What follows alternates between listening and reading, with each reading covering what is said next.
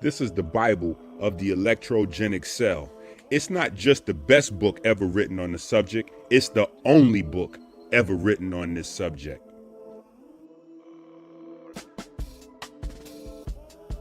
Brought to you by supporters of Christ.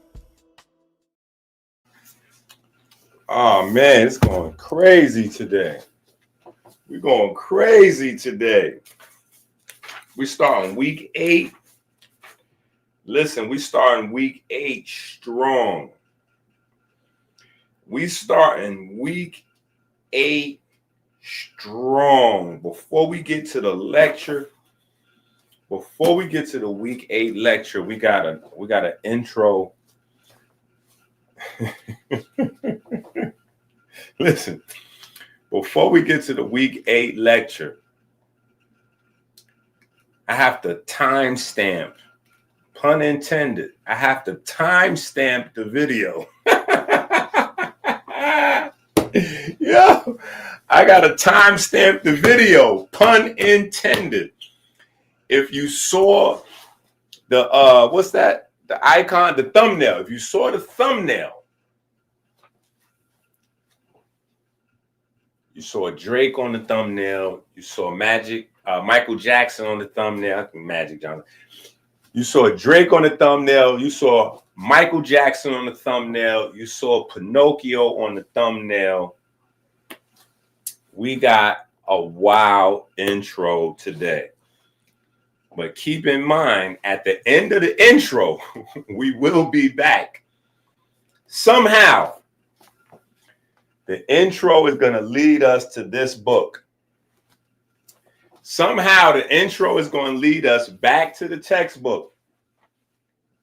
Yo, that was the craziest thing I witnessed yesterday. I'm happy to be alive, though, honestly. I'm happy to be alive and share one of those moments with my children. You know, people had a lot of mixed reviews about Drake's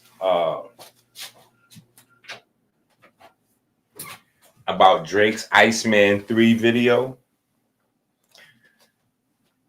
Regardless to what you thought about the video or the music, it was the closest that our children generation got to a Michael Jackson Thriller moment. I remember staying up watching Thriller with my moms. You know what I'm saying? I remember watching Thriller with my mom. So I was happy to be able to watch Iceman 3 with my children. It was crazy. It was crazy. Tika out here telling lies. What are you doing, Tika? Why are you out here starting up? Tika just be in some mess every video. Tika up to something. Stop lying to people and telling people you done read all 130. How many books we got on Amazon now? 130, 140 books. Tika, you ain't read all them books. What you telling them lies for? Talking about she caught up in her reading. You ain't caught up on no reading. Stop lying to them people. Stop telling them lies to people. Didn't you see Iceman 3 yesterday?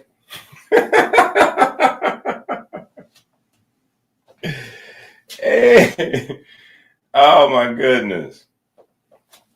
But here's the crazy thing. Nobody is actually, listen, I took some time yesterday to really enjoy Iceman 3, and I realized that nobody on the internet actually knows what they're looking at. I had to go into Inky Vision. You know what I'm saying? You know how we go into Inky Vision. You know how we go into Inky Vision. I'm looking at the Iceman 3, and I'm like, yo, I'm clicking around on the internet. I'm like, yo, I don't hear nobody talking about no biochemistry. I don't hear nobody even mentioning chakras. I don't hear nobody even talking about the mob, Michael Jackson. Like, I'm like, yo, y'all are missing. And so today I seen a lot of people was upset. And listen, I'm gonna tell you, the reason why people was disappointed with Iceman 3 is because you don't see with your eyes, you don't hear with your ears. Right? I've been saying this forever. You don't see with your eyes, you don't hear with your ears. You see and you hear with your mind. So Drake going out of his way to put together this deep, and I'm not even going to say going out of his way, because it's things that he's trying to say to the people with the art that he can't say out of his mouth. Right? It's things that he's trying to communicate that he can't say. Right? And so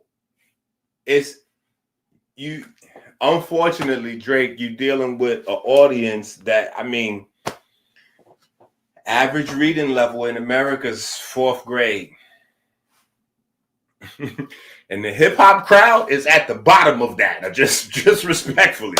You know what I'm saying? Just overall, in general, the hip hop audience is at the bottom of that. So you're trying to create a piece of art. Not even trying. That was a phenomenal job. You know what I'm saying? And we're going to go through maybe 10, 20 minutes of it. And then it's going to segue us back into the work. It's going to segue us back into week 8, class number 1. But this is dope. Especially since yesterday, Kylie and Aubrey brought home these little permission slips from school. And the permission slips was to allow them to watch class movies. You know what I'm saying? They're going to have class movies and they got to get permission. So on the permission slip, I gave them permission to watch class movies. And then I put some caveats, except for, had to. It's a new world out there right now. Yeah. Got to make some stipulations, you know what I'm saying? But this is kind of like that. We're going to watch it's like us watching a class movie. This is like being in science class and they put on a movie, you know what I'm saying? Because, the teacher could talk about dissecting a frog or, the geography of the planet or whatever the case may be. Sometimes the movie is, a little cartoon, make it, you know what I'm saying? So I thought it would be good for us to have a little discussion. Yeah. We have a little discussion, little intro, right? Because then y'all could go out into the world and help out everybody else. Y'all can go in Facebook and TikTok and Instagram, and y'all can go to I don't know wherever people is at. Go to academics. You know what I'm saying? Go to What's the Dirt and Jay and go to all these people and pages and just open up their mind. So that way, the next wave of Drake videos, we should see our influence. Right? This is a test. This is an experiment. Right? We're going to test the butterfly effect to see how fast the butterfly effect works. Right? We're going to discuss some concepts about Drake and Iceman here that has not been discussed anywhere else. Twitter, YouTube. And we're going to see how fast, or if at all, you know what I'm saying? Because a lot of times a seed, or rather a tree, will drop some fruit, and the fruit will spread the seed, but the seed doesn't always turn into new trees, right? So we're going to drop some fruit. We're going to drop some jewels. We're going to spread some seeds. Pause. Yeah, pause. The analogy was good, but it could get crazy, you know what I'm saying? Especially since Lucian Grange was in the Puffy lawsuit. Lucian Grange was named in the trial with Puffy, I'm just saying. So we're going to say pause on the spreading some seed part. We're just going to say pause right there. We're just going to say pause right there. But we're going to put some ideas out there and hopefully open the mind, pun intended. You'll see why in a second. Open the mind of the people and see if we can make some connections. So we might as well jump right into that. Yeah, we might as well jump right into that.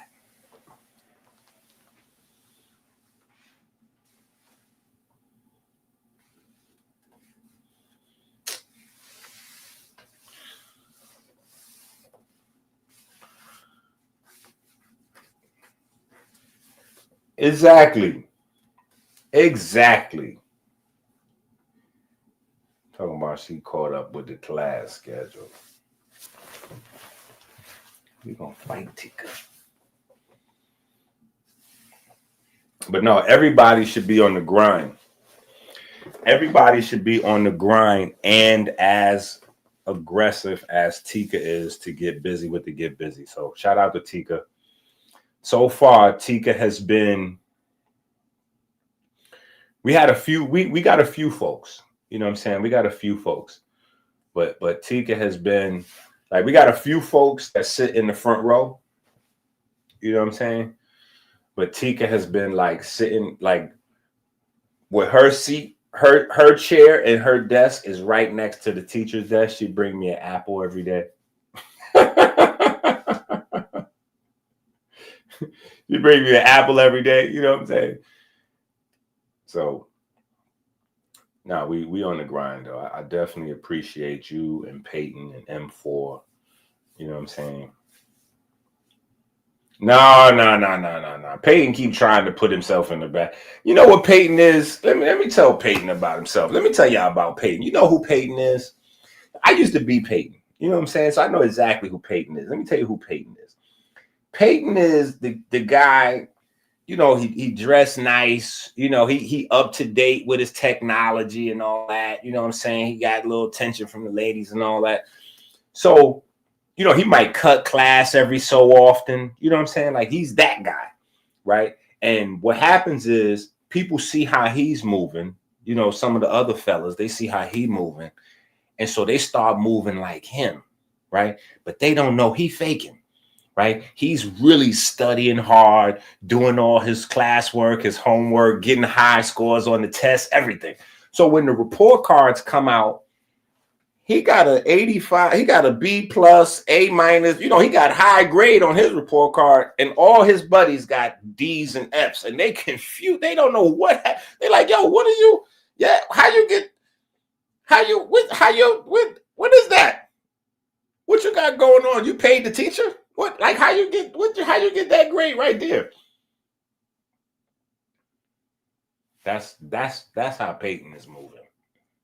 Peyton is in the back faking, like, you know what I'm saying? He looking out the window. Peyton, you sitting up front. You with us. Yeah, he right in the front.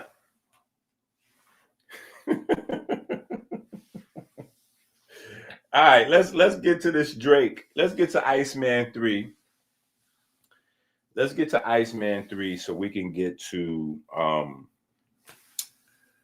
week number 8, class number 1. I just thought this was very interesting, though, right? Because, again, for me, my mind is in such a different place. You know, sometimes I honestly feel like an alien, you know what I'm saying? Because I just see different things and hear different things. Like, it could be 10 people, we go all watch the same thing, and I'll see a completely different, you know. And I wish, that's another reason why I put the books out. I swear it, because I try to share my perspective. Because even if I'm wrong, sometimes it's not about being right or wrong. Sometimes it's just about expanding your mind, expanding your purview, expanding your ability to acquire information, speeding up your ability to process that information, and being able to recognize patterns, you know, and being able to recognize patterns. So when we start out with Pinocchio, right? The first thing you got to notice with Pinocchio.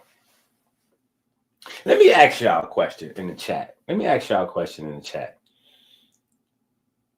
Has anybody, does anybody in the chat, has anybody in the chat even been paying attention to Pinocchio and Drake and Kendrick, or y'all too smart and intelligent to listen to music? Y'all too smart and intelligent, or y'all been paying attention?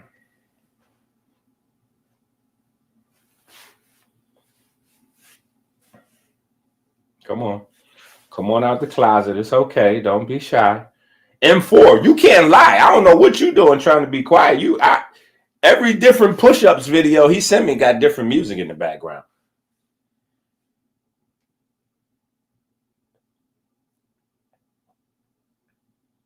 And I read and I write with music playing in the background.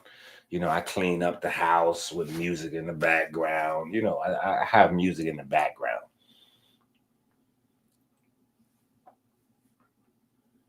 But let me start off with this, right? Let me start off with this. And I don't know what's up. I'm getting like a little delay. Why am I getting a little delay on my computer right now? Because I'm telling you, I went all over in my mind. I went all over checking out the whole little Iceman 3 joint. Like my mind went everywhere. And I think part of it is because, you know, I'm born in 1977, you know, and South Bronx, you know. My dad was a you know, a heroin dealer, you know, so I always been outside, you know. I was outside my entire life, you know. I was outside, like all the way outside, you know what I'm saying? Like, so I have a lot of collective experience in all of the different aspects of what we call hip hop.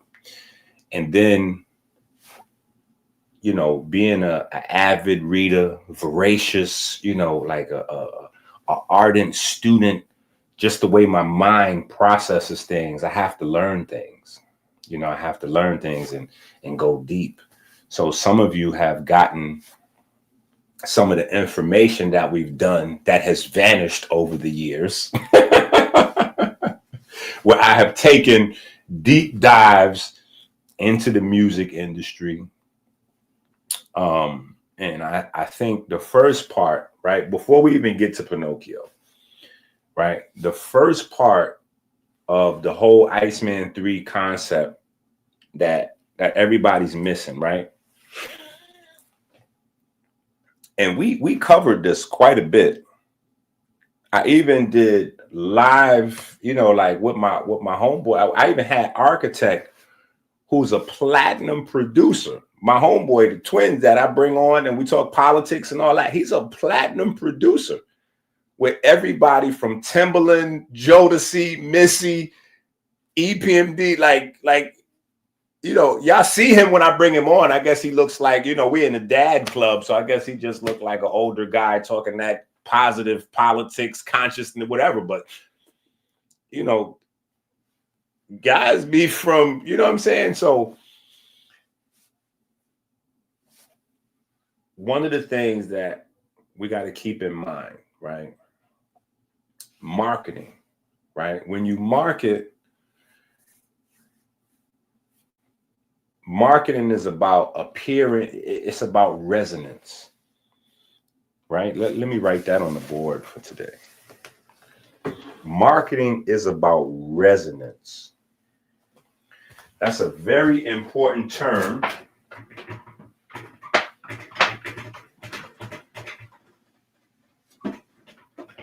That's a very important term in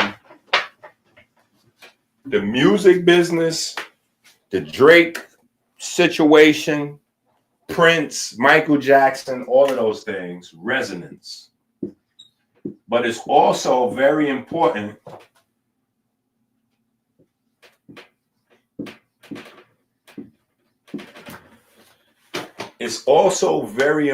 when we talk about electricity, right? It's also very important when we talk about electricity, electronics, technology, which takes us into the most current quantum understanding of the human body, right? So resonance is a very important term. It not only takes us into quantum anatomy, right? It not only takes us into quantum anatomy, but it also takes us into psychiatry and mental health. And from psychiatry and mental health is the place where it bleeds over into marketing, because marketing is about brainwashing. It's about manipulating the brain. It's about, mind control. Literally, like that's literally what marketing is. When you get to the upper echelon of marketing, they're studying psychiatry. Like How to Win Friends and Influence People, the most classic all-time business book, is basically like psychiatry condensed into like third grade language, so that everybody could get it and apply the basic principles of resonance. That's what How to Win Friends and Influence People, the book, is about. How to create resonance between you and your target person, the person you want to sell to, the person you want to be hired by, the audience that you writing a song for, right? All that book is like the science of creating instant resonance, right? And we could translate that term to magnetism, right? We could translate that, because in a lot of applications, it would be similar or synonymous with creating magnetism. So that's an important term for the conversation, right? That's an important term for the conversation. So resonance, right? So we leave that there, right? Now, matter of fact, let me add this too.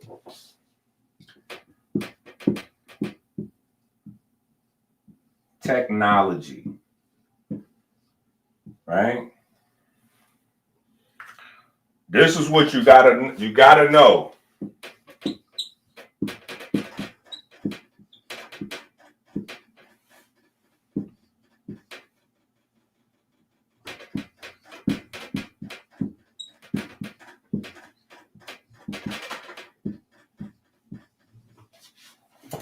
All right.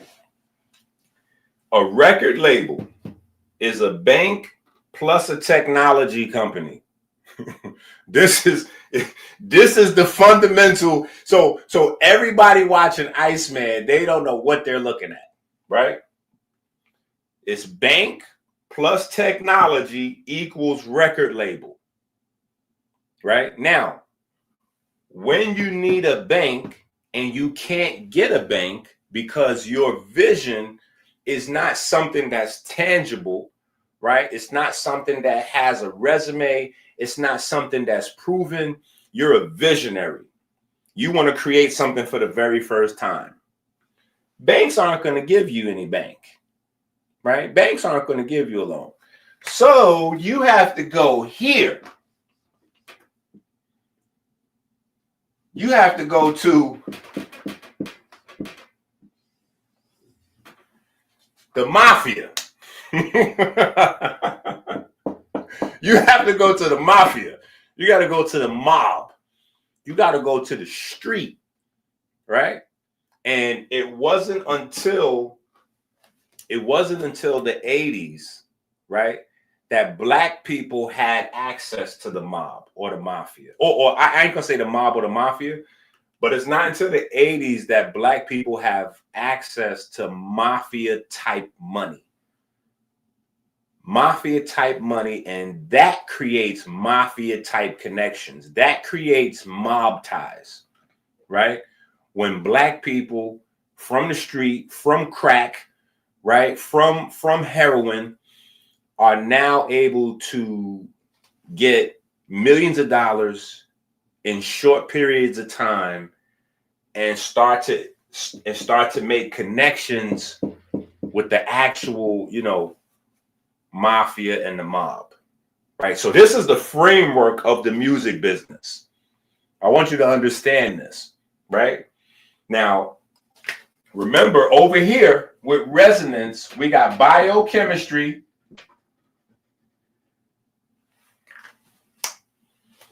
Over here with resonance, we got two things. So mind you, all this is in my mind when I'm watching Iceman 3. Right? We got bio and neurochemistry over here. We got bio and neurochemistry, right? The bio and neurochemistry side is where the technology comes in, right? The bio and neurochemistry side is where the technology comes in. The technology is to create resonance and affect bio and neurochemistry, right? But you got to have the funding. You got to have the funding. So that's why the record label structure is based on banking structure. And banking structure is based on what? Mafia structure, right? It's based on giving a loan and then the VIG, right? If you don't know about that, I'm sure you've seen a movie before, the VIG, right? That's the interest, right? So you make a loan, then it's the interest, and you apply the muscle, you run up the interest, you run up the bag, right? And the idea is you create loans that technically can never be repaid because you don't want repayment. What you want is a never-ending source of income, right? So they're not loaning you money so you could pay it back. They get angry if you pay it back. Understand that. You paying off the loan is not the plan. They want you to just continue to make payments, interest payments forever, right? And the higher the loan, the higher the interest, the better of a customer you are, which is the reason why in the credits universe, right, the more you can borrow, loan, and pay back, your credit goes up, right? So it's about having good credit, meaning being able to pay off a lot of loans and making loans, right? So they say no credit is bad credit because you ain't got no loans. You got to get in the loan. You got to get in debt, right? You got to get in debt, right? And when getting in debt is not enough, then that's where the back rooms and the other places where, certain things go on that gets videotaped and, other things goes on. So you could get in other forms of debt, right? Now you could get in physical debt, emotional debt, legal debt, committing crimes where we got the evidence and all kinds of other forms of debt so that you owe, right? And you got to pay me back, like that's the whole science of so the technology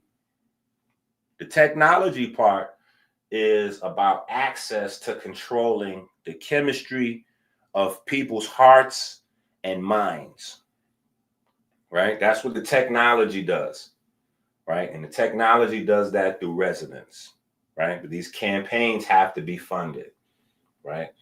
So this is what a record label's blueprint is, right?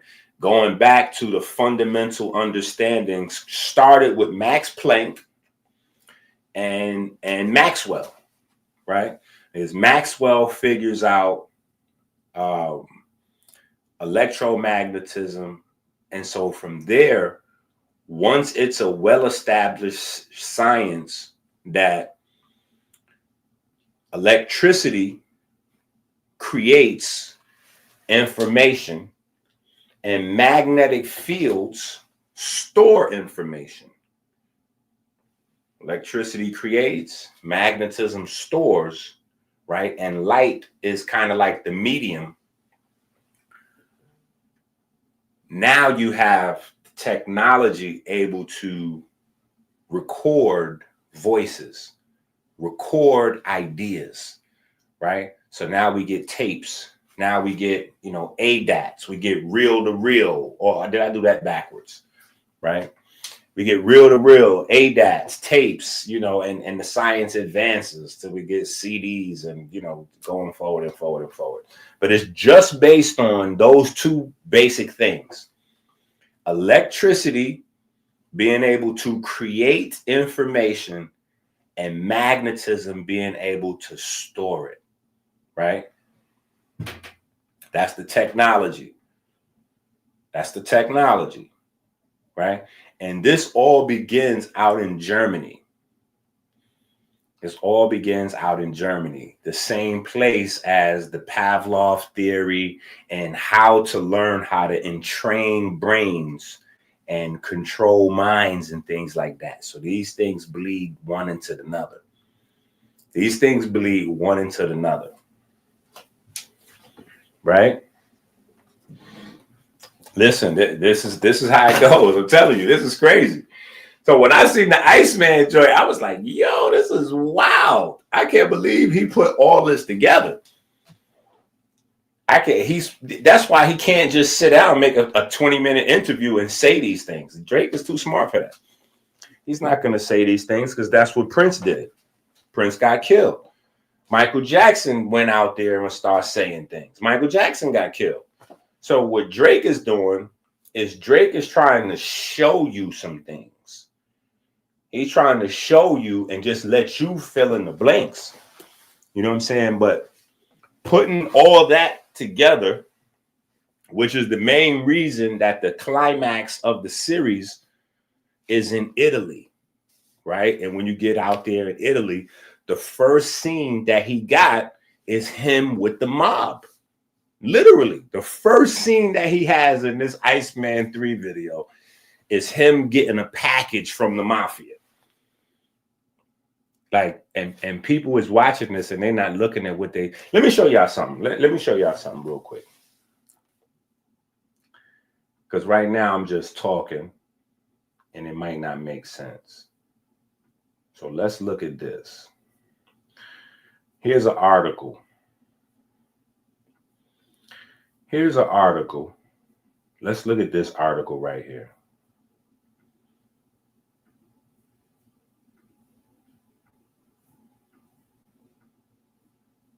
You see that?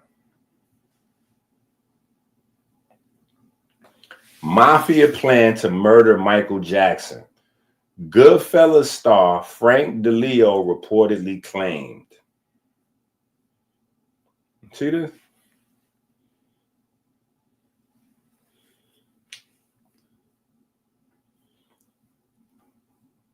See, this is why Drake was on another level yesterday with the Iceman 3. He went so high that people don't even know what they was looking at. It says the controversy surrounding Michael Jackson's life following his sudden death in 2009 have been rich and various, but few are as outrageous as the claims currently being made in a book based on the journals and private videos of Michael Jackson's ex-manager, Frank DeLeo. Frank DeLeo, an Italian. DeLeo, who effortlessly took on the role of Teddy Cicero in Martin Scorsese's classic mob movie, Goodfellas, was in charge of Michael Jackson's career at the height of his fame in the 80s. In it, Lamika writes that DeLeo shared his knowledge of a planned mafia contract to kill Michael Jackson and how he managed to stop it from happening. DeLeo also spoke extensively about Michael Jackson's changing appearance. Okay. Now,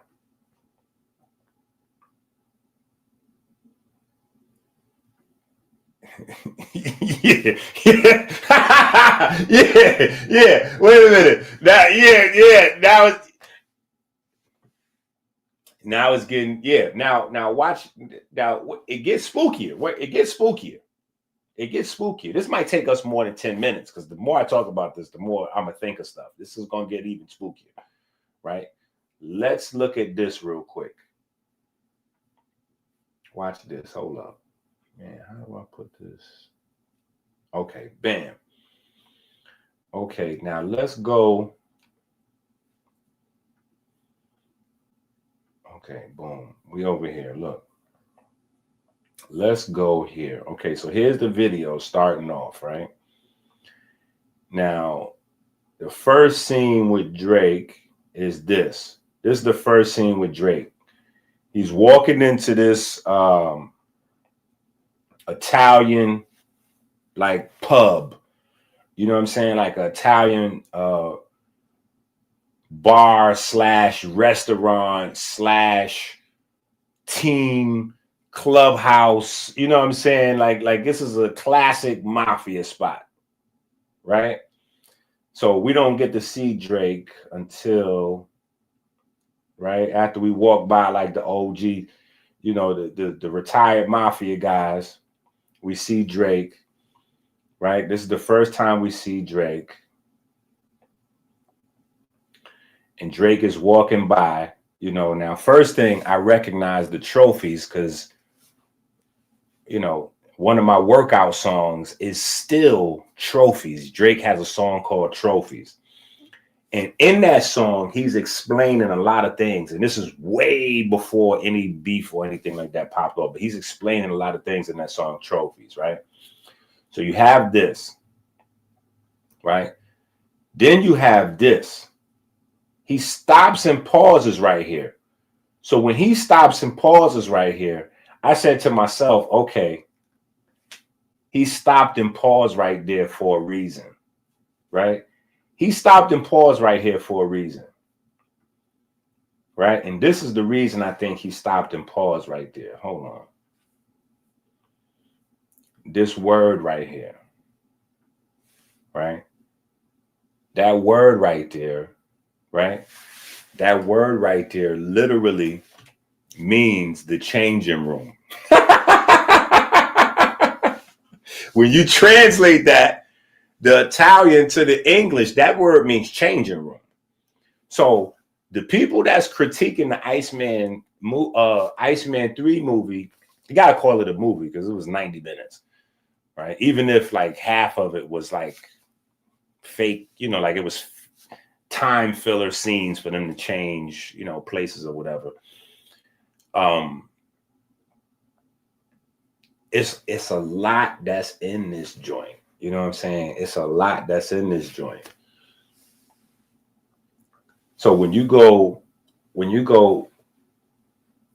back to that Michael Jackson, you know what I'm saying?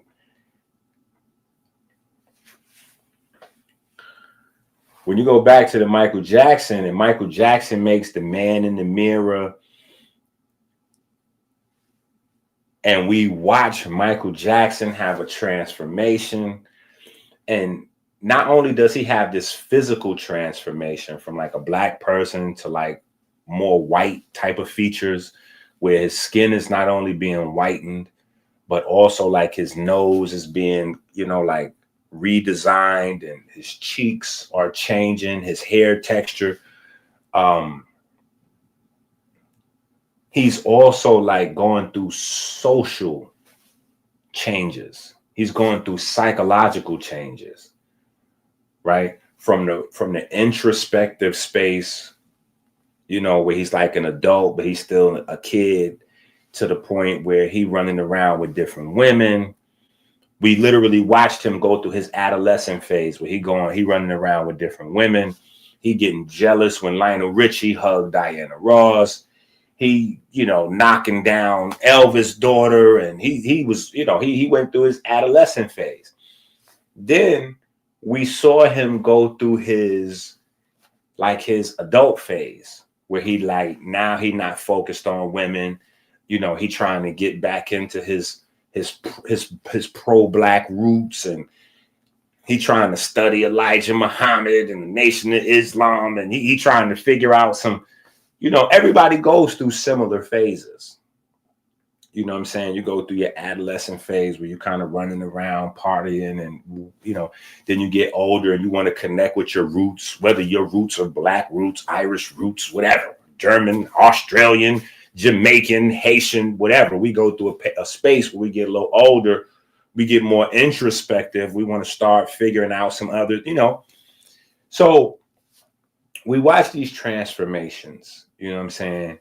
And when we're looking at the music business today, a lot of what we see in the gossip headlines is about these transformations, because we see guys present themselves as, you know, young black mobsters, mafia, you know. Even Kai Cenat right now is doing a streaming series where him and a bunch of live streamers is dressing up, calling it Mafia-thon, and they're dressing up like mafia men, and, you know. So the streets have always been infatuated with the mafia.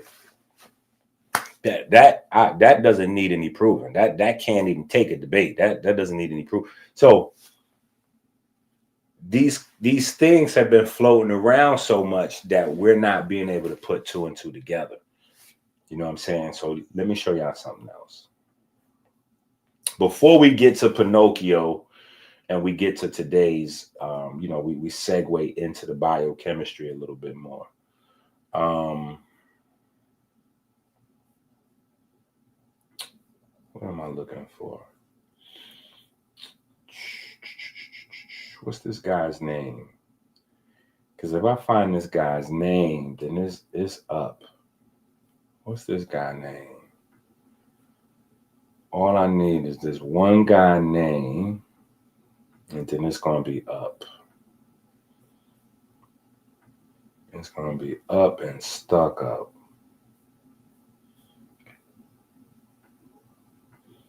Let me see.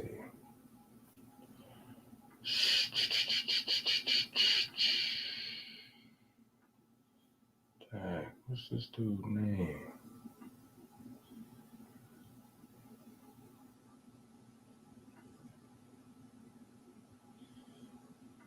His name, he was a Jewish guy from the Bronx.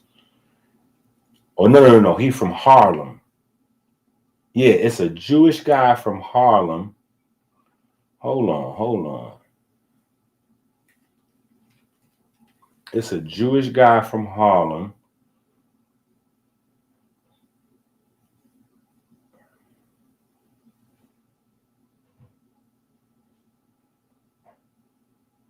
Okay, hold on. Here we go. Morris Levy. Come on now. We getting ready to hold on. We got some information here. We getting ready to start cooking. Hold up, man. Hold on.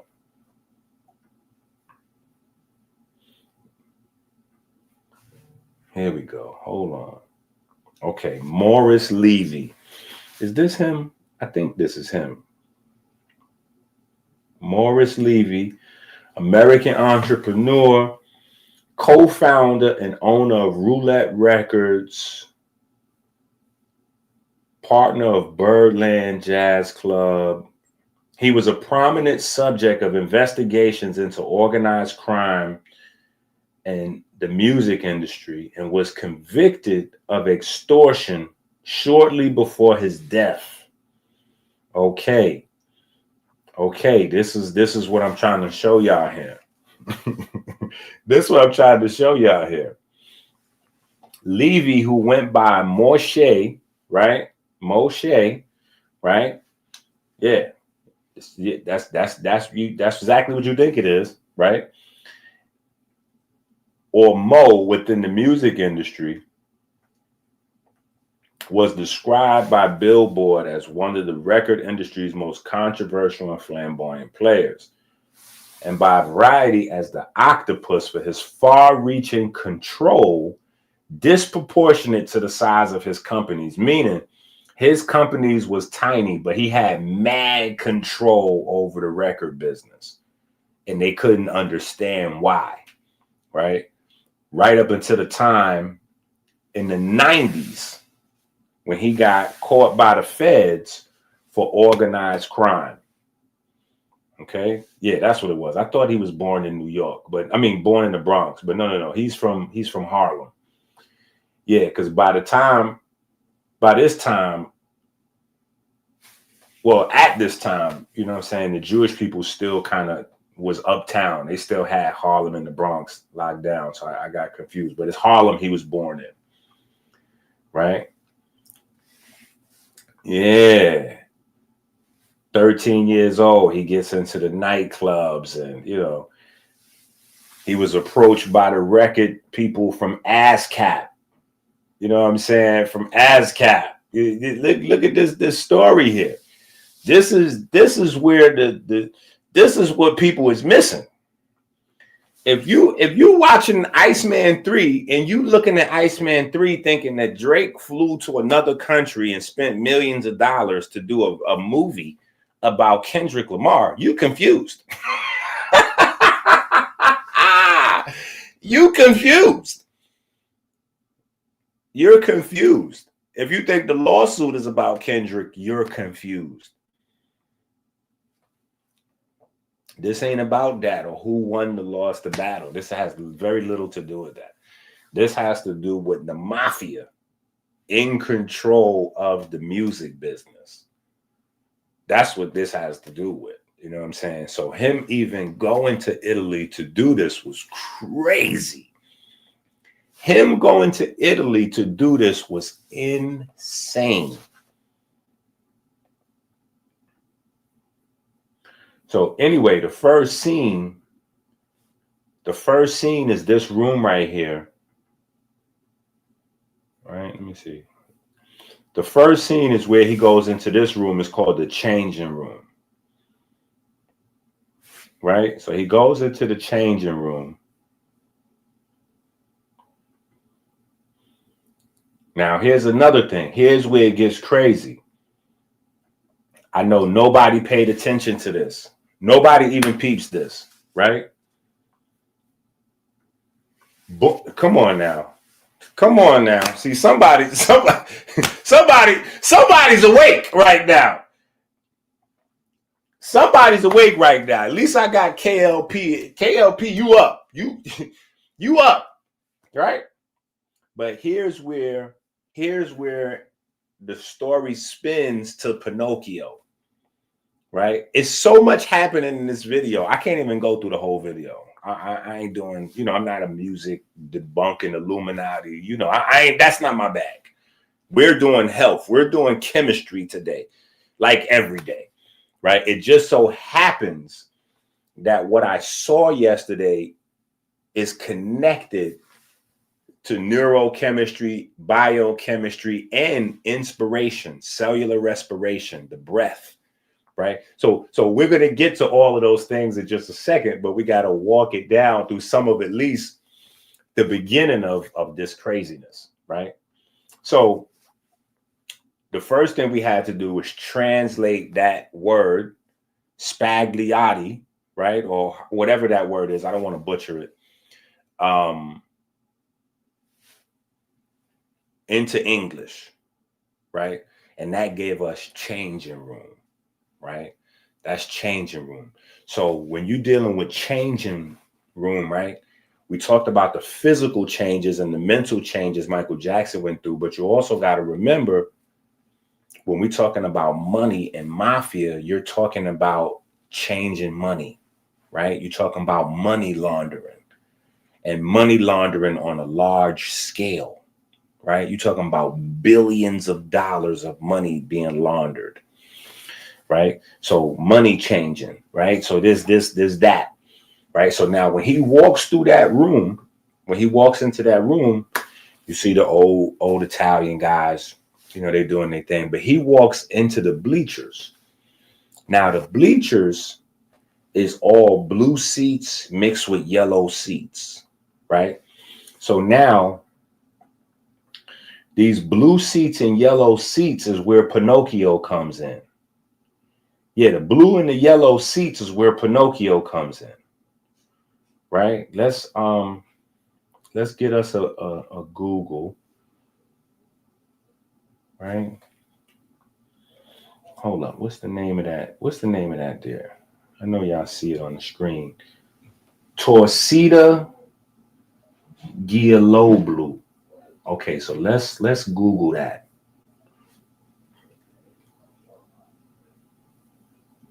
Let's do Torcida Giallo in English. Right? Now, when we do that, look, this is what we're looking up, just in case y'all don't know. Look, this word, these two words up here, right? Because I'm trying to show y'all where Pinocchio is at in the beginning of this video. Because nobody is paying attention to any of this. Nobody knows this. That's why I'm saying we're doing a butterfly effect. We're going to show this information that, listen, every platform in the universe done talked about Drake and this whole craziness. And nobody has touched on these things that we're going to touch on. So hopefully we can create, put some information out there to get more interesting videos from people. Because I like so I just want to feed the streets right now so we can get more interesting videos. Right. So the blue and the yellow seats is all significant. Right. So you got Torcida Giallo in Italian, and when you translate that, right, You see that? Giallo blue means the yellow and blue ones.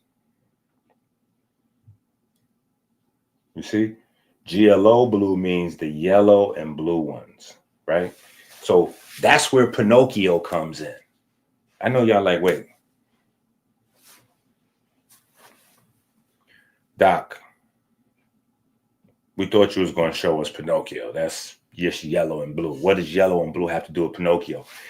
That's because y'all don't have no children. Y'all not actual full-time parents, okay? Y'all not real parents, okay? Because if y'all was really parenting and y'all had young, small children, y'all would have to reconsume all of the stuff that you watched as you was a child.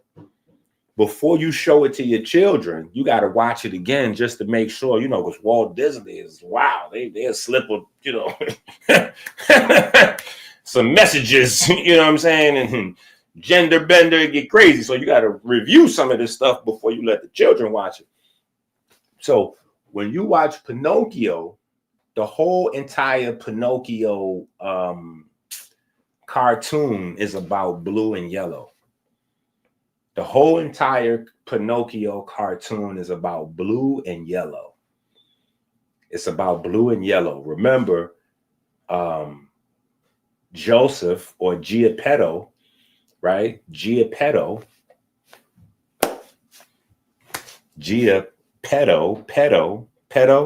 hint, hint, wink, wink. Geppetto. Listen, it's a lot to unpack in these stories here. I promise you. Yo, listen. So I'm listen. I'm telling you, it's crazy.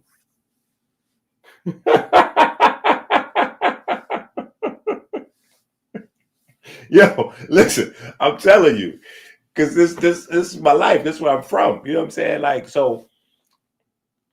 And even with the Pinocchio familiarity, I have children. Like this is me. This ain't like me like trying to get views off it or whatever. Like if I was trying to really like get some views or attention off this, I would have named this video Drake something explained or whatever. You know what I'm saying? This is our regular class stuff for the day. You know what I'm saying? If it goes out, it goes out. Hopefully it goes out, but because the important thing to me is the science, and we'll segue. You'll see where we segue there in just 1 second, right? So, Geppetto, who's the man in the story, in case people unfamiliar with Pinocchio's story, right? So, a man makes a wooden puppet of a little boy, right? So, right there, you already got some crazy stuff going on, right? A man named Pedo wants to play with little boy.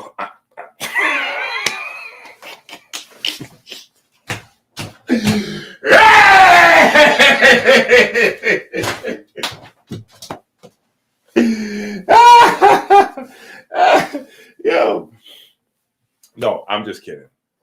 So a man named Geppetto, he creates a wooden puppet of a little boy, right? And so Geppetto has yellow hair, right? He has yellow hair and he's poor, he's struggling. And so his neighbors kind of tease him or whatever. They call him yellowhead, yellow haired, yellowhead, so the blonde thing is low key, like encoded into the concept of Pinocchio. There's a lot of concepts that's encoded into Pinocchio. Pinocchio is heavily inspired by the Bible. Pinocchio could even be seen if I was to spend more time on Pinocchio, I could do like a whole entire Bible breakdown. Right? There's a whole entire Bible breakdown. You know what I'm saying? There's a whole entire biblical narrative associated with Pinocchio, right? Because Giuseppe, let me show y'all something. I know you're like, Inky, you going crazy right now. Listen. Okay. Let's go to Geppetto real quick. Let me pull up Geppetto.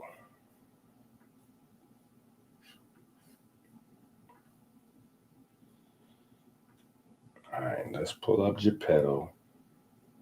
Bam. Okay, look. Here's Wiki. Here's Geppetto. Look. Geppetto, a fictional character in the 1883 Italian novel, The Adventures of Pinocchio by Carlo Collodi. Geppetto is an elderly, impoverished wood carver and the creator of Pinocchio, right? So now, before we go any further, what direction can we go, right? If we go Bible, right? If we go Bible, we have to also go carpenter. We have to also go mason, right? We have to go carpenter and mason because he's a wood carver, right? He's a woodworker, right? And so that was the story of Jesus's father. Remember, Jesus's father is the carpenter, Joseph. Not Joseph. They're blending stories, right? They're blending Bible stories together. You know what I'm saying? They got Jesus's father. They also got Joseph, you know what I'm saying, from the Israelites. You know what I'm saying? Then they also have Jonah. Right? All of these characters are blended in through Geppetto.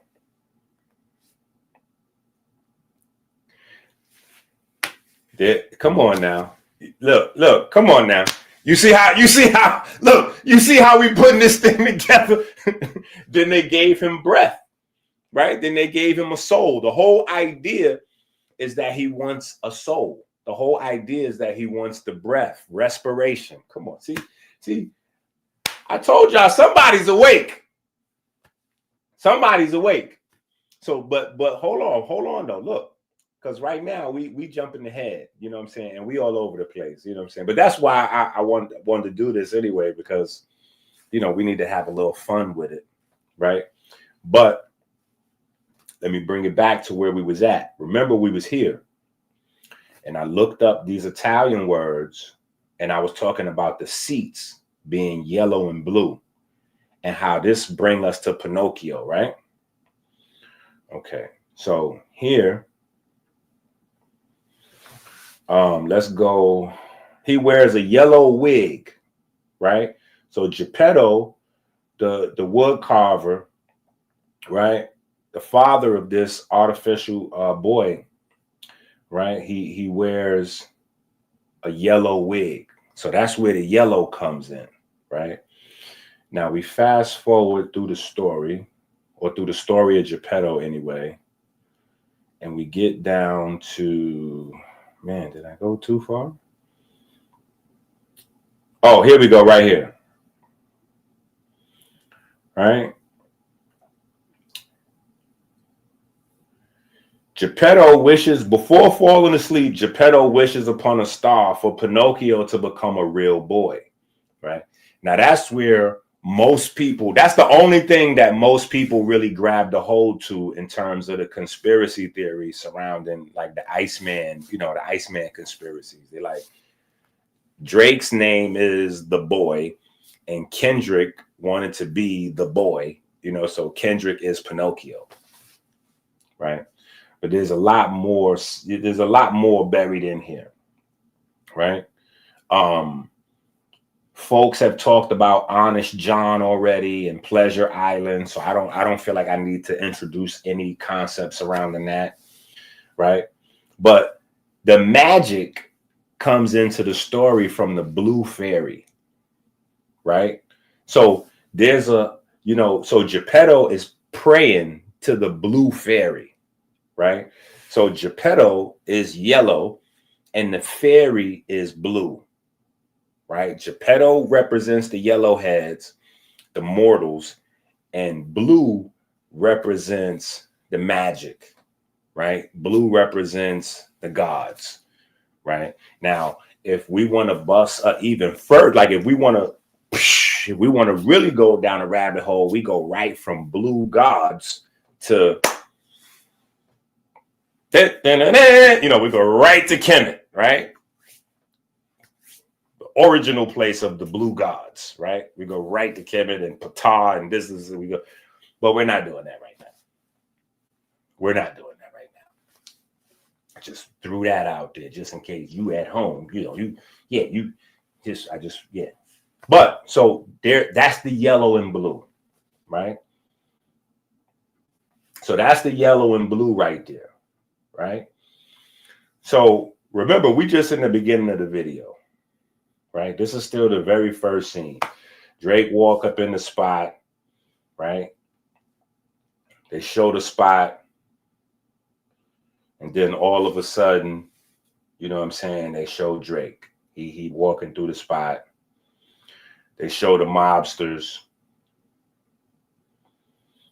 And then, like I said, trophies. Bam, bam, bam, bam, bam, bam, bam, bam, bam, bam, bam, bam, bam. And then he stopped by that Italian word. So I translated that. That's the changing room, right? And then he walks into the changing room, and that's where the Pinocchio references start to unfold, right? Now, when he come out of this room, okay, now while he in this room, he make a call to another rapper that I didn't really know anything about. But my children, they was like, "Oh, Daddy, that's Yeet." I was like, "Yeet? Yeet? What is a Yeet?" But anyway, he dressed up like the Wu-Tang used to do, you know, Wu Gambino. So he got his Wu, you know, his fake mafia thing going, right? And then Drake leaves out of this blue and yellow room. He walks back the way he came. The camera makes sure to show the trophies again, right? They could have showed the other side of the room, but they go back to the trophies. And then from here, Drake has a meeting with the mafia. So from here, Drake has a meeting with the mafia. The muscle tell him where to sit down. And he sits down, looks the other way, right? He's sitting down, looking the other way, right? You don't want to see nothing you ain't supposed to see or nobody you ain't supposed to see.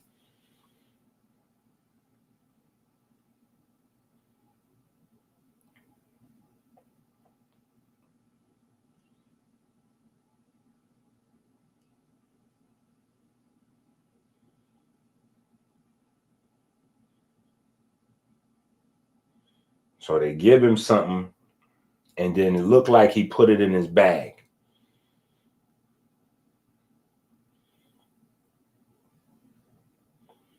It gave him something, and he put it in his bag. And so now the bag is like the whole concept. The bag is the thing that's connecting all of these Iceman videos. And now he paranoid because he got something he holding on to. So now he got a whole different look. He got the shook look. I don't know if you ever carried something from one place to another that you wasn't supposed to have. But it's a different feeling. Yeah, it doesn't feel like you're on a shopping spree, I promise, no matter what the music videos make you believe. You know you got a death sentence or a life sentence in your bag. Right? So now he's walking, he goes back to the truck. And then he's traveling, playing music or whatever the case may be. I think all of this music stuff is way less important than the actual storyline. So then you go to this scene where, you know, the Italian couple is eating. So, you know, you got the mafia, restaurant. And you got this whole scene plays out where, let's see if we can get this joint sped up. Yeah, you got this whole scene where the Pinocchios come in. And I think this is where we figure out for the first time that it's more than one Pinocchio. So it's a whole bunch of Pinocchios.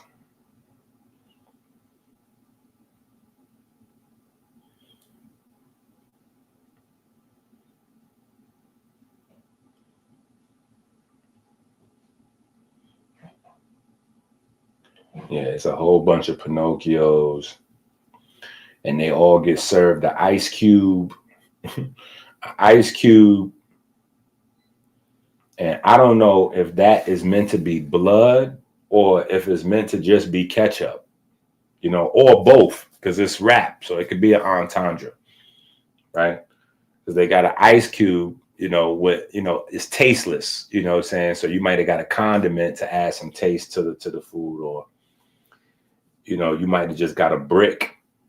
You might have just got a brick, you know what I'm saying? You trying to eat. You trying to eat off the boy.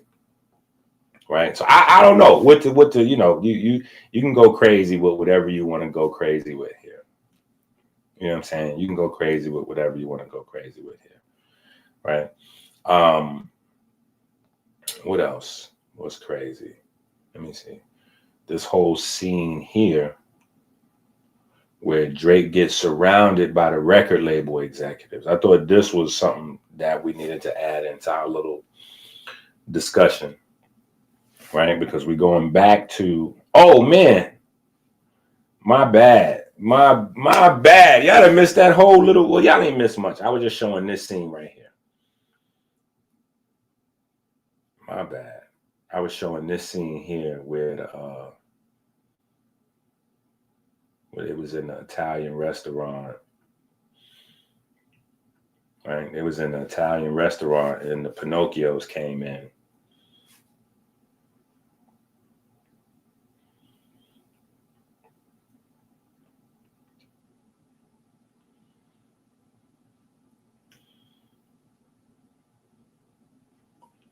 Yeah, the Pinocchios come in.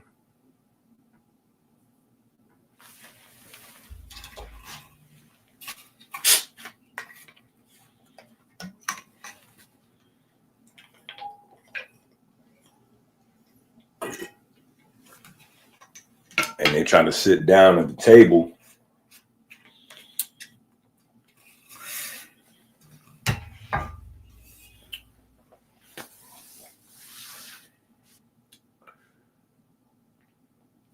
You know, they try to sit down at the table, and the waiter don't bring them no food.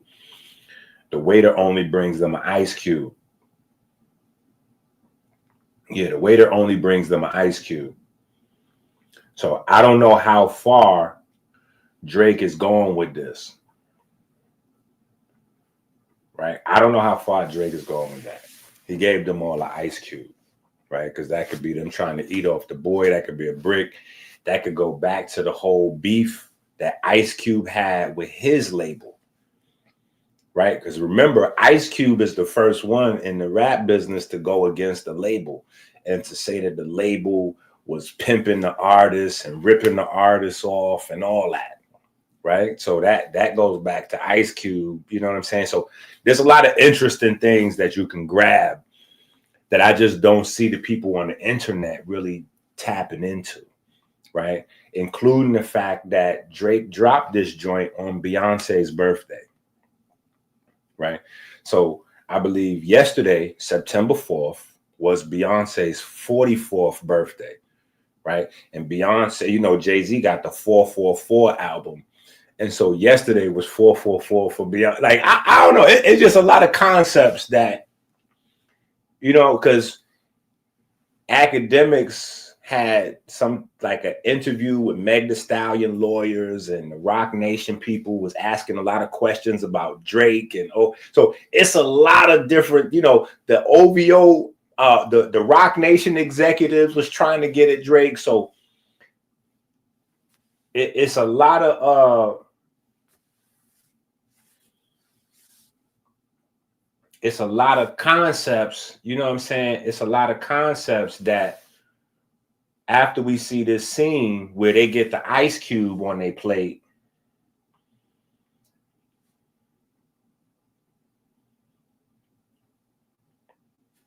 right? They get the ice cube on their plate, so they get mad. You know, they storm out. They throw their ice cube. You know, they empty their plate. They don't want the ice cube, right? So they all storm off one at a time or whatever. Right, then you get this next scene here where Drake is surrounded by all of the label executives.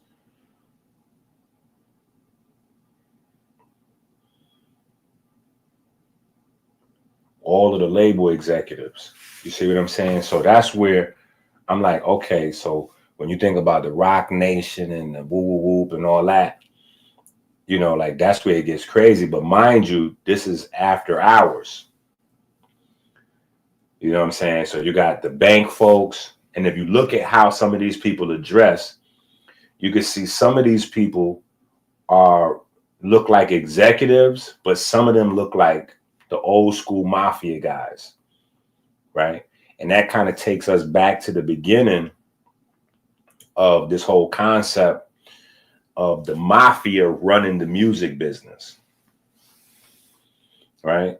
You got the concept of the mafia running the music business, and you can see they like set him up with Kendrick, you know what I'm saying? And so he has to tap out of the battle. I feel like what he realized, what this scene right here is to communicate, is like basically like telling the fans, like, yo, I didn't stop going back and forth with Kendrick because he dropped a hotter song than mine. I stopped going back and forth because I realized what was happening.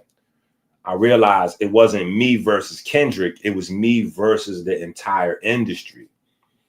So that's why there's a bunch of different Pinocchios now, because, you know, you got Metro, you got Future, you got Kendrick. You basically got representatives from all of the places in America that represent the executives. You got the West Coast, the Northeast, the South, the Midwest, all coming together to run down on him, you know what I'm saying, representing the mafia interests. And, you know, I think it's interesting that when we look at the mafia guy, Morris Levy, right?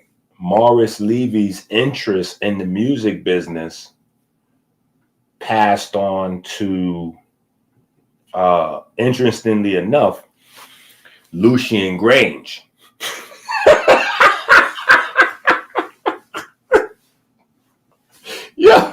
Yo, hold up. Let me see. Hold up. Let's go back to Morris Levy. Let me see. Morris Levy, he had Roulette Records, right? Hold on. Let me see. All right, Morris Levy, Roulette Records. Okay. So Morris Levy was the representative of the mafia in the music business. He had Roulette Records. Now, Roulette Records went down from extortion and all that in the 90s, right? They got busted for the mob ties and all that, right? But let's do Roulette Records and UMG.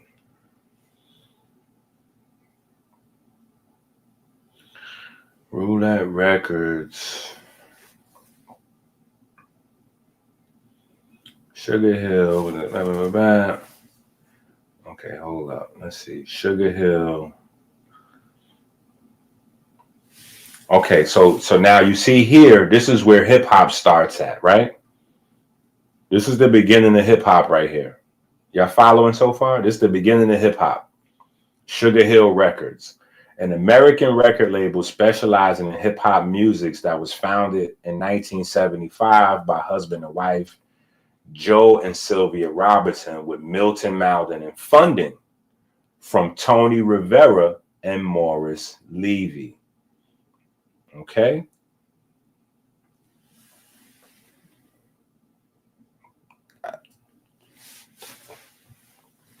Wipe the coal out my eye. See who's this paging me and why. It's my from the barbershop. Told me he was in the gambling spot and heard the intricate plot. Listen, you see what's happening now, right? I just want y'all to see what's happening. So y'all pay, you see what's happening. So rap music, the first record label is Sugar Hill Records. right? The hip, the hop, the hip, all that starting with Sugar Hill Records, right? Before that, it's in the street. You know, it's in the Bronx, it's in Brooklyn, it's in, you know, it's in the streets. The first major record label and the first time it goes on records and begins to get popular and all that happens through Sugar Hill Records. What I told you, the recording technology, right? Because remember, the technology is not just bio and neurochemistry, but remember, technology is recording technology, electronics, magnetics, right? An engineer. You need an engineer to make your music. This is technology, right? This is technology. And what you're recording, whether you are aware or not, is you're recording memory and emotion. And so you're trying to record memories and emotions that create resonance. Now, what the labels want to do is use your ability to resonate with people to guide those people's commercial decisions. Why do they need to guide their commercial decisions? Because they need to get back the money for the technology and for the loans and for the interest, the VIGs that's placed. This is why, you know, artists have died. This is why there's been lawsuits from time immemorial from artists, you know, being found dead, or artists, you know, having sold millions of records and then their bank account is empty and all kind of foolishness. They don't know what happened, where the money at. The record label like, oh, we paid him and he paid her and she paid us. And when we paid them, you know, somehow, you know, this is your amount right here. And then they're like, what, how I made all these records and wrote all these songs and I ain't got no money. Like, in the background is the mafia. Right. So this is what Drake can't show because he's not trying to get clipped, but he's going as far as he can. He's going as far as he can with trying to show y'all that this is mafia business. And the reason why things look confusing is because it's mafia business. And even though we're in the digital age, it's still mafia business. That's why you have bots. That's why you have organized system of faking streams. Right? Because you faking streams, you're moving money around. That goes back to the changing, money laundering, money changing, and all this and all that. So there's a lot more to the story, you know what I'm saying, than what we see playing out. That's why you had that room with all them executives and all of the mafia surrounding Drake, and Drake showing up for the meeting, you know what I'm saying, ready to talk business because he got whatever he got in the bag. He got whatever he got in the bag from the mafia early on in the show. Now he show up to the executives and the mafia, you know, he getting ready to have his meeting. And when he sit down with the head of the labels, Pinocchio pop out the back and he like, oh, I'm out of here. This is a setup. You know what I'm saying? So, but anyway, we off that. Anyway, we go into Pinocchio. Right? Because Pinocchio is where we go back to the information, right? We done talked about this long enough. I said it's going to be 10, 20 minutes, and we done spend an hour on this already, right? So anyway, that's enough. That's enough right there. That's enough right there. We leave it there. Yeah, we leave it there. Let me see.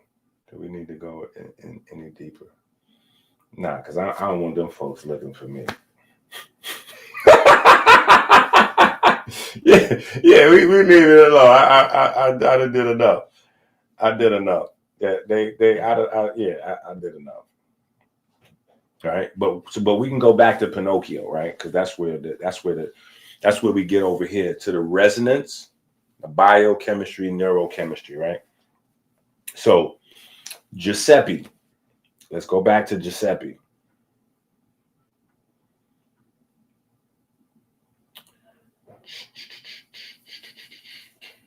All right, let's go back to Giuseppe. Okay. Remember, I told you a lot of Pinocchio's concepts are biblical narratives, right? So even the name Giuseppe, which is the name for the guy, the carpenter, the mason, the woodworker that carves or creates Pinocchio and eventually breathes life into him, right?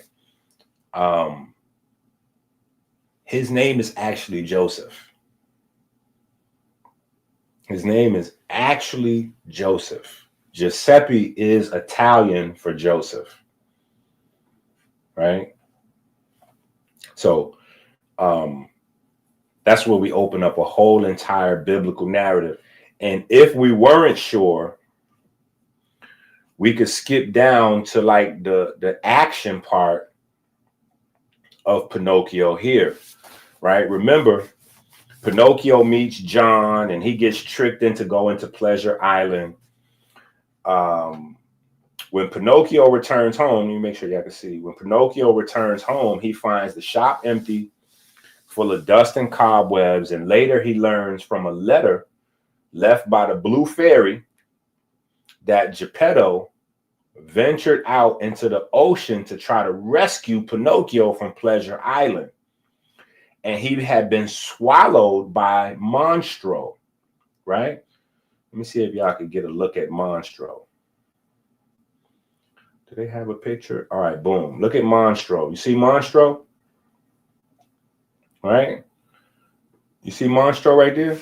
So what is that? That's the story of Jonah and the whale, right? That's the story of Jonah and the whale inside of Pinocchio, right? So if you thought that just because the name is Joseph, that don't mean it could be a Bible story, Inky.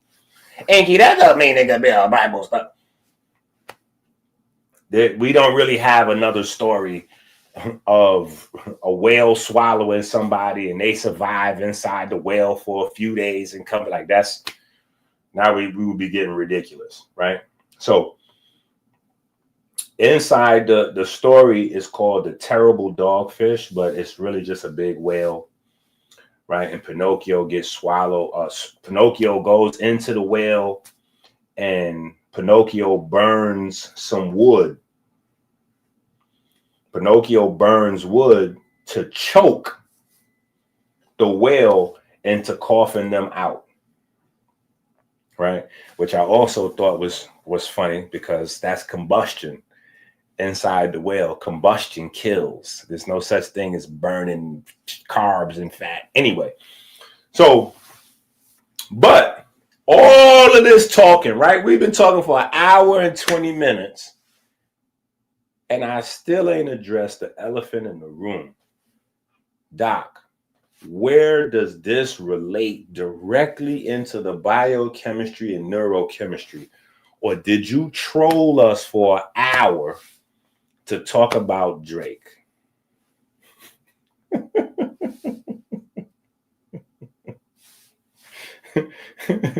No, yes, but no. Yes and no. Okay, let's go to Pinocchio. Let me see here. What did this say? What did this say right here? All right. Yeah, because see, when we think about Pinocchio, we just think about the nose. You know what I'm saying? And of course, I got a big nose, so anything involved with a big nose, somehow I had to be involved with it, right? I done got called Cyrano de Bergerac and Pinocchio. I done had every joke. You know what I'm saying? So, but the thing with Pinocchio is not the nose. The thing with Pinocchio is the pineal gland. So that's the whole idea of Pinocchio. Pinocchio is about the pineal gland, right? Pinocchio is about the pineal gland, right? That's the whole nexus point with Pinocchio, right? And that also is a part of the biblical narrative because the pineal gland, listen, The pineal gland, the first written account that we have of the pineal gland is the Bible, right? Remember, Jacob was wrestling with God at pineal or Peniel, right? And how you want to pronounce it, right?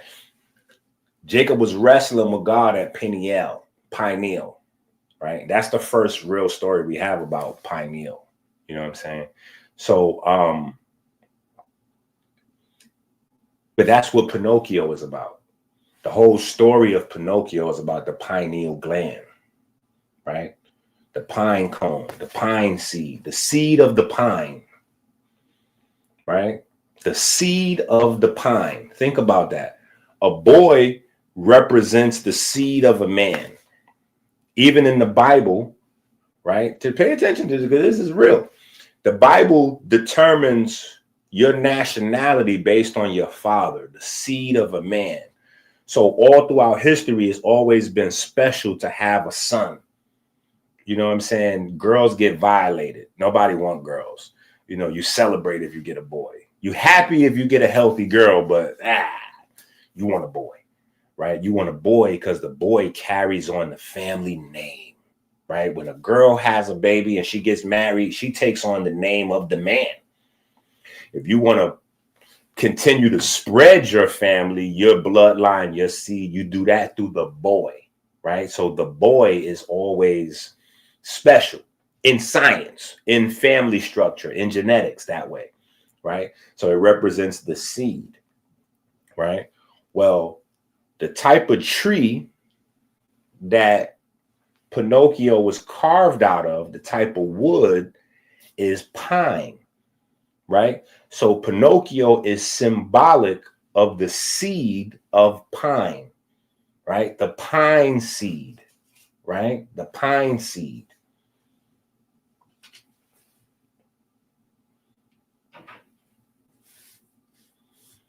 What Tika apologizing about?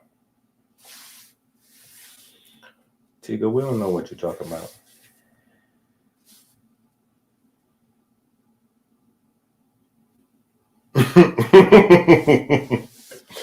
Right? So no. I want y'all to pay attention. Look. So when we go to Pinocchio, this is why this says this. Look. Pinocchio is a cultural icon and one of the most reimagined characters in children's literature. His story has been adapted into many other media, notably 1940 Disney's film Pinocchio. Collodi often used Italian Tuscan dialect in his book. The name Pinocchio is possibly derived from the rare Tuscan form Pinocchio, meaning pine nut, right, which is the seed of the pine, right, or constructed from Pino Occhio, right, which means the eye of pine, which is literally the pineal, right? So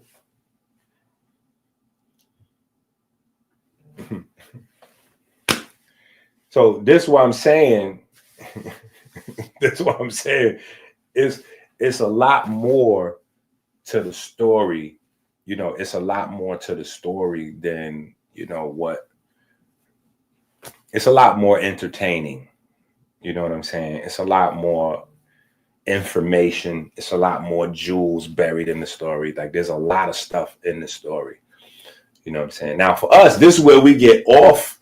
You know, this is where we take our tinfoil hats off and we put our white jackets on and we come in the lab and we get to the science work, right?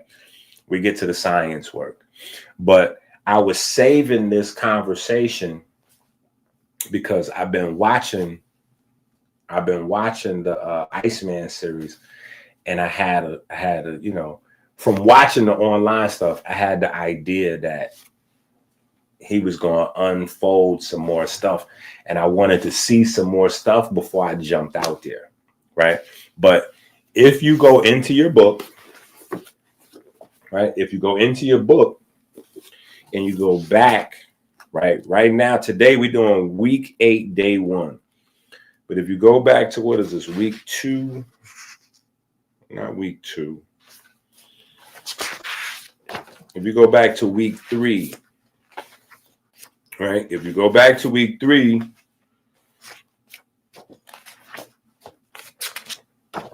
I know Tika's up to date in her studies, right? If you go back to week 3, though, you will see we kind of referenced the pineal gland, but we didn't really like make a big deal out of it,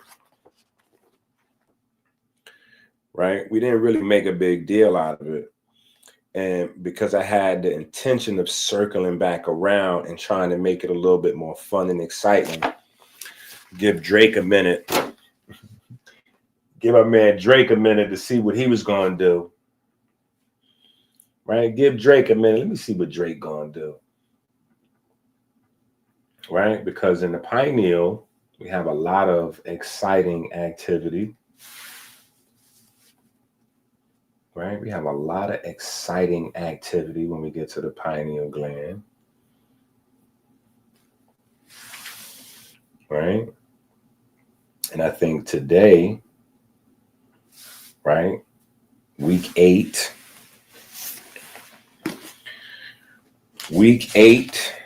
day 1,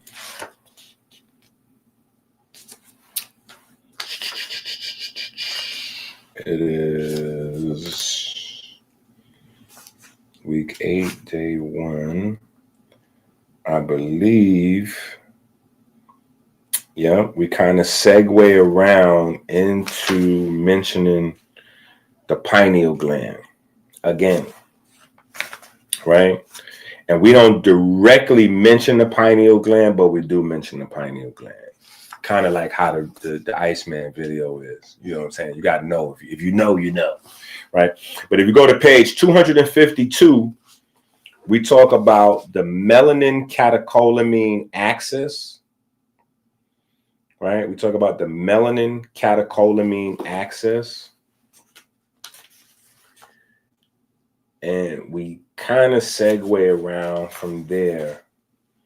Right? We kind of segue around from there, or rather to there.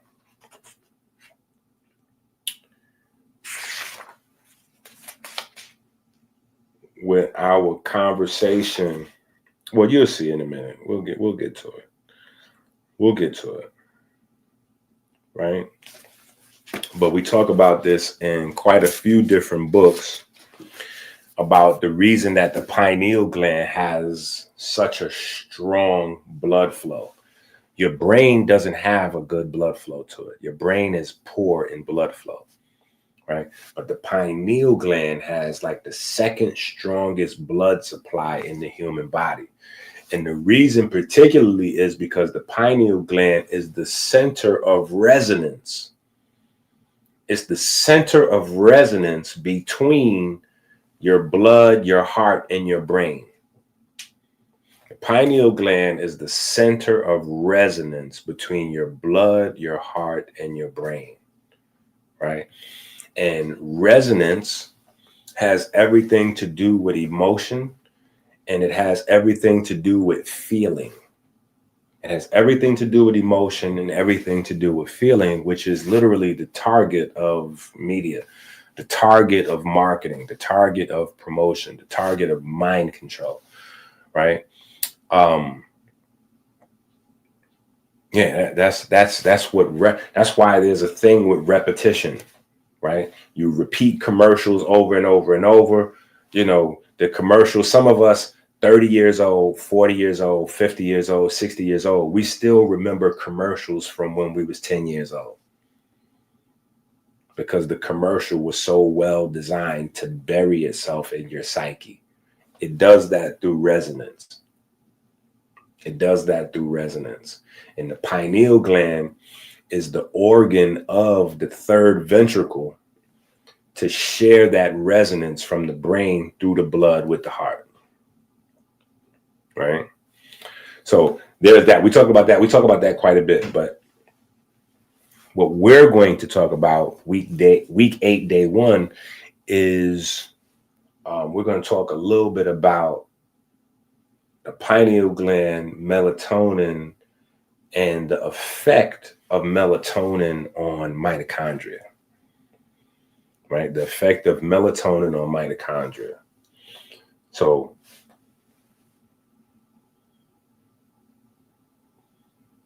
make up for the deleted super chat message. Oh, that's why I couldn't see it, because there's a deleted super chat message. Wow. Man, let me make sure I give praise. Let me give praise and thanks for the super chats. Yeah, we can't be missing super chat messages. That's crazy. That is crazy. How am I missing super chat messages? What? But let me say this. If you're going to delete messages and then because you deleted messages, you're going to donate, you're going to put $20 super chat. I feel like everybody should start deleting messages.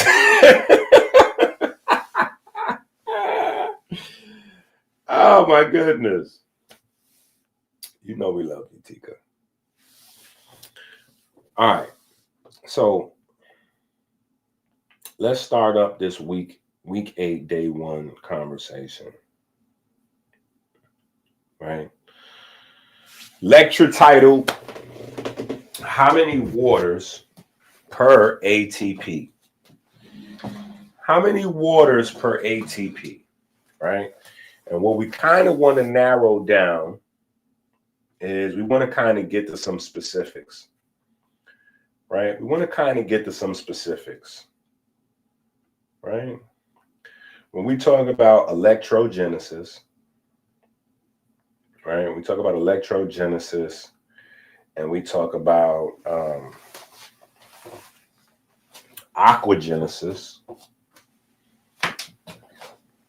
right? We talk about electrogenesis and aquagenesis.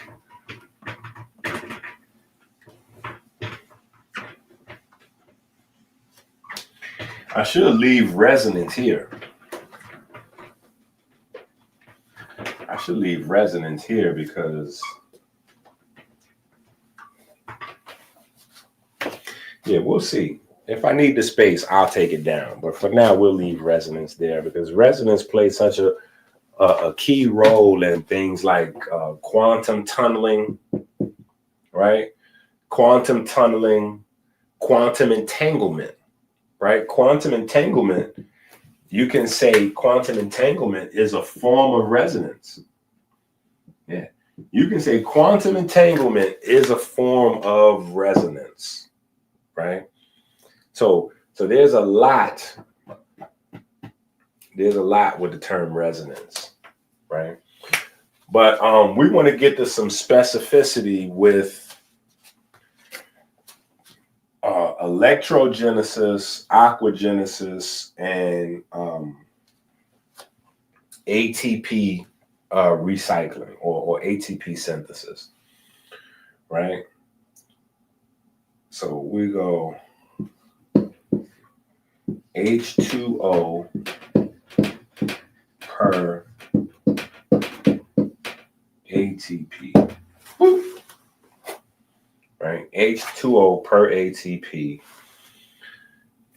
And at some point, we're going to cycle back around to Pinocchio, right? Or melatonin, right?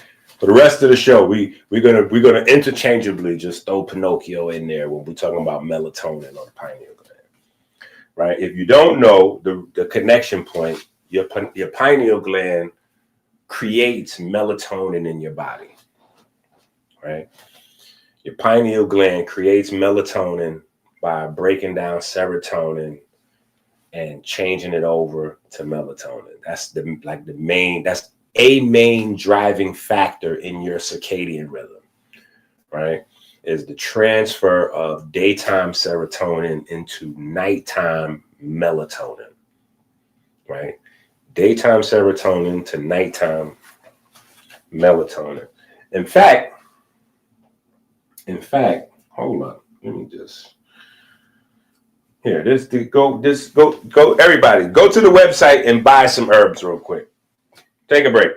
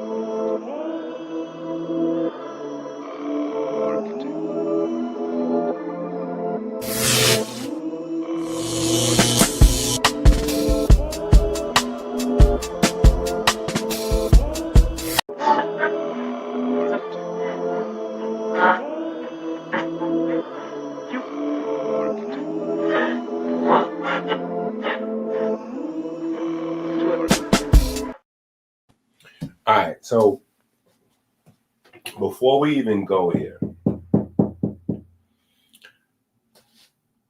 just so it makes sense, because I know we got people like Tika, right? Like M4, like Peyton. We got some folks that have been studying seriously, and then we got our, our sporadic folks. They just jumping in. They might catch us, they might catch a live. They might have bought 1 or 2 books 6 months ago.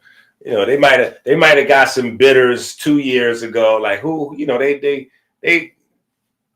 with us, but they ain't really with us. You know what I'm saying? But we want to try to keep them up to speed as much as possible. So,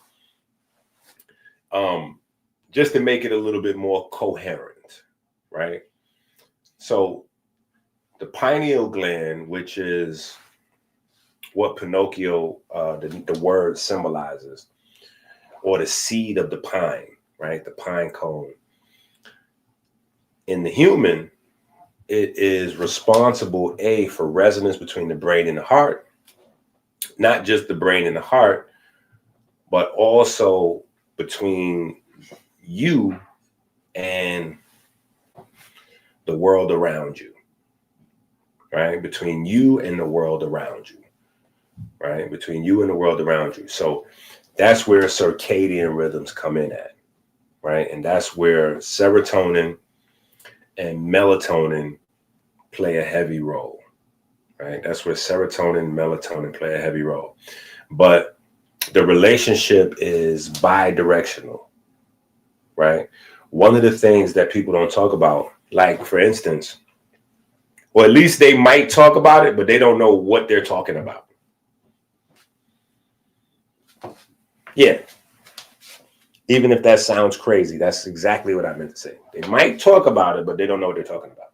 Meaning, people will talk about cardiovascular disease, right?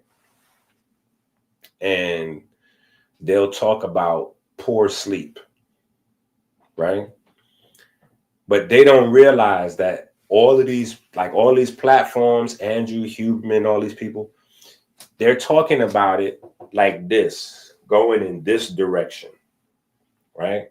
If you have poor sleep, your muscle's not going to get big. Or if you have poor sleep, your circadian rhythm and your blah, blah, blah. Like it's one directional conversation, but the conversation should actually be going in this direction. Meaning cardiovascular health, heart health. Heart health is the determining factor of your nerve health,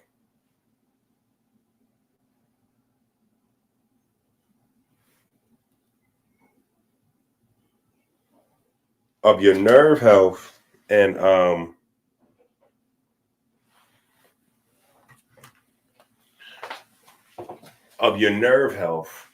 and specifically, like my mom used to say all the time.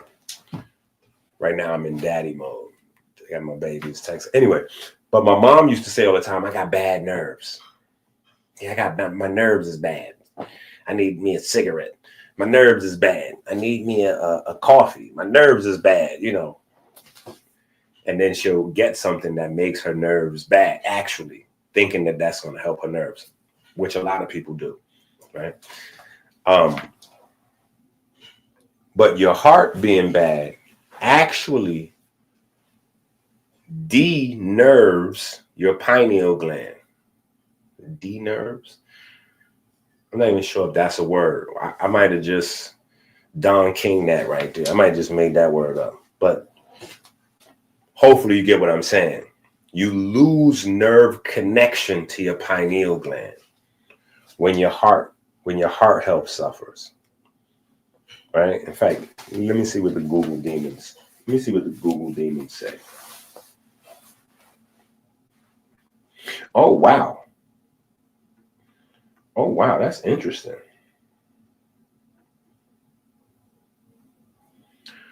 That's crazy. The Google demon just popped right on out. Yeah, look at this. The Google demon just popped out. Can y'all see that good? Look what I searched. I just typed in heart and pineal gland.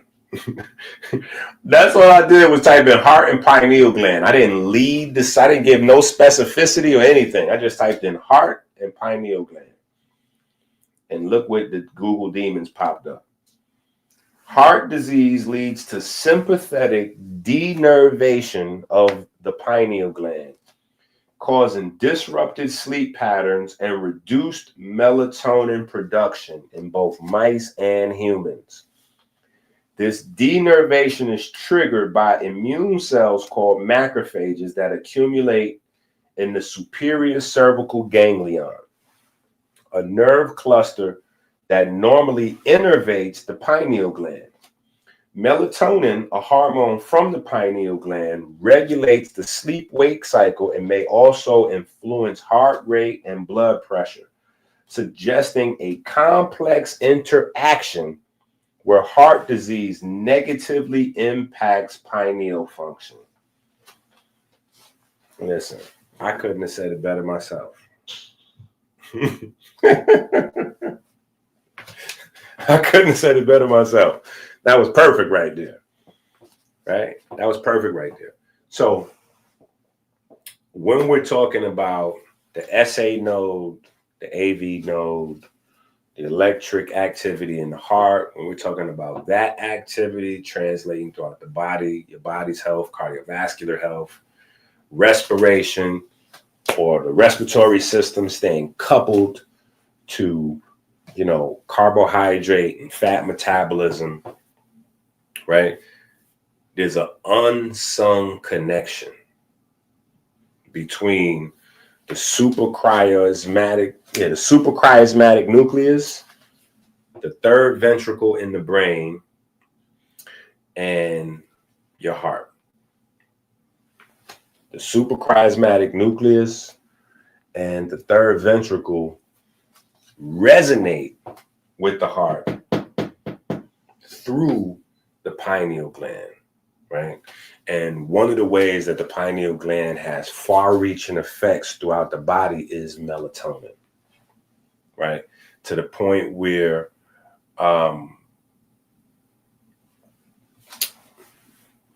new discovery. Science has just recently discovered that mitochondria produces its own melatonin, right? Mitochondria produces its own melatonin. So let's look. Let's see what the Google demons say about melatonin. Let's see what we can get.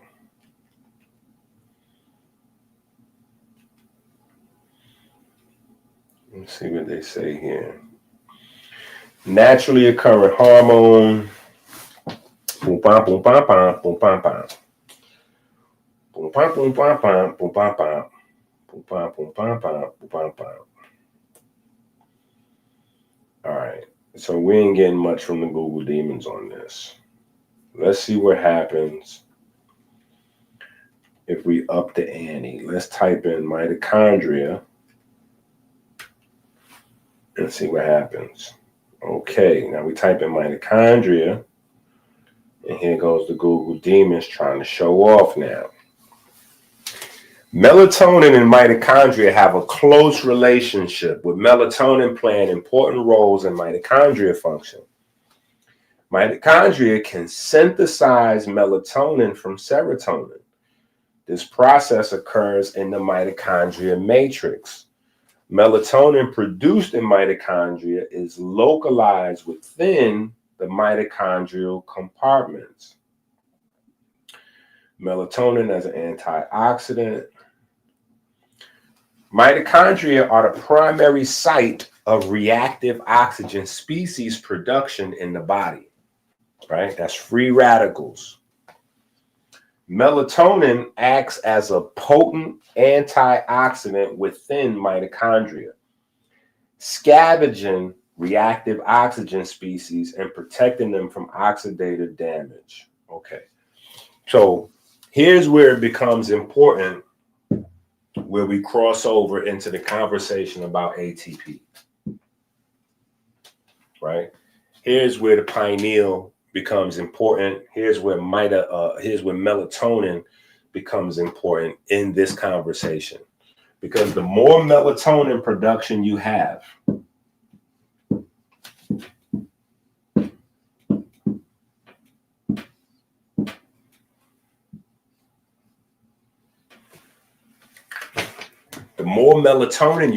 the more efficient the ATP process runs. And it's not just the ATP process, it's the process of producing water in the mitochondria, right? So aquagenesis is affected by melatonin, right? The more melatonin you have, the more efficient your mitochondria run, right? The more efficient your mitochondria run, the faster they're able to break down carbohydrates, the faster they're able to break down fats, which means melatonin directly has an impact on diabetes and obesity.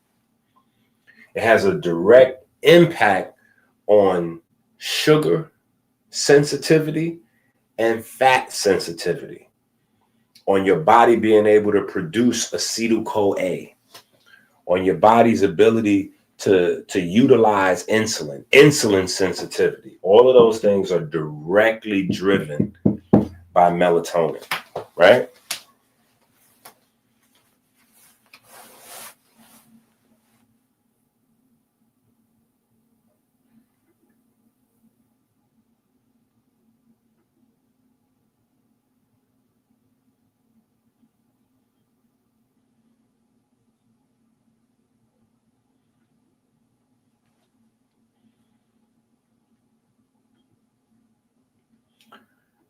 Now let's go even further.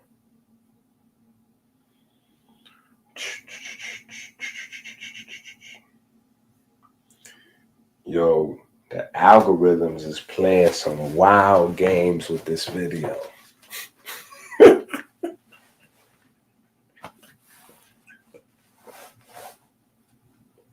Yo, the algorithms is wilding right now. The algorithms is wilding.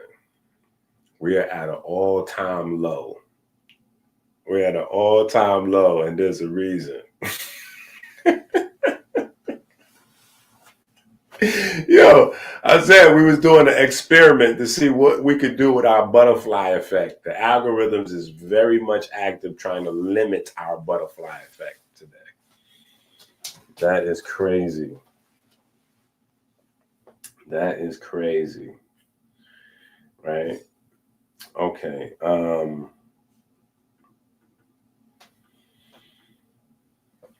me see. Let me type in, let's see, cytochrome C.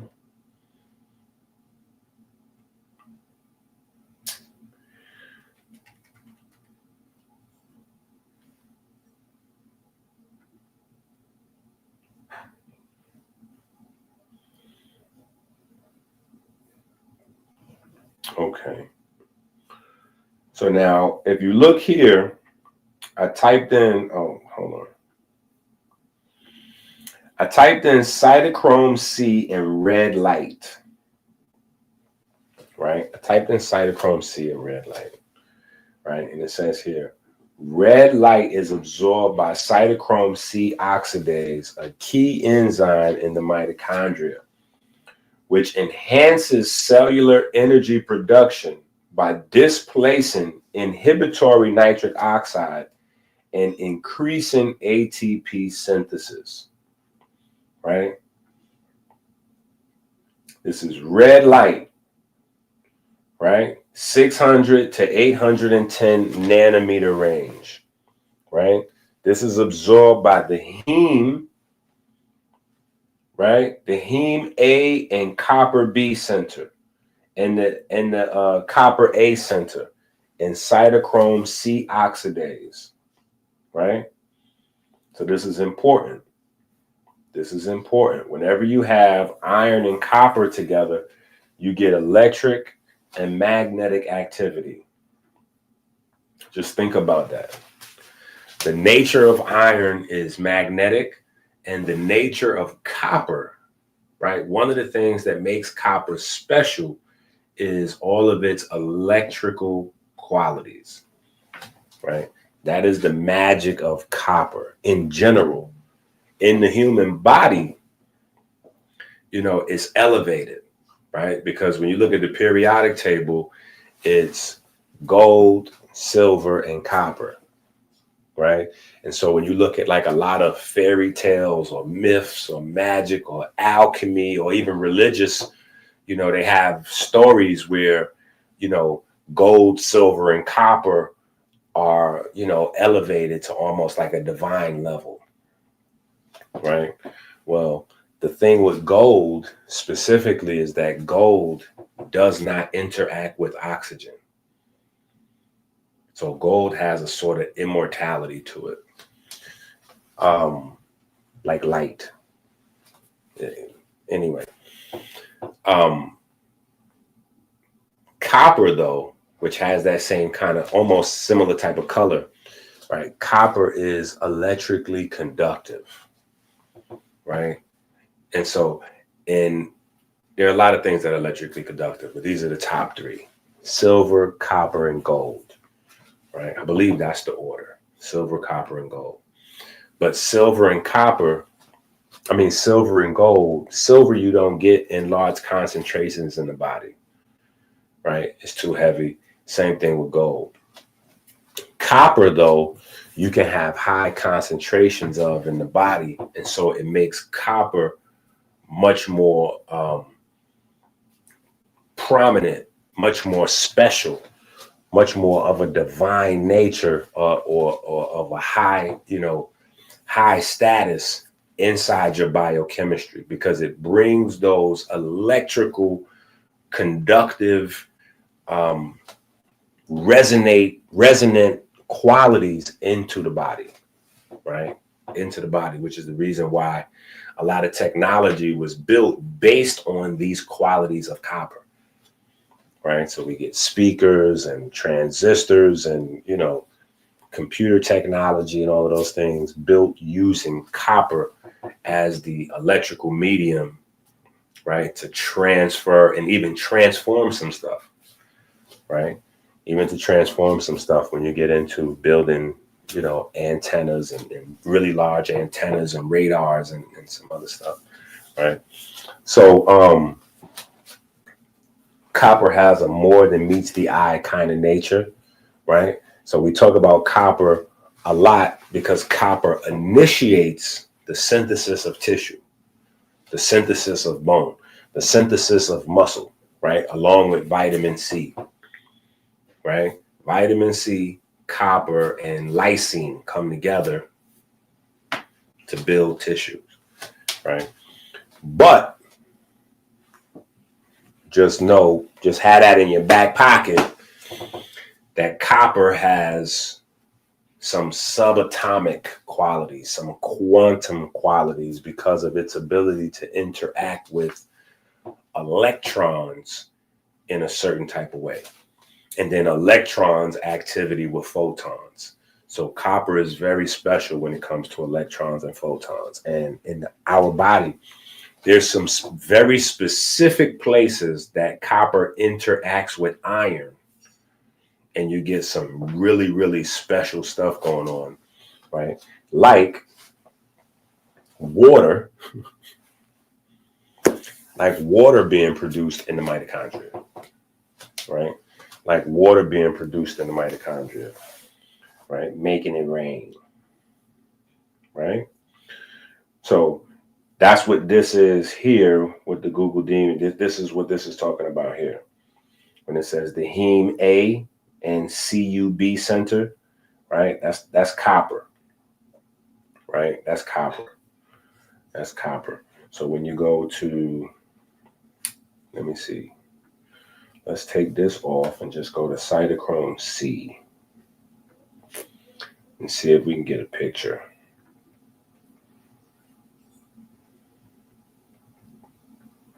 Right? So here you see complex 1, 2, 3, and 4. And then you see cytochrome C right here. Do y'all see that? Let me see. Let's see if we can make it bigger. Let's see if we can make it bigger. Nope. Oh, see how they want us to do? They want us to pay. They want us to... Man, they be trying to tax for these articles. Let me do this. I can just do this. I can just do this. Boop. I could do that. Yeah. How about that? Now we got it. Bam. There we go. Right? And it shows right here. It shows right here our biochemical formula from the cover of the book, right? Beginning with oxygen or 2 oxygen atoms and ending with water, right? Ending with water, right? And up here, you see all of the protons, right? That's what these are. This is 4 protons. Here's another 4 protons. And here is 2 protons, right? Here is your electron activity moving through the complexes, right? Here's your Q, right? And here's cytochrome C, right? Cytochrome C brings in the light. Cytochrome C brings in the light. So now what we have coming together right there is the whole trio. We got the whole trio. We got the whole trinity at the pop out, right? We got cytochrome C, photobiomodulation, right? You got cytochrome C absorbing 600 to 800 nanometer light. You got the iron on deck, magnetism, and you got copper on deck, right? So you got the star players is in the building, and then you have a source, a constant source of electricity being funneled through there, which is our body's ability to break down fats and carbohydrates. Our body's ability to break down fats and carbohydrates, right? So you have a whole little function, right? We had the function. We had a whole little function.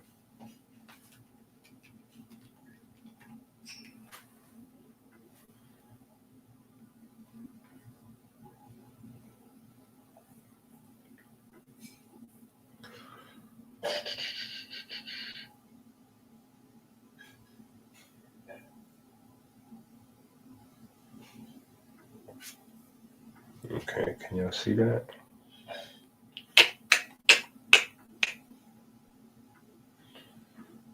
Okay, let's go back to the Google Demons. Boom. Okay. Cytochrome C and melatonin interact in 2 primary ways. Melatonin can inhibit the release of cytochrome C from mitochondria to prevent apoptosis. Let me stop right there.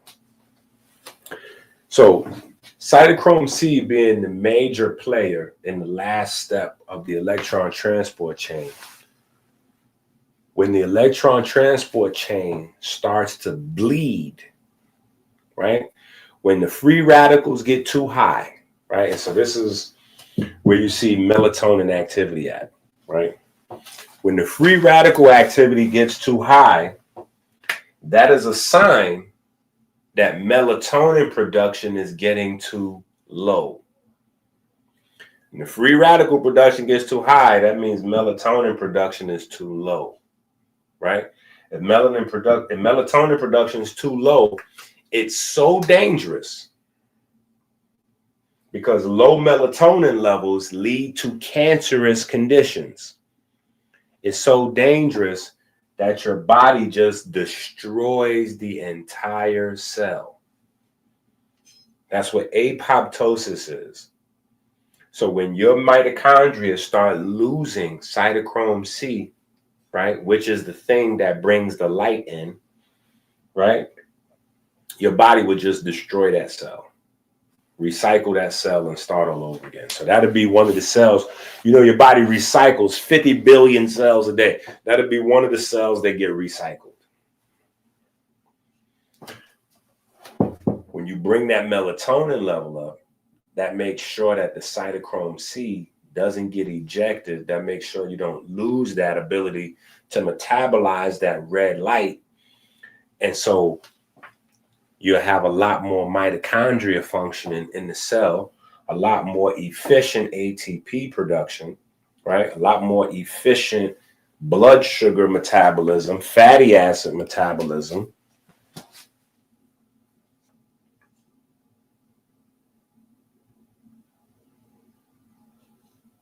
Right? That dude 937, you late. You gotta go back to the beginning of the video. You missed the Drake convo. You missed the Drake convo. We off the Drake convo already. You missed it. You gotta go back to the beginning of the video. Yeah, I intended on having a 10-20 minute Drake conversation. We wound up going in for an hour and some change. Drake haters will find a lot of good jewels in the beginning of this video. Drake lovers will find a lot of good jewels in the beginning of this video, because what we talked about wasn't really like Kendrick or Drake. It was just a lot of good information that the Drake haters can use to make some better videos, and the Drake lovers can use to make some better videos. Yeah. It's some good info though. Some good stuff that people are missing. You know what I'm saying? Because the music wasn't really, what people was looking for. You know what I'm saying? But because of that, I think people are overlooking all of the information. That man crying for help, but through his art. You know what I'm saying? So it's interesting, some very interesting stuff if you go back and watch the video. And it's an interesting transition how we went through there and then wound up at the pineal gland and the woo. So that's kind of where we got with the melatonin. And I just wanted to give that little, for the people that just came, that may not always watch the channel or whatever the case may be. I wanted to give a smoother translation from melatonin to mitochondria, right? Now we have a book which is on my bed. Oh, here you go. I got a copy right here.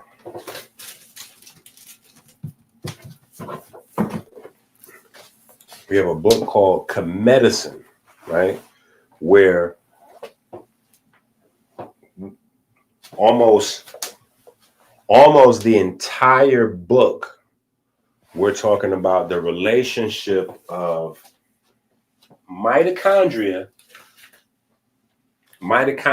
to cancer, right?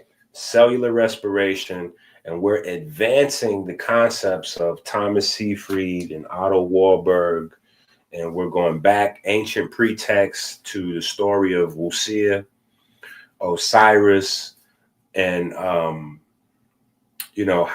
they discussed that same narrative of metabolism in Kemet, in terms of Osiris having wine for blood.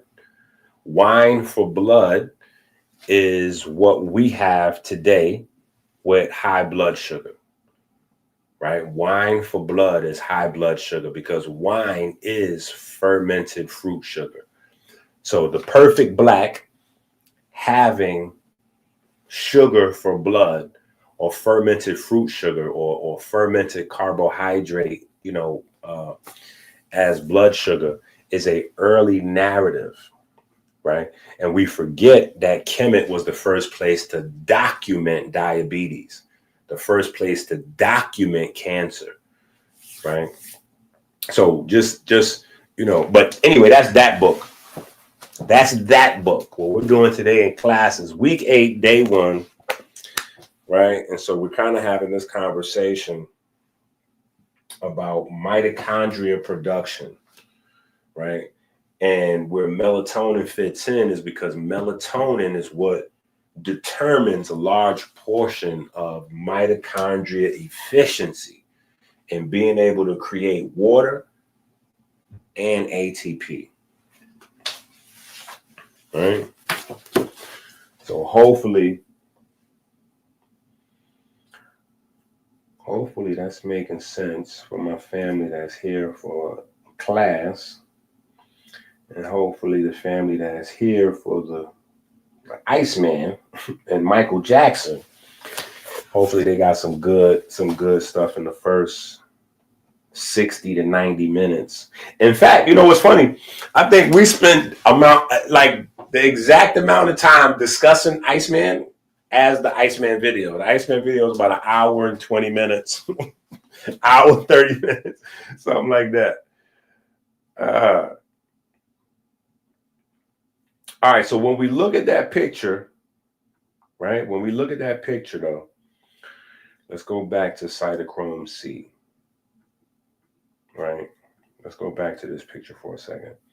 When we look at this picture, right here is where all of the magic happens, right? And this is the target of cytochrome C. So cytochrome C and melatonin play a direct role on water synthesis, water genesis, and then on ATP production, right? It is the bridge between complex 1, 2, and 3, right? Where your carbohydrates and your fats are broken down and sent into the mitochondria, and getting down here to the other side where water and ATP is created, right? It's cytochrome C that bridges that gap right there, right? So when we look on the cover of the book, right? When we look on the cover of the book right here and we see the formula, right? O2 plus electrons plus protons equals water. That's happening right there. So this is a visual of where that's happening. And this is just a fast little, this little circular arrow basically just represents that biochemical reaction, those reactions that take place, where the protons from here are merging with these electrons coming through here, reforming hydrogen, and then the hydrogen is rebonding to the water, to the oxygen, right? So this is the main site of inspiration. This is what the breath is doing, right? This is what the breath is doing. So when you go to the Bible, Genesis chapter 2, verse 7, God breathed breath into man and he became a living soul. That act of breathing the breath into man and him becoming a living soul was the ability of man to now produce water and light in his own body. When you go back to Kemet, and there's the story of Khnum with man on the potter's wheel and the god Shu, the god of breath and light, breathing the breath of life into man's nostrils and him becoming a living soul, right? It's water and ATP, or water and light and kinetic energy, right? Kinetic energy being produced, initiated with the breath. That's where the breath turns into life. That's where the magic happens. That's where breath turns into life, right? Which is a large part of the background of the fairy tale of Pinocchio, right? A large part of the background of the fairy tale of Pinocchio, right? All right, so when we get over here, this is the key to your melatonin. This is why melatonin is so important. This is why melatonin is so important. Because melatonin can be oxidized by cytochrome C. Melatonin can be directly oxidized by cytochrome C. This interaction highlights melatonin's role as a protective molecule within the mitochondria, right? So the more melatonin you have, melatonin is less about sleep. Less about sleep and more about anti-aging, right? Less about sleep and more about anti-aging. Less about sleep and more about anti-cancer, right? Less about sleep and more about muscular activity, muscular strength, right? Less about sleep and more about heart health, right? Because when you think of melatonin as being the primary antioxidant of mitochondria, that means melatonin is a primary antioxidant of what? The heart and the brain, where most of your mitochondria is at, right? So melatonin is a lot more important than we think. And melatonin begins to drop in people that have obesity issues, in people that has diabetes issues, in people that are overexposing themselves to blue light outside of the natural cascade. Meaning when the evening comes, right, and it coincides with the time that you're not supposed to be eating. So when we say stop eating 6, 7 o'clock, you should have your last meal already. That's also when you should be winding down the lights, right? Winding down the lights, right? Winding down the blue light intensity from the synthetic lights, right?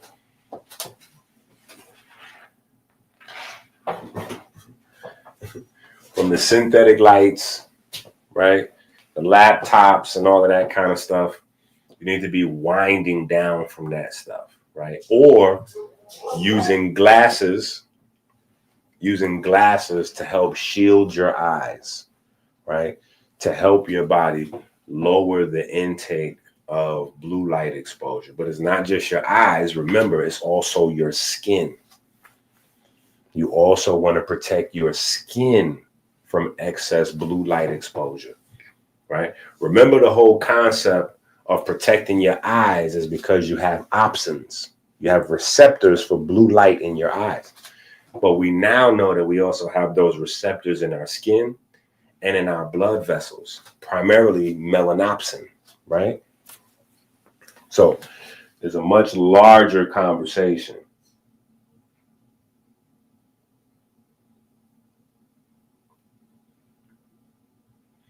How do you know when your melatonin is dropping? That's a good question. without going to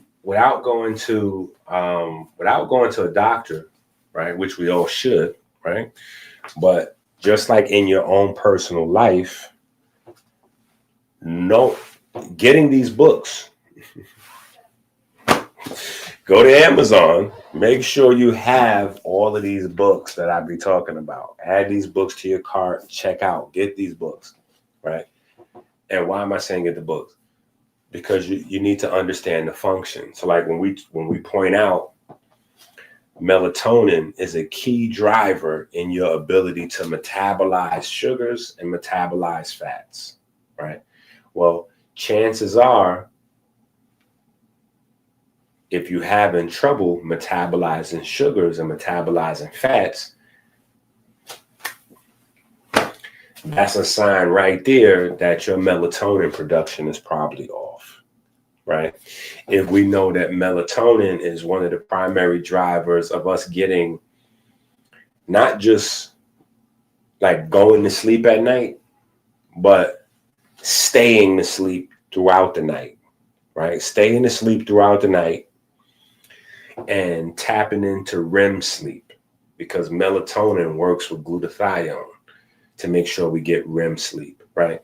So sleep quality, right? Sleep duration, sleep ability, like how easy it is for you to go to sleep, sleep duration, how long you stay asleep, then sleep quality, how refreshed do you feel in the morning when you get up? Because some people can have a great, powerful sleep in 4, 5, 6 hours. Wake up refreshed, ready to conquer the world. Some people need 7, 8, 9 hours to get that same impact, that same ability to wake up refreshed. So those are easy ways right there on the surface level that you can tell that your melatonin may be a little bit crazy, right? And then, we go a step further, and because we're talking about cytochrome C, right? Cytochrome C directly absorbs red light, right? So this is why we focus. So here's where this book comes in. And that was a good question. Here's where a book like this comes in. This is Kitchen Chemistry Volume 2, right? Here's where a book like this would come in. Because we focus on pigment and fiber, right? So whether you're a vegan, whether you're a vegetarian, whether you're eating meat, our job is to highlight and focus on fiber and pigment, and to get people, no matter what type of diet they're eating, to focus on fiber and pigment, right? In this relationship of light to our metabolism and our respiration. So when we find out melatonin has a specific relationship in mitochondria, right? Especially with cytochrome C. Now, cytochrome C is responsive to red light, right? Cytochrome C is responsive to red light, right? How does our body interact with light? Our body interacts with light through various pigments, right? So now it's only a hop, skip, and a jump for us to figure out that there's a relationship between red foods and melatonin, right? And it's a natural relationship because red and blue are opposites when it comes to your biochemistry and the result of light. So what blue does, blue light, red light does the exact opposite. What red light does, blue light does the opposite. Red light initiates and stimulates melatonin production. Red light initiates and stimulates melatonin production, right? Because red light If you look at the sun, when the sun is setting, right, the sunsets are always orange and red, right? When you look at the sun when it's just coming up, that's where the highest concentration, or just after sunrise, the highest concentration of blue light, because it's peaking you by releasing small amounts of stress hormones, which is one of the reasons why it's dangerous in high amounts, because the stress hormones throughout the day from the phone and the laptop and the synthetic lights depletes your body of fat-soluble vitamins, particularly vitamin A, right? So we can even go a step further with this and go to something like tart cherries, right? Tart cherries with their deep red naturally stimulate melatonin, right? So I'm not necessarily a fan of people getting melatonin pills, right? I'm a much bigger fan of tart cherry syrup, right? Tart cherry syrup is amazing for melatonin, and then it also helps by stimulating melatonin and a few other key factors that the tart cherry syrup has in it.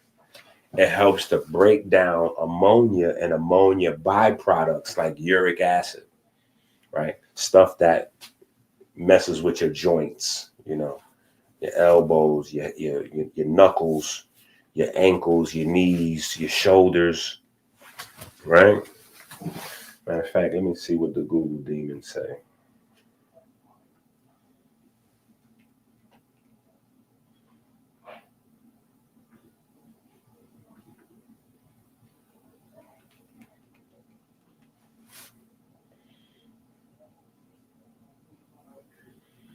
Yep. See, here go to Google Demons. Tart cherry syrup can aid sleep because tart cherries are a natural source of melatonin and tryptophan, which helps the body to produce melatonin. Right?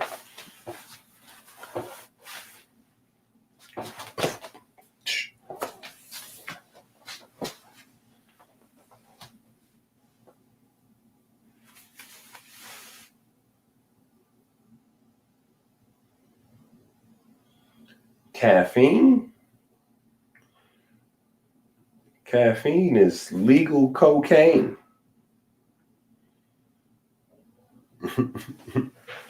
Caffeine is legal cocaine. Yeah, I'm not really a big fan of caffeine. You know what I'm saying? Like, I think caffeine is great for, you know, on the spot fixes. You know what I'm saying? Caffeine is great for on the spot fix for a person that does not use caffeine products, right? So what I mean is, if you don't drink coffee or tea regularly, right, and you have maybe a test coming up or you have something going on, right, coffee will be amazing. Caffeine will be amazing for you. Pow. But once you become an addict, the results aren't there. And then pretty soon you got a habit that you got to keep up just to stay at ground zero. You know what I'm saying? So that's how people get hooked into buying. You know, they go from a regular cup of coffee, maybe with a little milk and sugar or a little cream or something, to 2-3 cups of coffee. Then pretty soon they want to get an espresso, which is a coffee, you know, they want to get stronger and stronger types of coffee. You know, it gets crazier because it's a drug. You know what I'm saying? It's similar to cocaine. It get crazy. It get crazy. Before you know it, you're getting a $13 coffee just to wake up, just to wake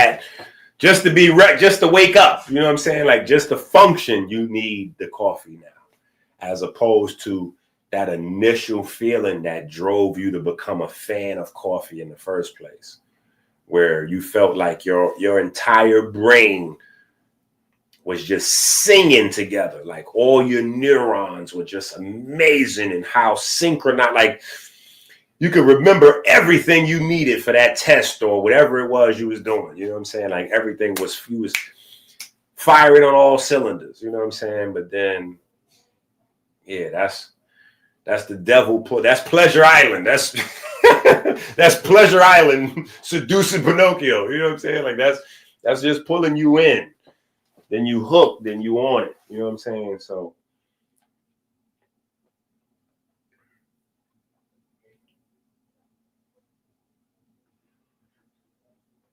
Even in cacao, it doesn't matter where the coffee. I mean, it doesn't matter where caffeine comes from. And caffeine is caffeine. It doesn't matter where it comes from. Yeah. Caffeine is caffeine, no matter what your source of caffeine is. The only thing that your personal source of caffeine is going to do is it's going to differentiate. You know, it's gonna delineate and differentiate the amount of caffeine and what the caffeine is coupled with.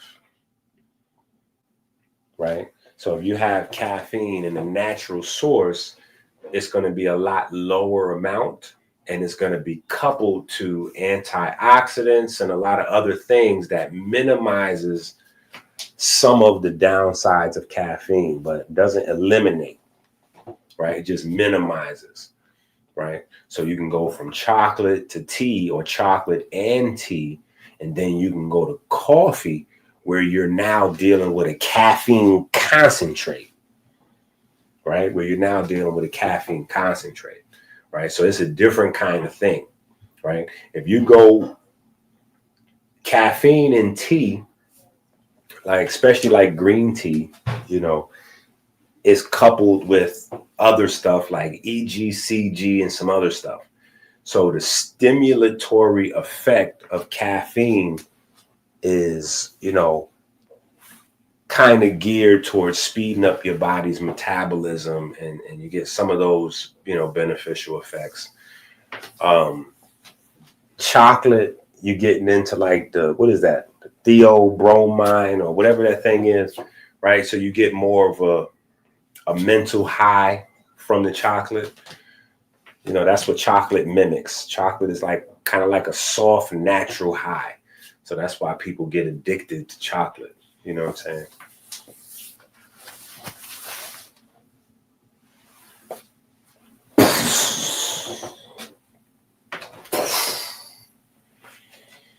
That was like a video game power pellet just now. The $50 super chat.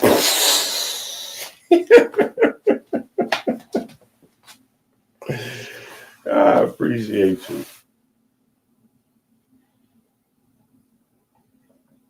Yeah, you're going to get that crash. That's a certified fact. You're going to get that crash. But pretty much all tea, you know, all tea is caffeine based. And I'm not a fan, me personally, of decaffeinated tea. When I drink my tea, I like my tea the way it's supposed to be, natural. I don't want nothing modified with mine. I don't want it decaffeinated or recaffeinated. Like I don't want nothing added or subtracted from my herbs. Yeah.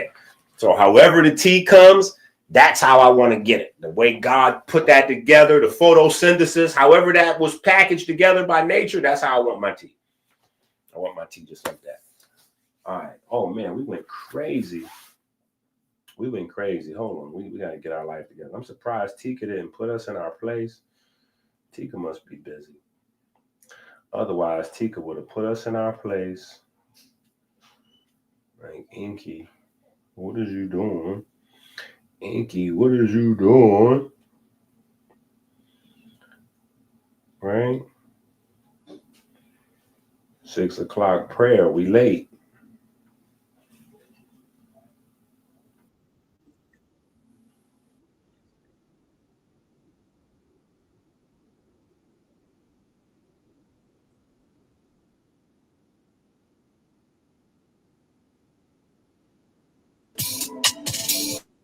We give thanks and praise to the Most High God for the divine spark that set ourselves into perpetual motion.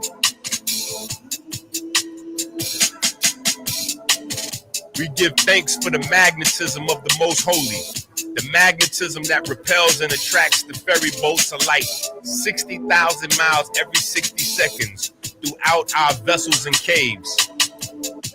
We give thanks for the ability to drink clean water every 60 minutes, flooding the river of life.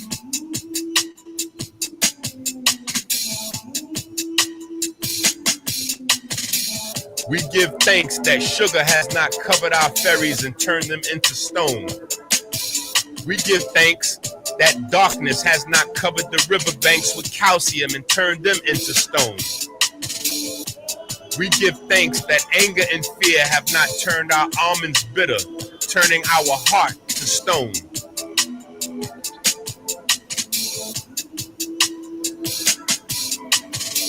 We give thanks for smooth sailing upstream through the valley of death, through the superior vena cava into the right atrium.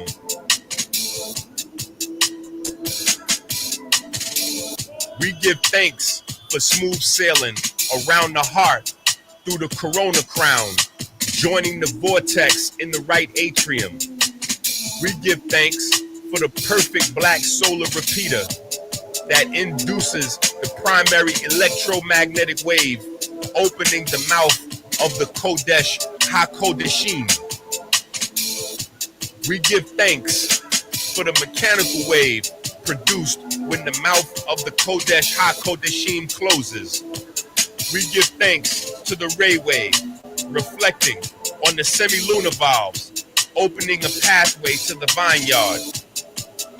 We give thanks for the mechanical wave produced when the lunar gate to the vineyard closes. We give thanks to the Most High God that provides the light and our breath, and the light in our breath. We give thanks for the fine olfactory system that makes our grapes ripe with light. We give thanks for the Jed pillar that provides us with a stable fleet of ferry boats to dock in our vineyard.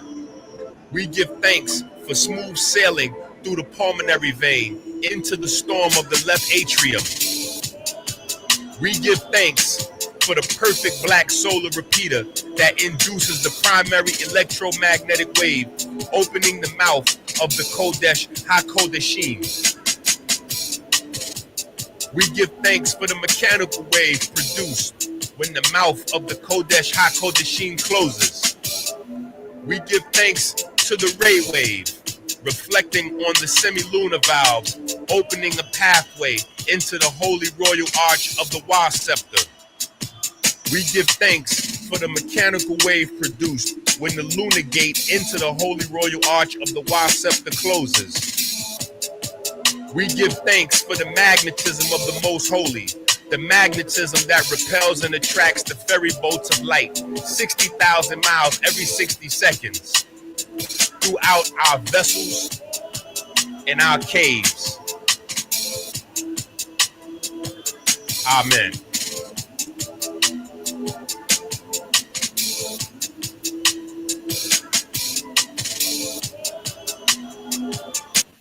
Okay.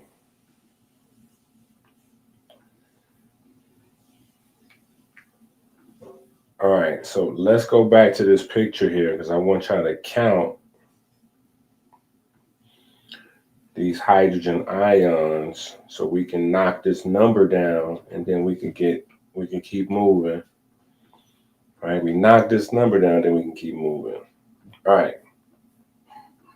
So you see right here, our count starts with 10 protons. Right? 10 protons. 4 here, cytochrome 1, 4 here at cytochrome 3 or complex 1, and then complex 3, and then 2 here at complex 4, right? 2 of these protons are missing, right? If you go 4, 4, you should come back with another 4, but 2 are used in the production of each water molecule, right? So this is where we get our math at. This is where we get our math at Okay, we definitely need this space now. Now we need this space. This is where we get our math.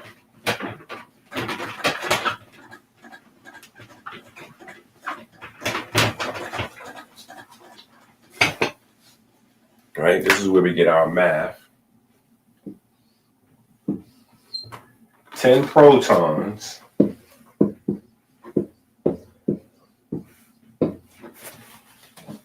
right? 10 protons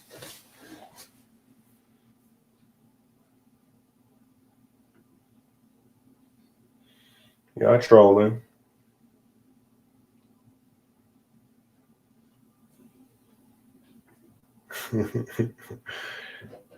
How much do you eat a day? Me? How much do I eat a day? Is that a specific question or a general question?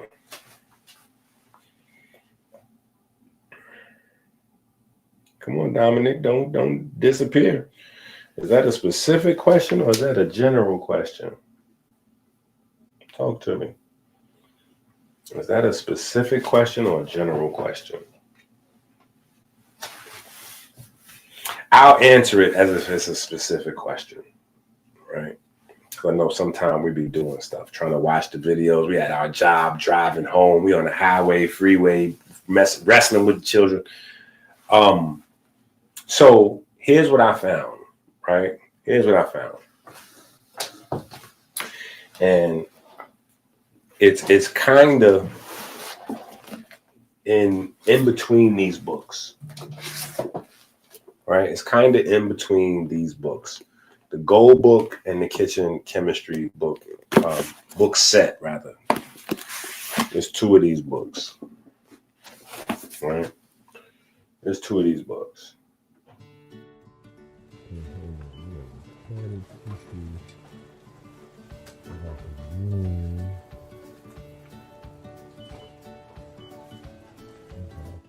Right, that's part one, right? That's Kitchen Chemistry part one. This is part two. This is the Gold Book, right? Here's what I found. I found that, and this is why I tell people you really got to study the information and learn how to like tailor it to your body, right? What I find is my body is highly adaptable, right? My body is highly addictive. Like I have a very strong addictive nature. And if you have a very strong addictive nature, right? If you have very strong, this is a good question. So shout out to Dominic for this question. This is a good question. Questions bring out information that normally we wouldn't discuss if I don't get the question, right? So if you have a very addictive nature, meaning you get addicted to stuff very easy, it doesn't matter if it's Oreo cookies or Pornhub. It doesn't matter. You have a very strong addictive nature, right? That's a gift and that's a curse. The only difference between that addictive nature of yours being a gift or a curse is how you decide to focus it, right? So when I was in high school, chain smoking cigarettes and, just throughout my life, whenever I wanted to break an addiction, it was much easier for me to just replace the addiction with something else, right? Replace the addiction with something else, something that blocks me from participating in the other thing, right? So like with cigarettes, libraries and bookstores was my rehab, right? You can't smoke in these places. I wanted to be in those places. So my reading habit kept me away from, but how that translates into your metabolism, right? If you have an addictive nature, that means you're going to have issues with food, right? You're going to have issues with food. And so that means specifics, right? But we've had 1,000 conversations on healthy sugars or carbohydrates versus, like cupcakes or pizza rolls, right? But the other thing is, what I find is that people that have highly addictive personalities also have aggressive metabolism. And when you have an aggressive metabolism, that means your metabolism is highly intelligent in terms of learning what you're doing and being able to adapt, right? So understanding that, okay, two things that we tend to try to focus on, right? Glycogen depletion and calorie deficit, right? Glycogen depletion and calorie deficit, right? And kind of one bleeds into the other, but they're not like the same thing, you know what I'm saying? But one leads into the other, right? So glycogen depletion happens from using your muscles. When you use your muscles have to break down all of the stored up glycogen, stored up sugar, and turn that into electricity and, you know, recycle water and ATP, right? So, but that doesn't happen without using the muscle. There is no other way that happens. Glycogen depletion happens by using up the muscle, right? Now, caloric deficit. Being in a caloric deficit, you don't actually have to exercise to be in a caloric deficit. You could just fast, right? You can just eat less calories than your body needs, and you go into a caloric deficit, right? But the sweet spot is not just caloric deficit. The sweet spot is caloric deficit plus glycogen depletion. Because glycogen depletion, that's why we do the prayer 5 times a day, to ensure that whether we're doing calorie deficits or not, we still have glycogen depletion. Glycogen depletion is something that you need to do every day, just like breathing. Every day, just like breathing, you need those muscle cells to clear themselves of glycogen and then rebuild brand new glycogen from the blood, from the sugar that's in the blood and the sugars that you have in your liver and all of that. You need that process to go on multiple times throughout the day. You need your glycogen to be broken down and refilled, broken down, refilled, broken down, refilled. Now, going back to the addictive personalities, right? Your body has ability to pay attention to what you're doing. So this is why the fasting doesn't really work for everybody, right? Because it only really has the major impact when your body doesn't know what's going on. So some people's bodies are really dumb. Right? That's crazy, right? Some people's bodies are really dumb though. Meaning you could fast for long periods of time and your body will not adjust. Your body won't adjust. But some people's bodies adapt very fast, right? So say for instance, I eat 2,500 calories a day normally, right? Average person, 2,500 calories a day. And I decide, because I don't watch me some Dr. Inky videos or Sabi or, you know, Chris Bumstead or one of them, whoever, that I'm getting ready to lose some weight. I'm going on calorie restriction. You know, I want to have my body in a caloric deficit, you know, because if I lose 500 calories a day adds up to a pound, 3,500 calories at the end of the week, right? So I'm going to go on a 500, my 2,500 calories a day, I'm going to take that down to 2,000. So by the every end of the week, I should be done lost me a pound. By the end of the month, 4 pounds. By the end of the year, I should be done lost 50 pounds, 48 pounds, right? That's my plan, right? Problem with that plan, because that's a nice plan. Problem with that plan is, A, you have to stay 10 steps ahead of your body. Because once you go for a couple of days, maybe a day or two, depending on how, again, aggressive your body is, how smart your body is going to lower its metabolism and respiration, even heart rate. So that way, your 2,000 calories works just like the 2,500 calories. Your body creates a new budget, right? So I said all that to say, to try to give you as much information as possible. So what I do personally is I do cheat days or refeed. Like some people use the language cheat days. Some people use the language refeed days, right? For me, I just have to constantly switch it up. So for me, I count more meals than calories. So there's some days where I eat, 2 times, and then there's some days where I try not to eat at all. I might just have tea, sea moss, or drink a shake.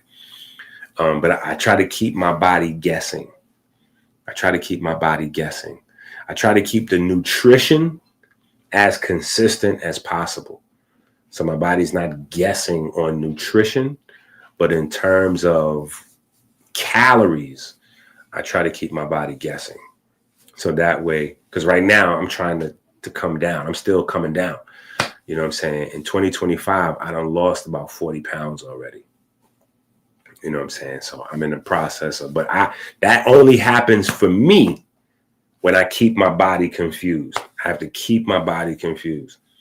Yeah, because my body is highly adaptable. I'm from welfare, free lunch. You know what I'm saying? Before there was such thing as EBT, when you had to go to the supermarket with your mama's food stamps, different colored white bills. You know what I'm saying? Like you got to go to the food stamp, you had to go to face, sit in the welfare office. Kids in the neighborhood, they pretend like they not on welfare. But then when you go to the welfare office, you be seeing other kids from your block. You be seeing other kids from your school, like. And then y'all in the secret society, you know what I'm saying? Because you never mention that in school. Y'all could fight, talk about each other's moms, but nobody ever mentions like, yo, I seen you in that place. You know what I'm saying? But yeah, I think genetics, haplotype, single nucleotide, polymorphisms, just my genetics, but then also environment, right? Because a lot of how your body functions is genetics mixed with environmental influence. So I think that my early environmental influence of not having and that kind of environment coupled with my genetics, my body adapts really quickly. You know what I'm saying? My body adapts quickly, like a rat or mouse. You know what I'm saying? Like we on Project Survive. You know what I'm saying? If a nuclear bomb hits, it's going to be the cockroaches still alive. It'll be cockroaches. It'll be rats and Dr. Inky.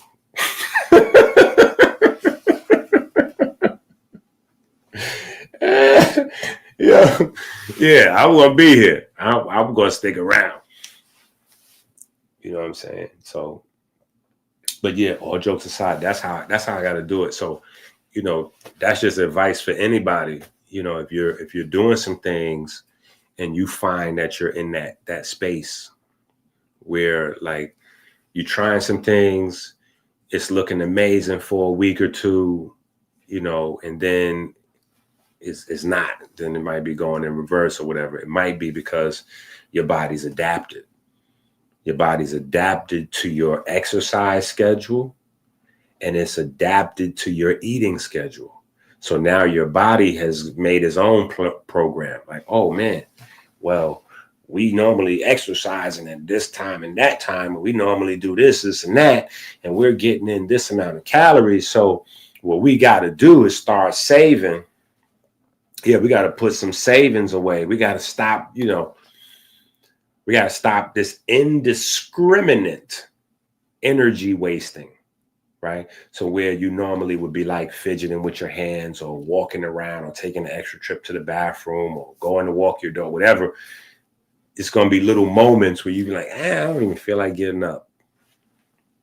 That's your body re-regulating your energy usage down, so you don't feel like getting up. Where normally you might be, you might be ready to move. Now you're not really so ready to move, But listen, this book right here, right? The Journal of Poor Abs. That's why we have this journal, because this is a step-by-step 40-day journal through not just losing weight, but re-regulating blood sugar, A1C numbers, cortisol, all of those different things, right?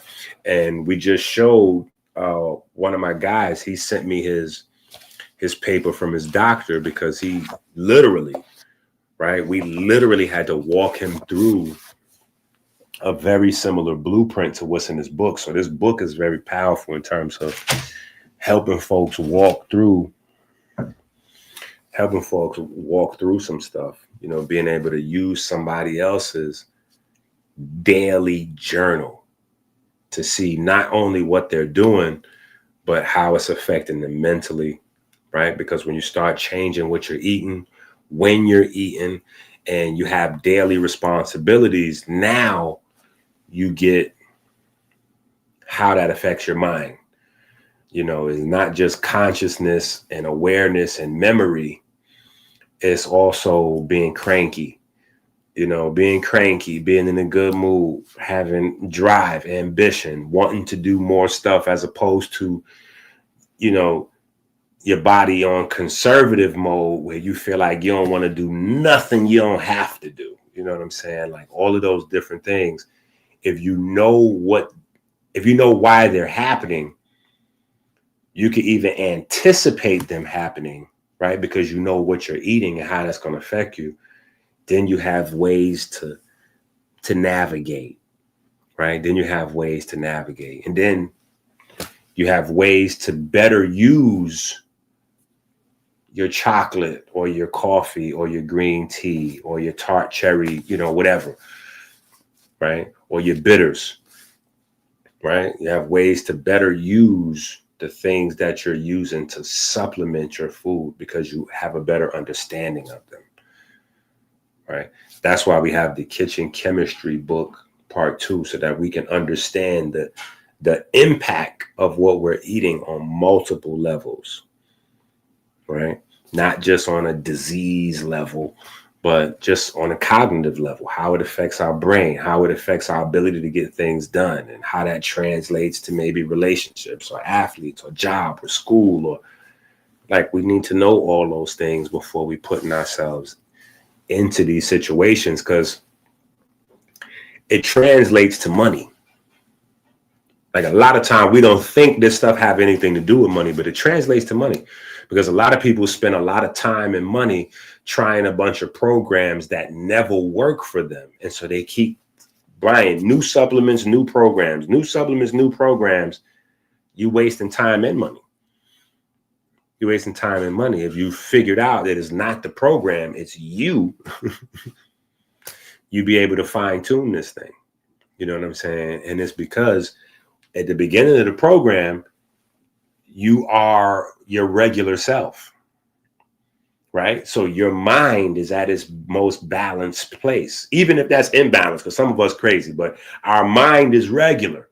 So when we set our mind onto something, we feel good about it, we passionate, we charged. Once we start messing with taking foods out, we're now changing our neurochemistry. So later on, when you don't have the same drive, the same passion, the same motivation, it's because you're not supplying your brain. You don't have the same resources for your neurochemistry, right? So a lot of times, the drive, the passion we have to get a thing done, when we start and then we start exercising more, right? So there's less energy available for our brain. Remember, our brain is a gas guzzler. Your brain is a gas guzzler. Anything you do to mess with sugar or fat is going to immediately affect how your brain works. And your brain gets angry immediately soon as it doesn't have what it needs to have. If you have children, oh my God, it's so easy to experiment with your children. Just look at how your children, if you got multiple children, look at how they behave when they get home from school. Don't let them get nothing to eat. Tell them to stay out your kitchen. It's a guarantee within an hour, somebody going to be fighting against somebody else. Somebody pulling somebody's hair, grabbing somebody's, that's my stuff. Now let them go in the kitchen and get a snack. It don't matter if it's a healthy snack or unhealthy snack. Just go feed them. Just feed them babies. Next thing you're going to hear is giggling. They're going to be sharing. Go ahead. You can hold it. What happened? Their brain got put in. Yeah, they moved out of survival. They moved out of that space to, now the adrenaline has got shut off, right? The cortisol, the epinephrine, that got turned off. And now the dopamine, the serotonin, those things got turned on, right? Because now they had something to eat real quick. So now they settled. Now they ready to, you know what I'm saying? This is why when I had a school here, I had to stop parents from feeding their kids. I had to take over because I was like, yo, you sending me demons. Yeah, all these kids is behaving like demons for the first 3 hours. I can't even get them to settle down till after lunch when I feed them.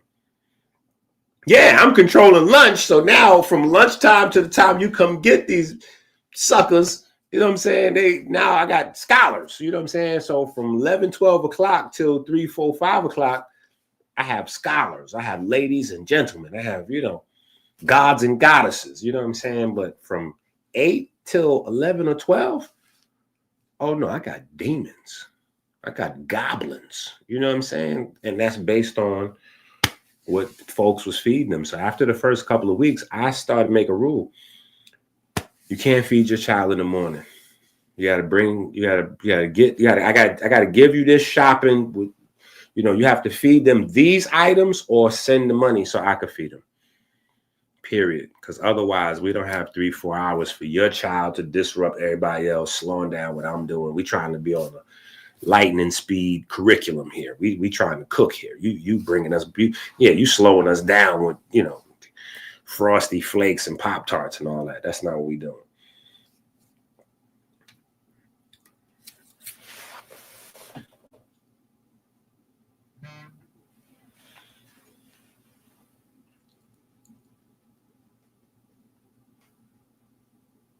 Bro, wait, first, appreciate you for the super chat. Second, appreciate you for getting the book. But third, that's the same thing I've been trying to tell people.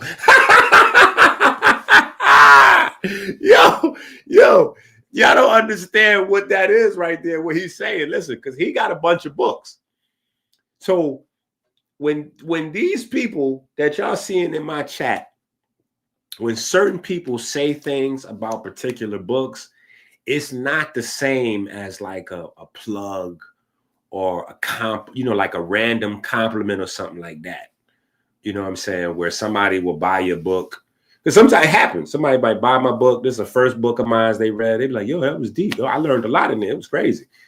And I appreciate that. I appreciate the support. The support. I appreciate the compliment. But it's not the same as somebody that has read 10, 20, 30, 40, 50 or more books of yours. And they go, wait a minute. No. This right here is something different. Yo, this right here is something different. I'm telling y'all, Black's Anatomy book. And y'all got to get the children's versions too, because the children's version will help you with the adult version. Yeah, I'm gonna read them books. I'm gonna go through the children's, but we're gonna read them books. We're gonna read them stories. We're gonna go through them. But this is a whole era. Listen, this is an era. The Black's Anatomy era is an era. The end of 2025 is the Black's Anatomy era. This is an era. Listen, this is an era. That book is so cold. That book is so crazy. It's an era. It's an era. We're planting our flag in the soil and changing, healing forever with this. This is forever with this. We're going crazy. Yeah, we're going crazy. So now I definitely super appreciate, bro. I'm telling you. It's crazy. Bro, listen. yo, the emerging studies be like yesterday's news, right? Like, yeah. Oh yeah, emerging. They just. I'm like, oh yeah. Nah, we on that. I appreciate you. Let me show you though. Let me show you. Look, see, 4,000 years. Yeah, it's 4,000 years, 3,000. Yeah, no. 2,000 years ago, we did this. Yo, it's cold, bro. It's cold. The Black Anatomy era, bro. I'm telling you, we going crazy. We going crazy, but don't worry. Don't worry. You ain't stuck with the Codex and the Anabolic books. That's we working. That's why I don't even really, haven't really even. We working. Remember, this is our first class. You know what I'm saying? So after this, the next class is going to be Black's Anatomy, which is the reason why I kind of slowed down with some of the classes, because I was trying to do 6 classes a week so that we could hurry up and get finished. You know what I'm saying? But I noticed people were skipping watching videos, and they was watching every other video. People was having time with dedicating themselves to the study. You know what I'm saying? It was being a lot. So I'm like, okay. I think somewhere around 3 videos a week is the sweet spot, 3-4 videos. You know what I'm saying? So also it gives me time to work on the stories, the stories. And the first one is King Solomon's Crisis in Kemet. And then the second one, it just, man, listen, these joints is crazy. These joints is crazy. We need to take down Harry Potter. Listen, we need to take down Harry Potter. We need to take down J.K. Rowling. Yeah, y'all need to help me do that. We need to take down J.K. Rowling and Harry Potter and go up. We need to go up. Yeah, rich abs, poor abs. We need to go up. Rich abs, poor abs universe. We need to replace Marvel, DC, J.K. Rowling. We need to replace them. Yeah, we need to go up. You know what I'm saying? But anyway, so hopefully that answered that question about eating, how I eat anyway. Yeah. How I eat any day. Anyway, so I try to switch it up all the time. You know what I'm saying? Some days I'm trying to go heavy. You know what I'm saying? And that might be even putting lentils and all kind of crazy stuff into a smoothie. Like my smoothie is, forget about it. Right? But then some days I'm just on tea. Because I want to just focus on electrogenesis and aquagenesis. Right? All right. So here's where we were though. We were talking about ATP. Remember, we started off the conversation, right? Week 8, day 1, right? Page 246, right? the ratio of H2O to ATP, right? And Tika threw the answer in the chat. I just didn't even pay no attention to it. I seen it. You know what I'm saying? But remember I told y'all Tika got her desk right next to mine in the front. Right? So, but remember also that we zoomed up when we looked at the actual animation, the medical animation for ATP production. And complex 5, ATP synthase, has 3 big branches, right? So every time the clock where the 12 protons are, every time that clock spins, right? Every time that clock spins, you're going to get 3 ATP. That's the number. 3 ATP from the 3 branches, right? The judicial, the executive, just kidding, right? But you got 3 branches, right? Now, that right there is your starting numbers, right? That right there is your starting numbers, and then you just plug and play the formula, right?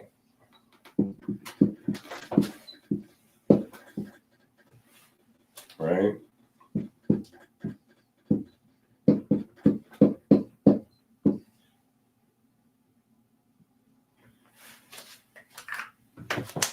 Right? 4 protons, 4 electrons, 2 oxygens, 2 molecules of water, right? So that means, even though this is not a real thing, right? This is not a real thing, right? But you get 0.66 H2O per ATP, right? But that's not a real thing, right? That's just really a division of 3 ATPs, you know, looking at the formula, right? Looking at the formula. Whereas you get something like, I don't know, would you break down a $20 bill? You break down a $20 bill, right? 666 is 18, right? Somewhere in between there. You got another $2. You got another $2. You know, like that's how you break it down in your mind, right? So what you will wind up getting is roughly 1.5 ATP, right? 1.5 ATP per actual water molecule. Something like that. Right? Something like that.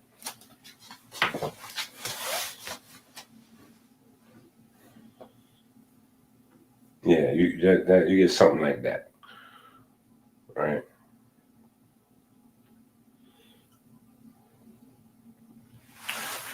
So that's where we kind of go deep down the rabbit hole, right? That might be too deep for the average person. But for us, what we're doing, like we just talked about, the Black's Anatomy era, right? And you need to have all them books, Spanish, French, Chinese, get all them books. But for the Black's Anatomy era, we got to be, you know, we got to go there. You know what I'm saying? We got to go there sometime. We got to go there. But on a more surface level, it might be,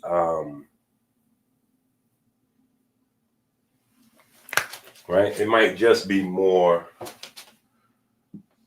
relevant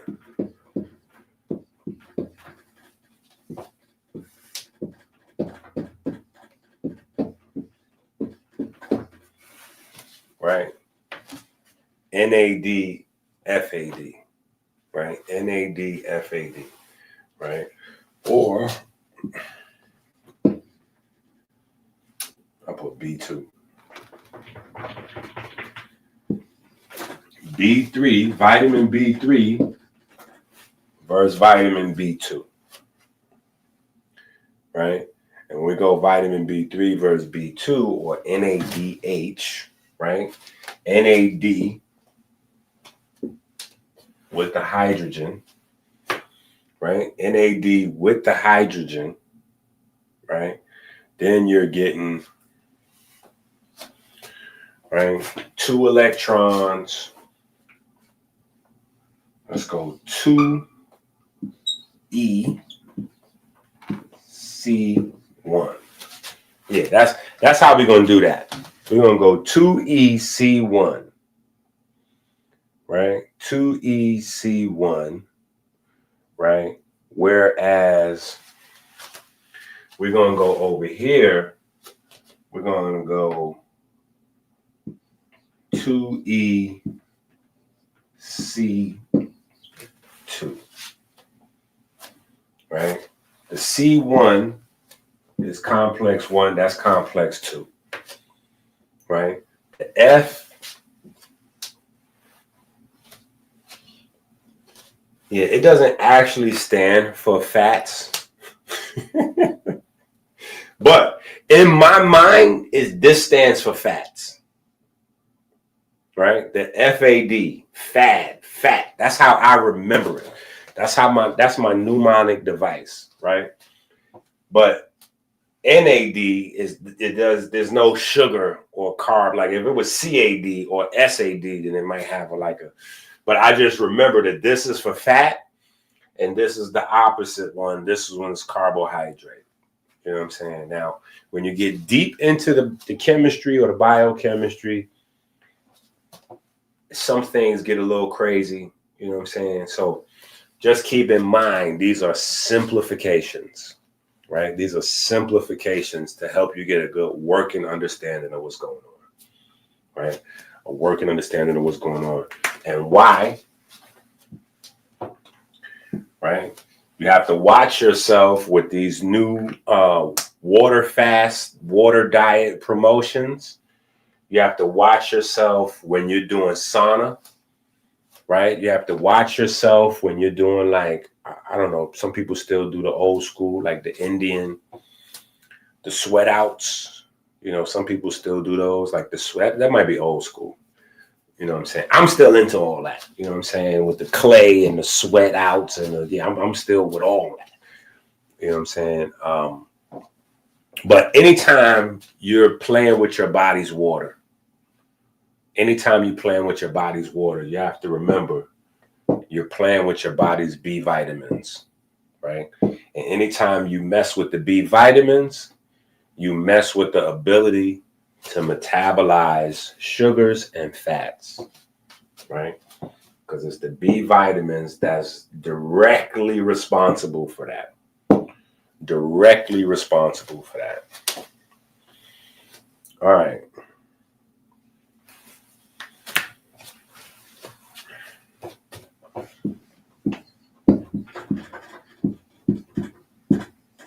Ten protons,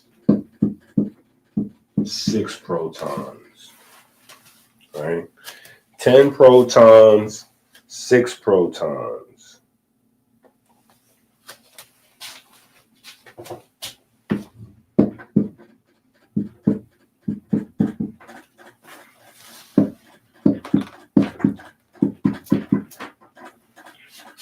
.5 ATP, 2.5 ATP. So when you hear about energy systems, right, you're going to hear a lot about time and quantities, right? Time and quantities, meaning you got your water energy system in the cell. Then on top of that, you got phosphocreatine. Then on top of that, you got carbohydrate. Then on top of that, you got fat. Then on top of that, if all else fails, right, and you run through all those and you still need, then your body will start turning proteins into amino acids to turn those amino acids into, energy, right? But you will also hear because fat has a lot more hydrogen, right? Fat has a lot more hydrogen. Your carbohydrates is 6 carbons, right? 6 carbons typically coming in with 12 hydrogens, right? So it's a steady source of whatever, right? But the speed at which the carbohydrates is broken down gives you a nice high turnover, higher, faster than the fats. Carbohydrate energy production is faster than fats, but fats are sustained a lot longer, right? So when you see the 1.5 ATP produced with FADH and complex 2, just know that this can last a lot longer for a lot longer sustained energy. That's why the shorter, more powerful the movement, the more closely aligned you'll be with glycogen or glucose, right? Glycogen or glucose. If you are strictly focusing on reducing fat, right, subcutaneous fat or visceral fat, then you still want to do some fast, explosive kind of stuff like some sprints or some weights or some push-ups or whatever, but you want to incorporate in the walking, right? You want to incorporate in jogging, jumping rope, swimming, things like that, right? Things that create not necessarily explosives, things that are not going to focus on engaging fast twitch muscle only, right? But things that engage the slow twitch muscle for long periods of time, right? Long periods of time, so that way you go past blood sugar levels, right? You go past blood sugar level, you go past ATP level, right? Once you get rid of most of your ATP, then that's where AMP, you go from ATP, ADP to AMP. And when you got a lot of AMP, that signals AMPK, right?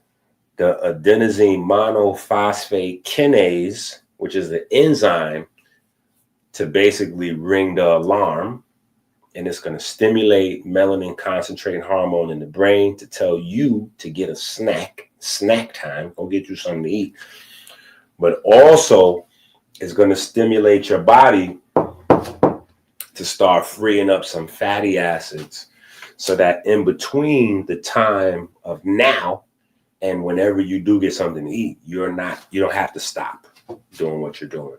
Your body still can pull energy from its reserves, right? And so there's a lot of chemical reactions. There's a large chain of communication, like the telephone game, where somebody telling somebody. There's a large telephone game that includes your brain, heart, and nervous system in order to get that to go on, right? Because you're starting with molecules in the cell that has to leave that cell, leave that area of the body, zip to the spine, zip around aorta, and then has to hit the heart and the brain, and then zip back around through, send the signal, open up the fat, the adipose tissue, all of these things have to happen lightning speed. So a lot of times what athletes are doing, right? And this is where martial arts created what we know as modern athletics, right? Because martial arts is the seed, it's the origin of repetitious movement, right? Because when you practice a movement over and over, right, a part of practicing the movement is developing the muscle and the mind connection to do that movement more powerful, faster, with less resistance each time.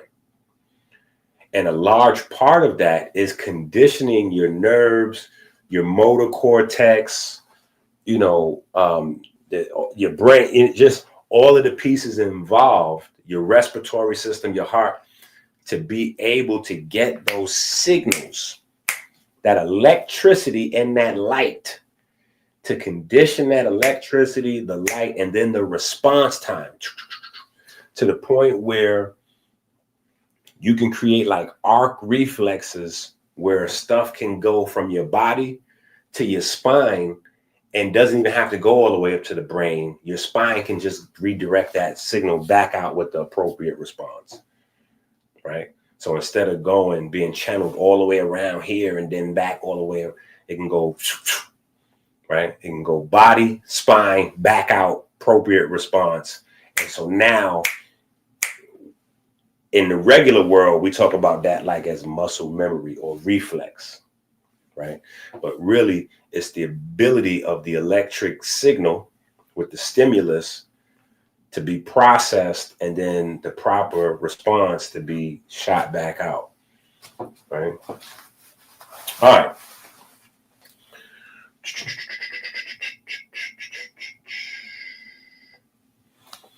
Yeah. So over here, you're going to get 2 H2O, and over here, you're going to get 1. Right? You're going to get less water. Less water from the fat. You get more water from the carbohydrates. It only makes sense since there's water in the carbohydrates, right?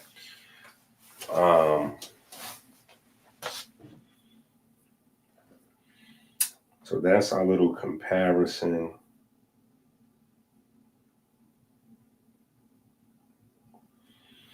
That's our little comparison of NAD and... All right.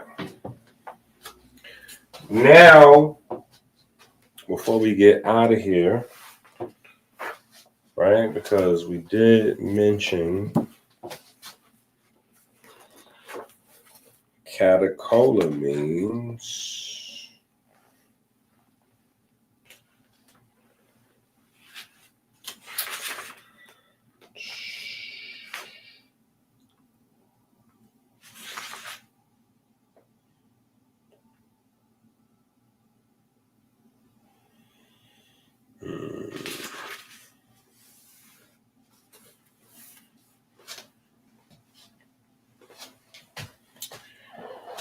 All right.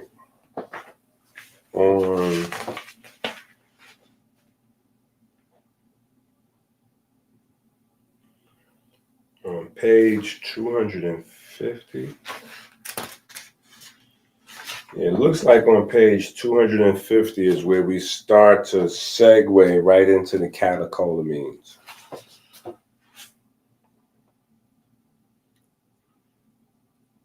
Yeah.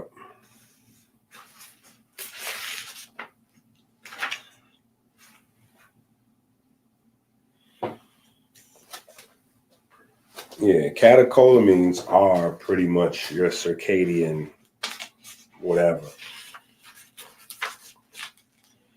Right? Catecholamines really runs what we think of when we think of circadian, right? So when we think of circadian, and we talked about this already, even going back as far as maybe the GOAT book or some of our Masonic texts.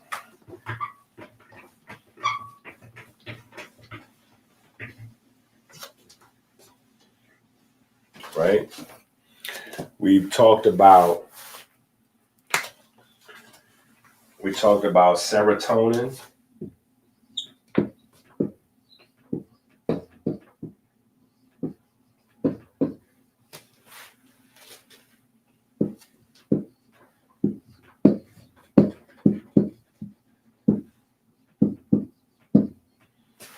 Right? Now, on a superficial level, serotonin and dopamine seem like they do similar stuff, right? Because you need your serotonin and your dopamine to get you through the day right? Like if you have a job or you're in school, right? You need your serotonin and your dopamine gets you through the day, right? But when we talk about time and space, right? Time and space. I don't know, my older brother, I have an older brother. He's kind of like, I don't want to say like a scumbag, but we don't talk. Right? But he used to like he watched Star Trek a lot. You know what I'm saying? So even though he's not the best person, he's my brother. I still love him. You know what I'm saying? So I miss him sometimes. But every time I say the phrase, or I hear somebody say the phrase time and space, I have like Star Trek intros program. This goes back to what I was saying earlier about resonance and marketing and programming and repetition. That's that Star Trek stuff from a kid program. You know what I'm saying? But anyway, serotonin and dopamine have a huge impact on how we experience time and space, right? So, in fact, if P then Q, you need to get that book, right? If you don't have this book, you need to go get this book. The If P then Q book, right? Very important for understanding how the brain functions. In fact, I could do a whole course just on the cover of the book, right? Just on the cover of the book. We have the anabolic, right? We have glucose, insulin, mTOR, antioxidants, testosterone, sugar, fat, and protein. Then catabolic, we have water, oxygen, autophagy, AMPK, melanin concentrating hormone, oxidation, and estrogen, right? So just on the cover of the book, we could just do a whole class, right? But the book is geared around how our brain processes information. And it's very important. So like we have a lot of information that we have to take in every day. We have a lot of information that we have to take in, but we do not have the bandwidth to store it all. We don't have the bandwidth to store it all.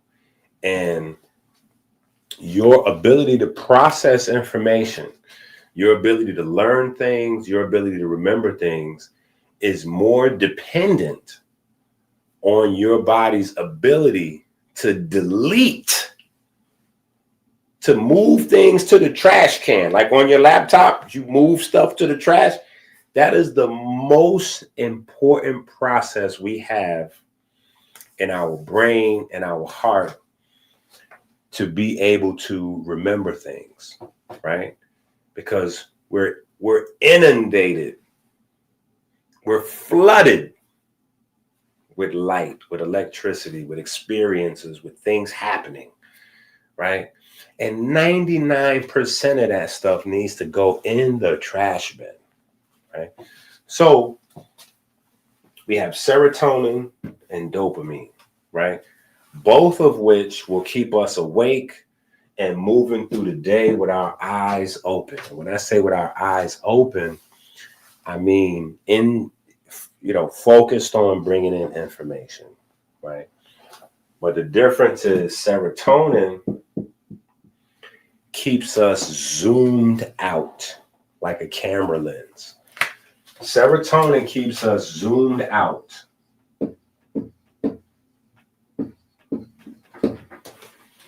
Serotonin keeps us zoomed out, so we don't focus on anything, right? So high serotonin levels is synonymous with being kind of dumb, just right now, I don't have the bandwidth to select another adjective for dumb. We're just going to roll with dumb.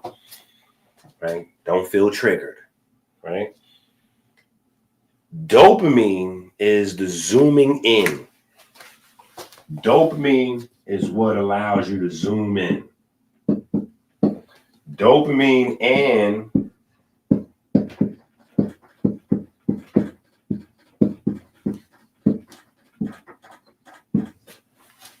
right? The love and the fear. Love and fear, right?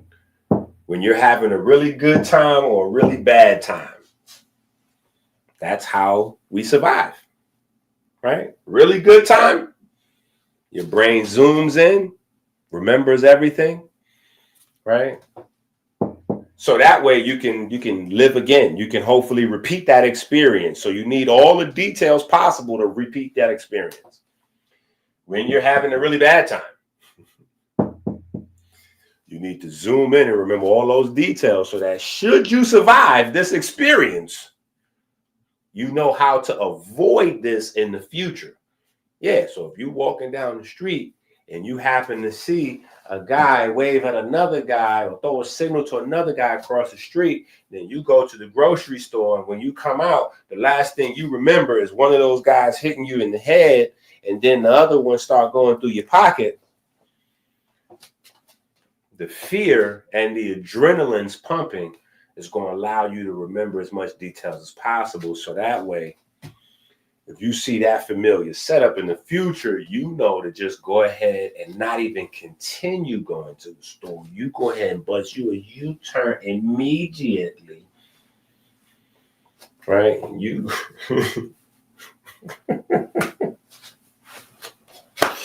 right?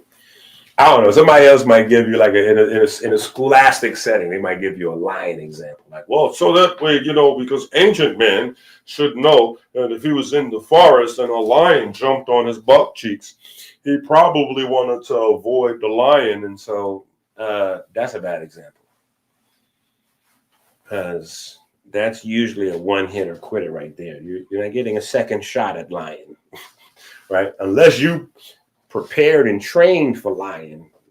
Otherwise, you're not getting a second shot at lion, right? But anyway, so the dopamine and the norepinephrine allow you to zoom in, right? And there's a combination of the two of them that create a sweet spot. For us that, has now become called the zone.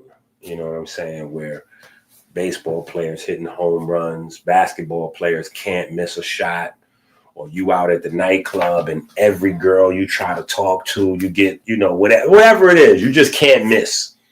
You know what I'm saying? That's the vibe. You know what I'm saying? That's the vibe. You got just the right amount of dopamine and norepinephrine so that you're kind of like hyper dialed in and zoomed in. And this is the secret behind limitless, right? Limitless. This is the secret behind limitless, right? The secret behind limitless is aromatic amino acids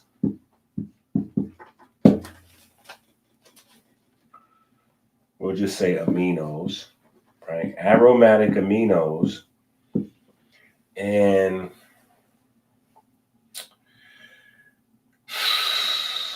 transition elements. We'll do that way. We'll say transition elements. Transition elements.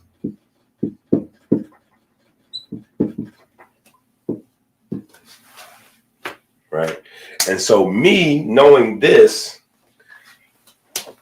is how I healed my daughter. This is how my life changed to this, where you see here, from the guy in the neighborhood to the guy writing the books.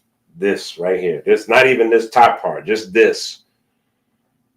Understanding the relationship of these catecholamines, right? Because dopamine and norepinephrine, not only do they affect your how we perceive time, but also the memory formation. That's why these things become neuromelanin, because we use them to formulate memory. So the dopamine and norepinephrine help us to formulate memory. But not only that, our most important brain centers and all down our spine is loaded with these activity from these catecholamines, the aromatic amino acids that form these catecholamines, and then the transition elements that allow them to do the magic, right? And so the transition elements, oh, you know what? We back to Pinocchio and Drake. I kid you not. We back to Pinocchio and Drake with transition elements, right? Because starting in Kemet, right? Starting in Kemet, we have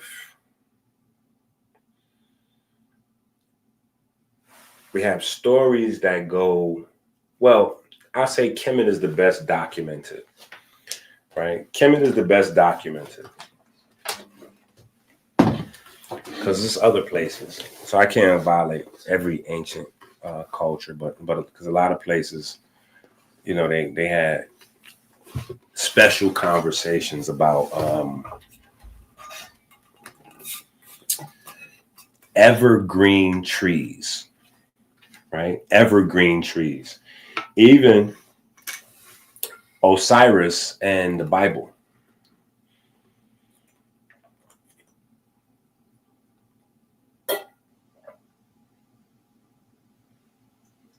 And I'm telling you, it's like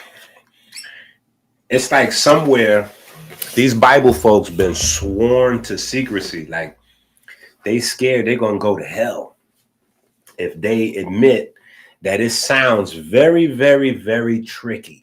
Like it just, listen, I'm just not one to believe in coincidences. I learned a long time ago that people that believe in coincidences, you can't really argue with them. Logic at a certain point, you know, is not gonna, their minds work differently. So I don't believe in coincidences. So anyway, what I'm talking about is transition elements, remember, and I said connection back to Pinocchio, right? And then I jumped to Osiris in the Bible, and I know y'all be like, wait, just wait for it, right? So what I'm saying is the coincidence I'm talking about now is the thing with the Bible folks, right? Because when Osiris got chopped up and, you know, the whole thing was set and Osset or Isis was looking for the body parts and the pieces and all that, remember, he was stuck in Byblos in a tree. He was stuck in Byblos with a tree. So it's crazy that Byblos, right? You know what I'm saying? Like, so I don't believe in that as a coincidence. You know what I'm saying? Especially when there's a lot of debate around the origin of the term Bible anyway, right? But that being said, there's a lot of trees that have special reverence in a lot of different ancient cultures. And particularly one type of tree, which is the evergreen tree, right? And so on a surface level, you can say evergreen trees have stood out always because when most trees go through color changes, right? Most trees go through evergreen trees don't, right? They stay green year round. Now, the beauty is the science, you know, is where pigments, you know, you learn about pigments from, right? That's how you learn about pigments. You learn about the strength of pigments. You learn about, you know, what type of light does what, right? So the reason why the plants have green leaves in the summer is because of the type of light that the trees absorb. And the type of light that the trees absorb, this is where you need to pull some information to understand your brain and your spine and your nervous system a little better.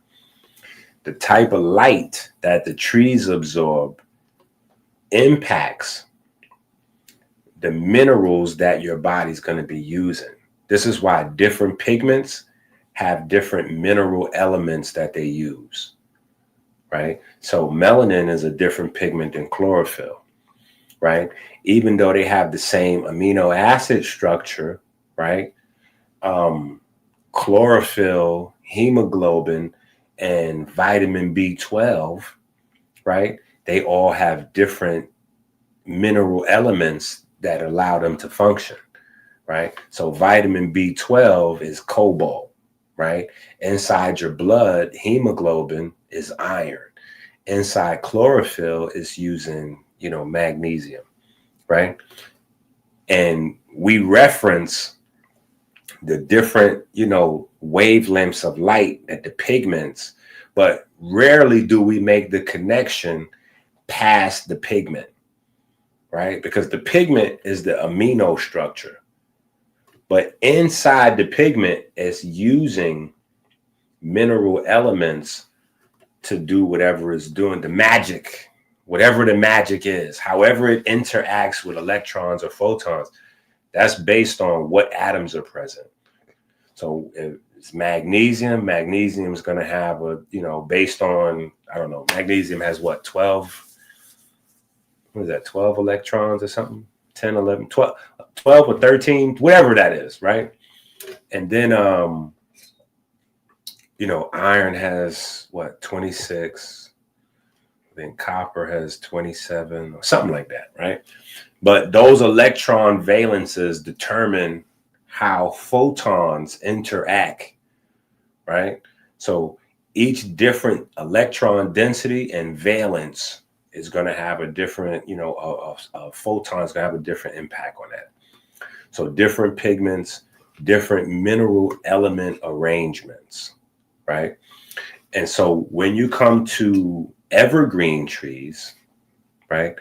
Evergreen trees have a super high concentration of transition elements. And one of the things that makes transition elements so special is that transition elements, they have a high affinity for storing hydrogen,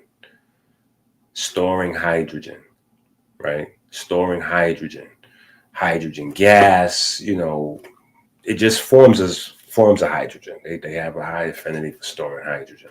So there's a space where you can talk about trees. I'm just trying to show you how clever our ancestors could have possibly been, right?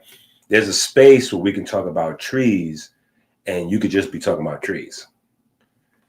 There's another space when you can talk about trees and you're talking about respiration, right? You're talking about oxidation, because the way trees breathe is one of the reasons why trees have such a long lifespan. Where you got some trees that's hundreds and hundreds of years old, even thousands of years old, right? It's because of their breathing pattern, right?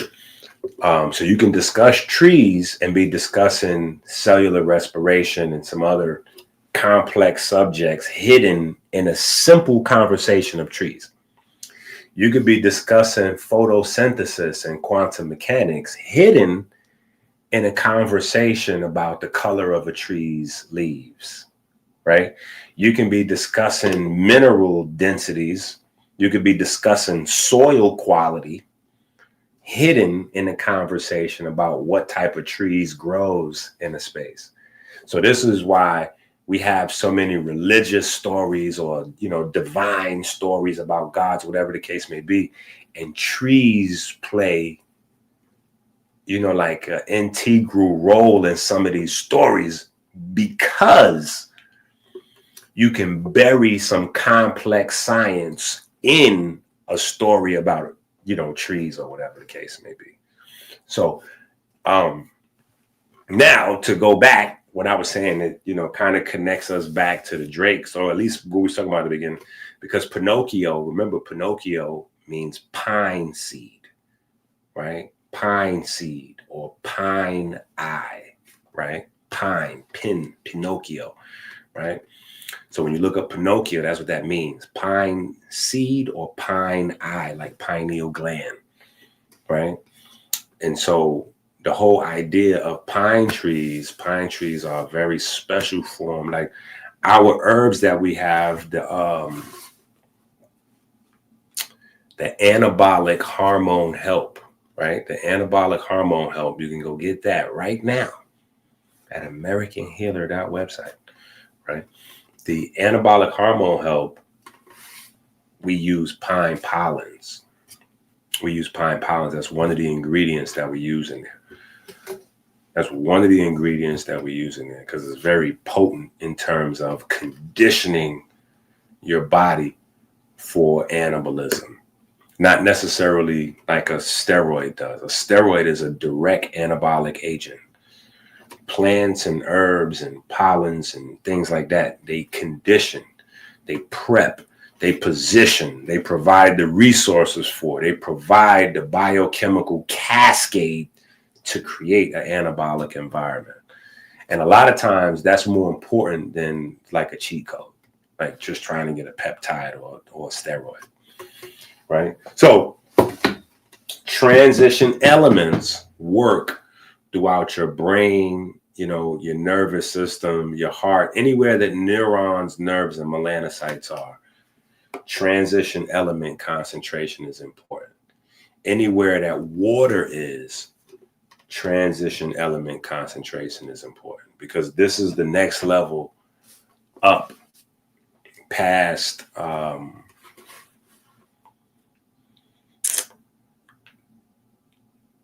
like just having a conversation about maybe like electrolytes or B vitamins or C, water soluble vitamins and electrolytes, right? The next conversation, because electrolytes is kind of like basic, water soluble vitamins is basic. All of the different types of water in your body require water soluble vitamins and electrolytes, right? But you get more specific when you get into transition elements and their concentration. Like we have multiple forms of iron in the brain and the cerebral spinal fluid. Multiple forms of iron, which is why we have magnetic, hospital imaging machines, MRIs and things like that, what we can use to see what is going on in your brain, right? Anywhere there's magnetism in the human body, there's going to be iron, right? Almost anywhere there's going to be iron, right? Because there's going to be electrical activity, but iron is on that. Even though you might read these same textbooks and be like, oh yeah, iron in the human body is not magnetic. No. Iron in the human body is absolutely magnetic. It's just a very tiny scale. Very tiny scale. So magnetism is measured by effect. So if the effect is super minuscule, then technically the magnetism is null. You know what I'm saying?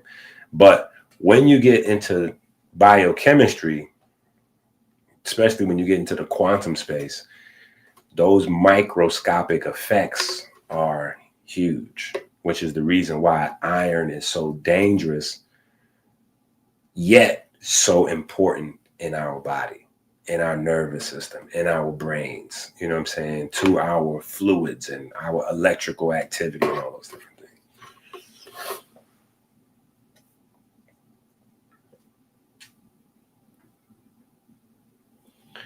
Yo, y'all going crazy with the RFK and the Tylenol.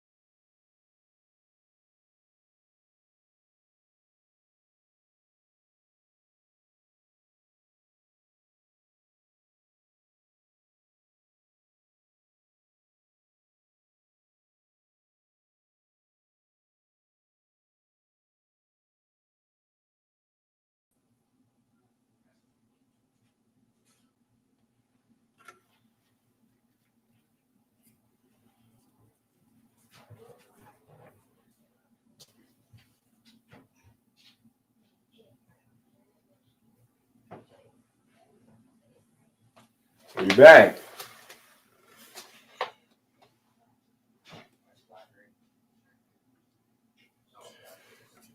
We back. No, as soon as I mentioned Tylenol and RFK,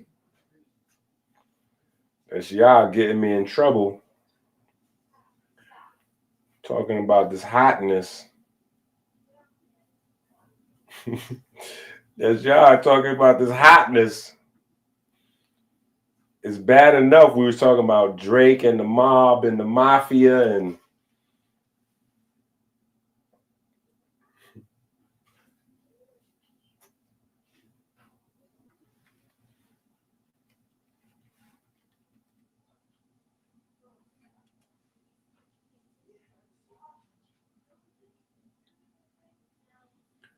now y'all want me to get hot in a whole nother way. It ain't just you, Don. Peyton started off with that hotness. Peyton started off with the hotness. And I tried to ignore it. I tried to ignore it, but I see y'all ain't gonna let me get away. Right, so let's look at this article real quick. Kennedy's autism report touted by Trump will suggest that using pain reliever during pregnancy might be linked to developmental disorders. Health Secretary RFK Jr. plans to announce that pregnant women's use of an over-the-counter pain medication is potentially linked to autism in a report that will also suggest a medicine derived from folate can be used to treat symptoms of the developmental disorder in some people. The report expected this month from the Department of Health and Human Services is likely to suggest as being among the potential causes of autism, low levels of folate, an important vitamin. See, we've been talking about B vitamins this whole time. Just in case you don't know, folate is a B vitamin, right? Folate is a B vitamin, right? So B vitamins are in the news. The report expected this month, blah, blah, blah, blah. Causes of autism, low levels of folate, an important vitamin in Tylenol taken during pregnancy.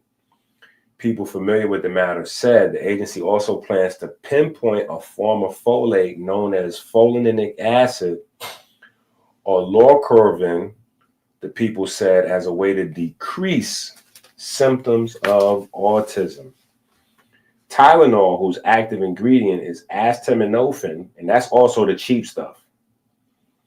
That's also the cheap stuff. So if you can't afford Tylenol, you get the acetaminophen, or when you're in the hospital, they'll give you that.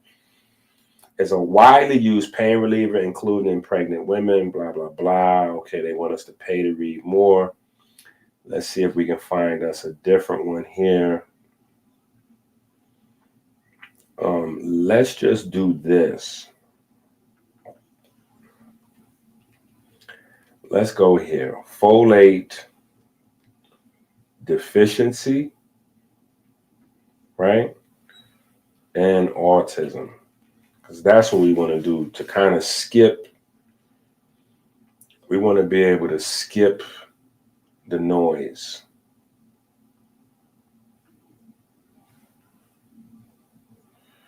While there is no definitive evidence that folate deficiency causes autism, research suggests a potential link between the two conditions.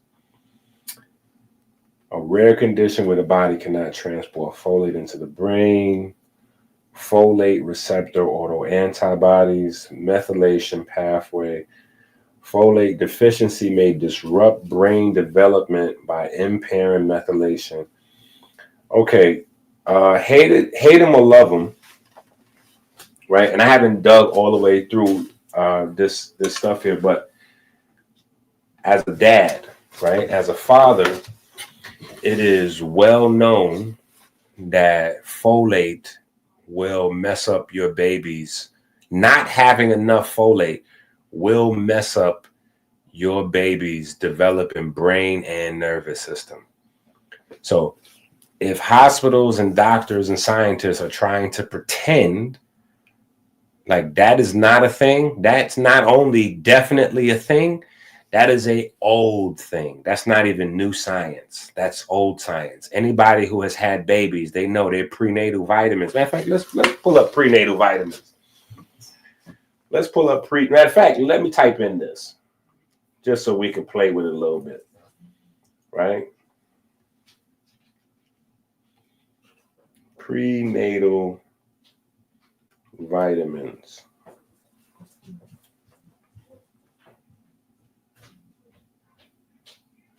Folate deficiency during pregnancy increases the risk of neural tube defects in a developing baby, which can lead to lifelong disabilities or death. To prevent this, women who can become pregnant should take a daily prenatal vitamin containing at least 400 micrograms of folic acid for at least a month before conception. So before they even get pregnant, they need to be on folic acid. And then during the first 3 months, they need to be on folic acid. Why folic acid is crucial, right? So now here's the thing. You might see, oh wait, looks like they're going to show it right here. The Google Demons is on time. Yeah, I was just about to say there's a difference between the laboratory one and the natural, right? Folate, the natural form of vitamin B9, is found in foods like leafy green vegetables, beans, and oranges. Folic acid is the man-made form found in supplements and fortified foods, right? Some women may need even higher doses, such as those with a history of neural tube defect affected pregnancy, who may be prescribed up to 4,000 micrograms of folic acid. So that's what I'm saying. Saying that they don't know that not having folate or folic acid, vitamin B9, right, can cause your baby to have neural development problems is crazy. You know what else is crazy? It's crazy how people that don't know the cause of something swear up and down when somebody suggests something that's not it. How you know that's not it if you don't know the cause? If you don't know the cause of something and somebody present a potential option, how you know that's not it? My father used to say that to me all the time. You know what I'm saying? Like I'll be looking for something, like looking for my keys or something. And he might be like, did you go look over, did you go look under the couch? I'll be like, they're not under the couch. I know I ain't have them under. He's like, hold on.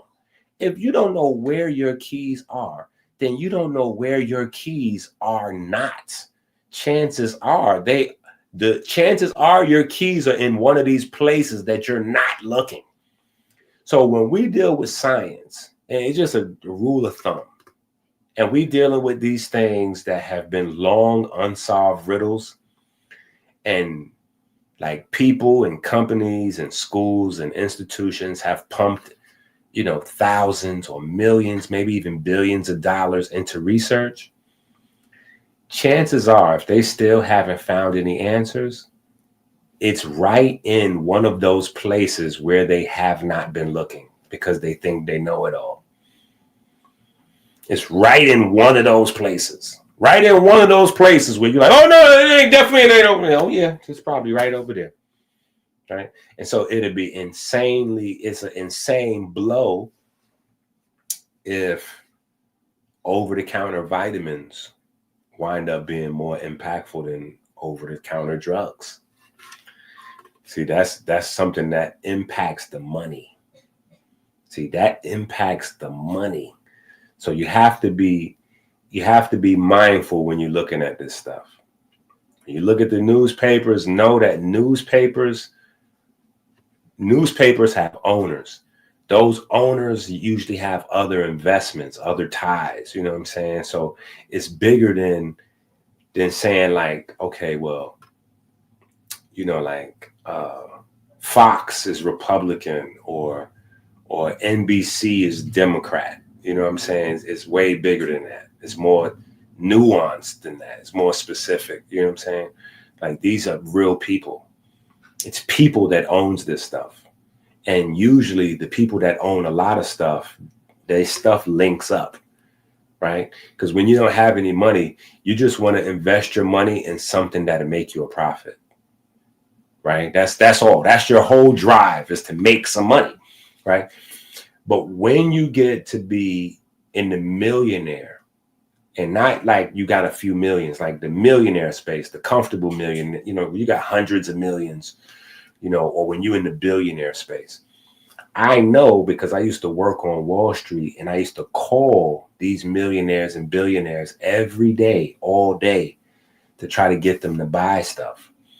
And so when you get into that space, they like their investments to go like this, right? So they're invested in this thing.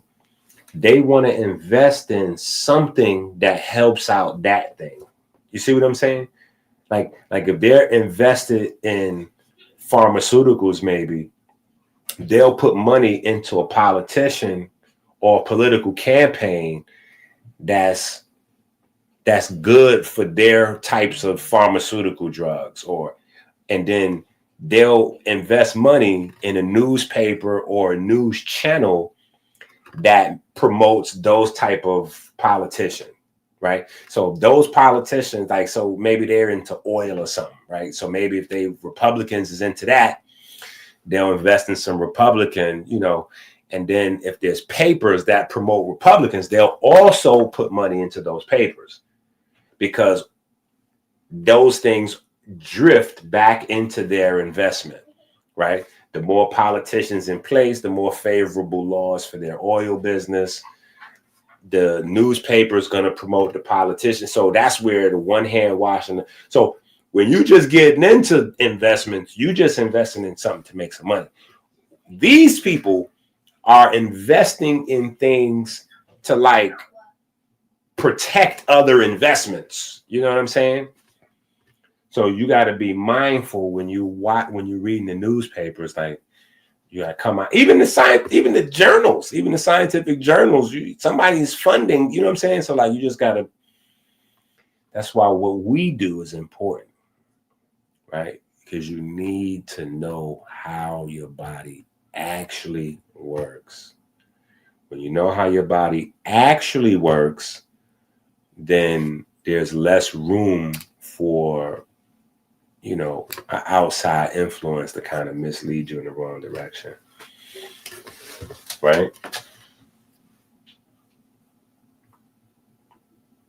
Yeah, get crazy with that big money. It get crazy.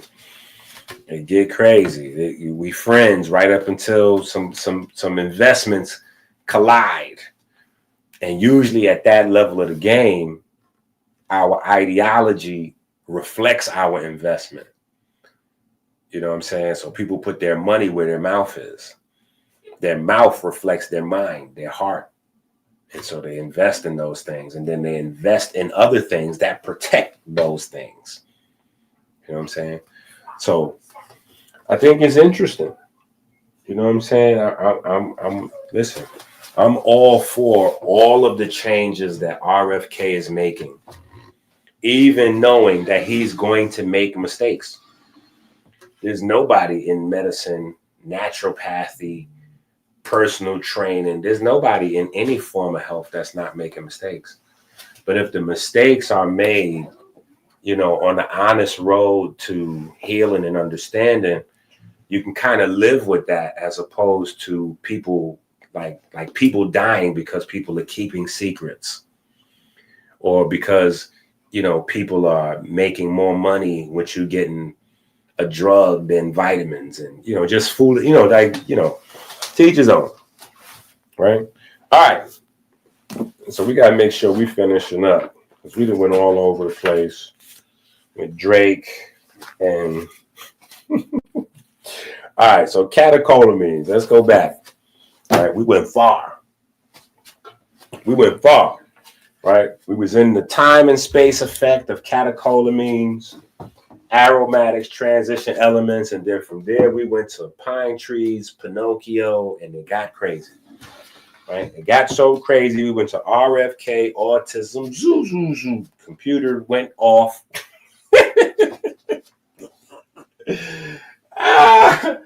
Yo. All right, so aromatic aminos, transition elements. Let's look at what I'm saying by transition elements. So I know there might be some folks that don't know what those are, right? So let's take a look at transition elements. Where is our transition? Okay. So let's go here and do periodic table.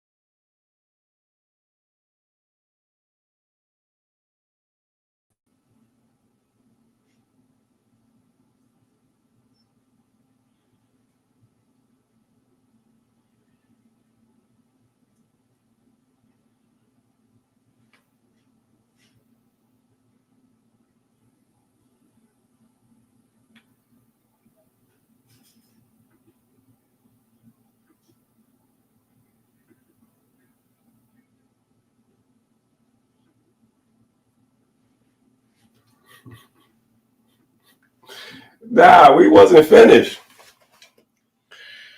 We wasn't finished. If we was finished, you know, the video would have came up and said, that's why you're supposed to buy the books and woo, woo, woo. No, that was another takedown, shakedown.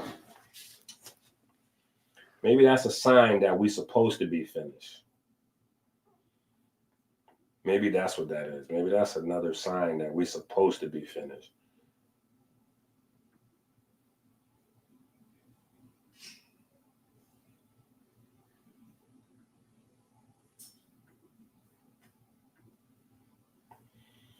Hold on, because somewhere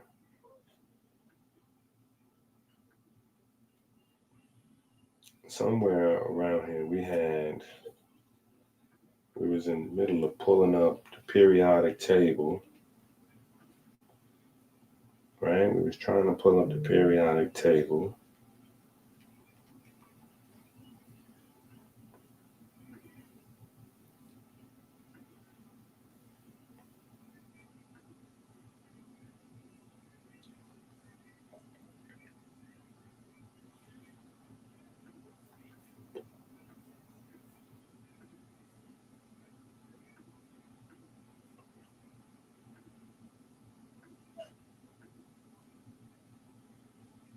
Right? All right. So this is the list. This is the list of transition elements. And when you look at this, you're going to see a lot of familiar players. Right? You'll see a lot of familiar players starting here. Right? Chromium. Chromium, right? Chromium, magnesium, iron, cobalt, nickel, copper, and zinc. This whole list, 1, 2, 3, from 24 to 30, all of these guys, well, at least from 24 to 29, all of these guys is responsible for energy metabolism. All of these guys is responsible for energy metabolism, right? Zinc does a lot of different things, right? Zinc does a lot of different things. Molybdenum, right? Then right in here is my favorite group, right? Wuxia, Ray, Wuxia, right? Ray, Wuxia, Ptah, right? Right here in the middle, right? This is my favorite. Ray, Wuxia, and Ptah, right? But this is where you get into your platinum group metals, or your where you get into the orbitally rearrangeable monatomic elements, right? You start to get into that group, right? Gold, iridium, rhenium, ruthenium, right? And there's some other, there's some, that's when you get into another echelon of conversation. Rhodium, right? And then so there's a whole nother level of looking at certain vegetables and fruits for their ability to concentrate different types of transition elements and where they have function. And our science hasn't even got there yet. We're still going. Science hasn't really fully grasped this pocket here yet, right? You got some quacks making up some crazy stuff on the internet, and then you have some people that's just really ahead of the learning curve with some powerful stuff going on in this area, right? But this is the most important area outside of, right, carbon, nitrogen, oxygen, and hydrogen, right? So outside of Chon, CHON, the magic happens all in here, right? The magic happens in here, right? You got some activity out here, right? You got sodium, right? You got lithium right here for the brain. You got sodium, potassium, right? Then over here, right, you got sulfur for antioxidant, then you got selenium, right? And then you got the big boy over here, the big boy, which is responsible for everybody else moving in the right direction, right? This is like the sun in the solar system controlling everybody's orbit. That's iodine, right? That's iodine, because iodine is so heavy, right? Iodine is so heavy, it controls the movement of everybody else, right? But that's another piece. That's another piece that'd be interesting to see what. That's another piece to see would it be interesting if RFK even gets there yet, right? Because that's down the line. That's another step. We might be ahead of RFK in our conversation with that, right? Because if we come over here with that, let me see what I'm trying to show y'all.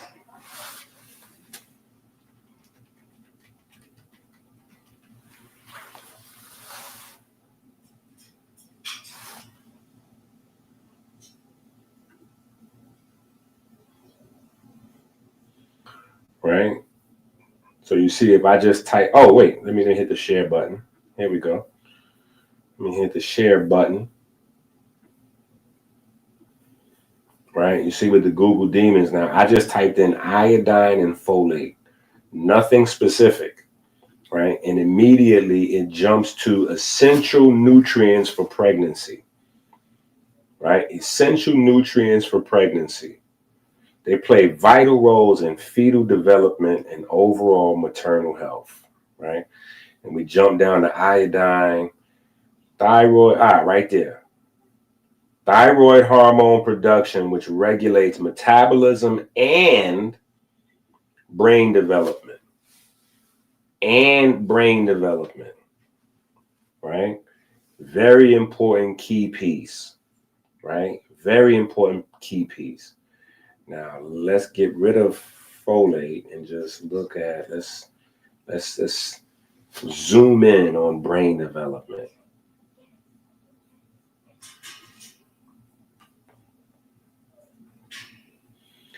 Iodine is required for the synthesis of thyroid hormones. These hormones, in turn, are required for brain development, which occurs during fetal and early postnatal life. The present paper reviews the impact of iodine deficiency on thyroid function during pregnancy and in the neonate, and on the intellectual development of infants and children. Boom, bam, boom, bam, bam, boom, bam, bam, boom, bam, boom, bam, bam, boom, bam, bam. Selenium deficiency superimposed on iodine deficiency partly prevents the neurological damage, but precipitates severe hypothyroidism in cretins. Cretins are, folks born with specific types of brain, issues. Iodine deficiency results in a global loss of 10 to 15 intellectual quotient points at a population level and constitutes the world's greatest single cause of preventable brain damage and mental retardation. Wow. Wow. So at that point, that's why I just want to remind everybody to go to the website, AmericanHealer.website, and get that custom designed moss.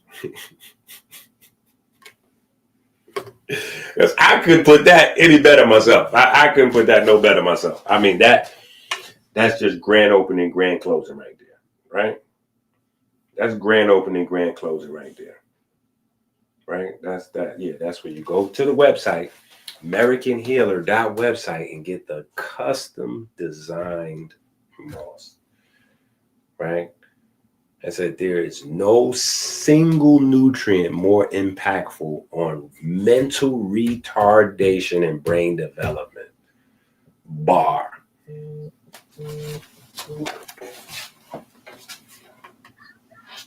Hello? Son? Okay, what's going on?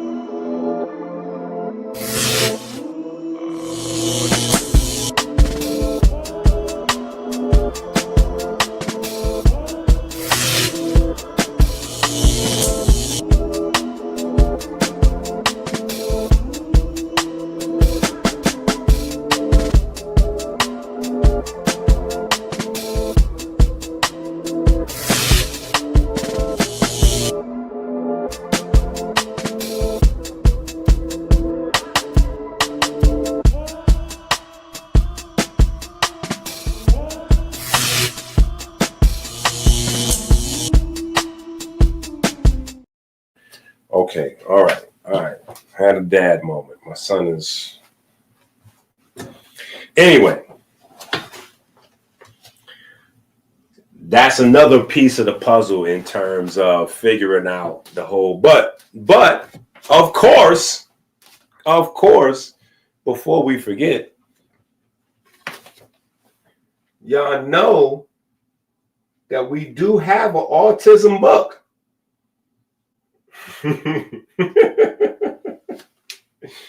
Y'all know we have an autism book. Yeah, I went to New York and spent some time with my sister. I went to New York and I spent some time with my sister, and she has 2 children, and both of her children are severely autistic.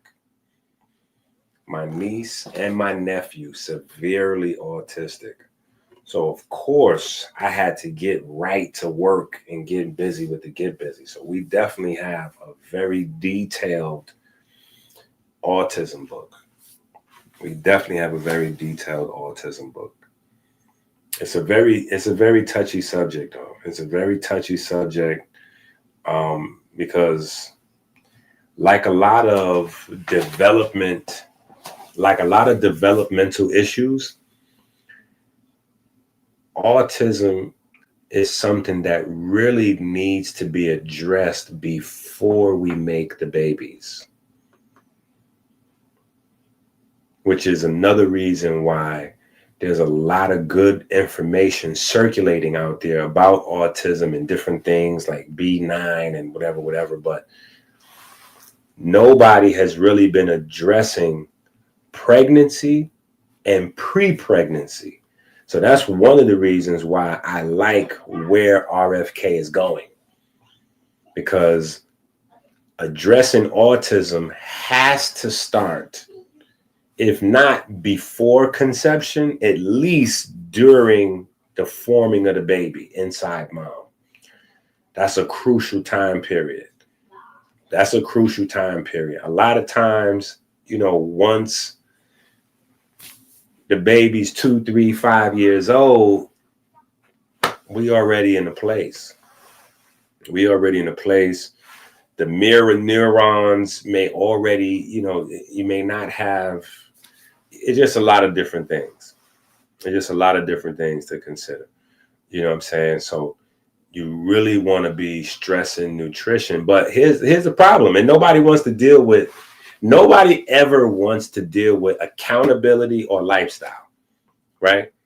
Most people don't plan to have children. We plan to have sex. And when we start to love a person or we just trust a person at a certain level, we stop using condoms. We stop using protection.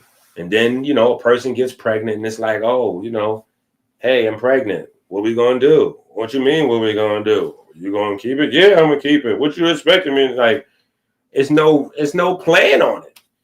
You know what I'm saying? Whereas at least if you plan 6 months in advance, 3 months in advance, you can go, okay, we're going to run a couple detoxes. We're going to start making sure we, 60 nutrients, we're going to start making sure we hit all these vitamins, minerals, this, that, and the other.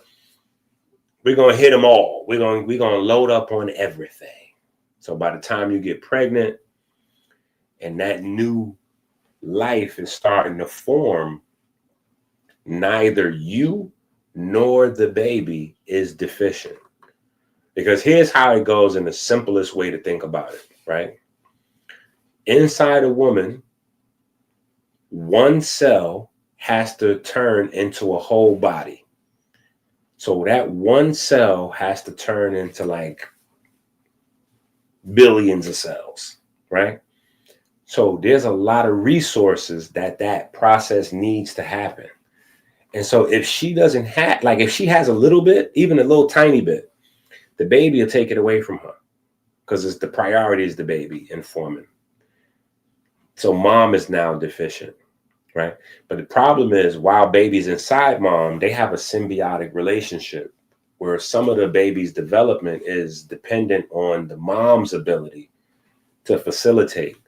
But if baby robs all mom's nutrition to develop, mom doesn't have anything to continue to help the baby, So mom needs to be overflowing with nutrition. Mom needs to be having yellow pee-pee for at least 30 days before pregnancy. You know how when you eat a lot of vitamins, your PP be yellow?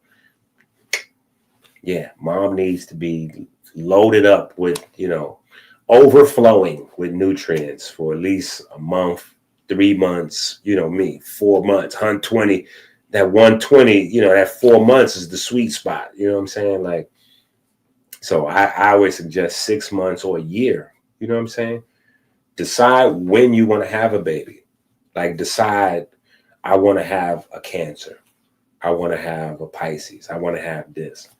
And wait till the right time, and then boom, okay. If you want to have a Cancer, then you got to make those babies like September or something, right? So you don't decide that now. You go, all right, cool. Let's start now. Let's get our, get our stuff together, and then build on it. So that way, next September, like next August, we start trying to plant that seed. And then we'll have some healthy Cancer babies, some healthy June, July babies. You might get them early, you might get some Geminis, but, that's the sweet spot. You know what I'm saying? Figure it out, whatever you're trying to do. You might want some goats, you might want some December babies or something. So you want to plant in February, March, or whatever the case may be. But we need to plan ahead, and that will greatly impact the babies we're making. You know what I'm saying? But a lot of times we're making babies with anybody, and the reasons we choose to make babies with somebody is not the right reasons. Even people that pick people they want to have babies with, they pick people to have babies with based on money reasons more than genetic reasons. So somebody that got a lot of money, or they got a nice job, or they got some wealth they inherited or something, whatever the case may be, that might not be the best person to make a baby with. Yeah, that person might be half crazy and half retarded. Yeah. You know what I'm saying? It might be the person that you can't stand. You be in a relationship sometime with somebody you can't stand, but y'all have amazing sex. That might be the person you want to have a baby with. Yeah, because y'all got that great chemistry together. That's the baby making chemistry. Now, the figuring the life part out might be crazy. You know what I'm saying? But I don't know. You know what I'm saying? I just know that the way that most of us are doing it is the wrong way. And so some of the problems that we're having in terms of health, we got to say medical. We got to stop saying medical, because medical automatically assumes medicine. You know what I'm saying?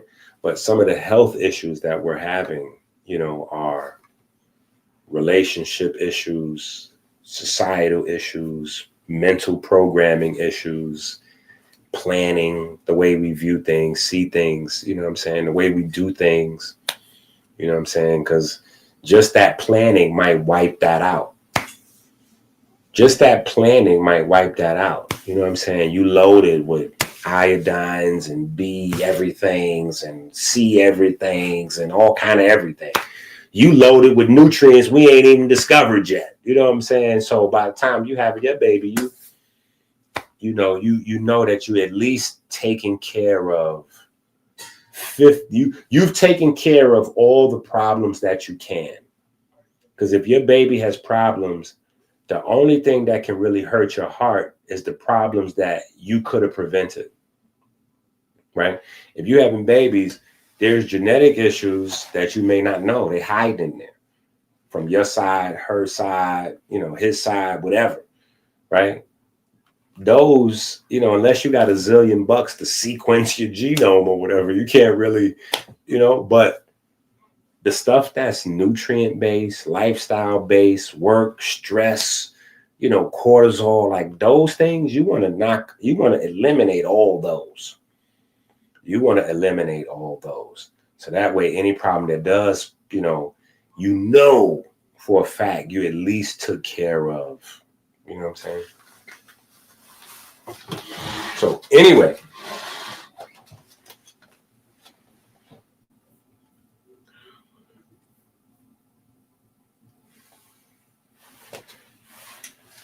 hopefully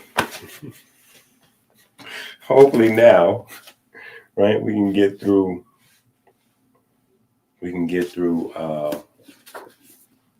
Oh, but you know what? Let's look at something else. Man, hold on. We ain't gonna never get finished this video.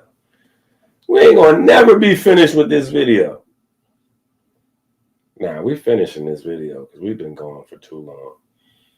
We've been going for too long.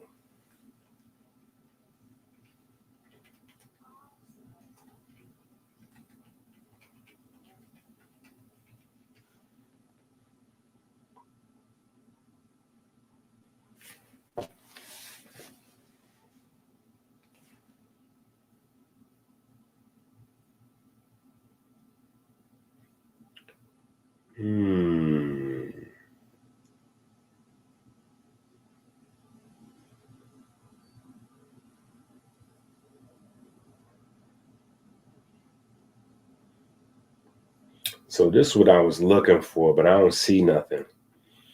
I don't see nothing, but that doesn't mean there isn't anything to see, right? That's just on a quick search, right? I just typed in tyrosine versus Tylenol, right?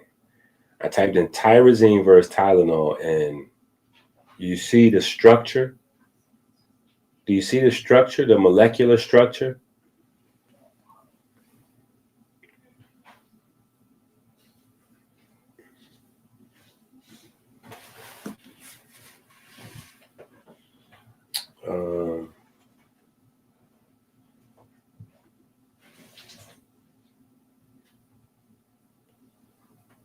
Hold on.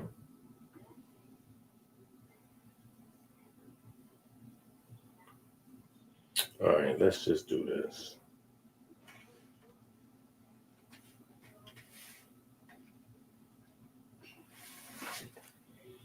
Okay, now you see what I'm saying. Look, this is the structure of Tylenol, right? You see that?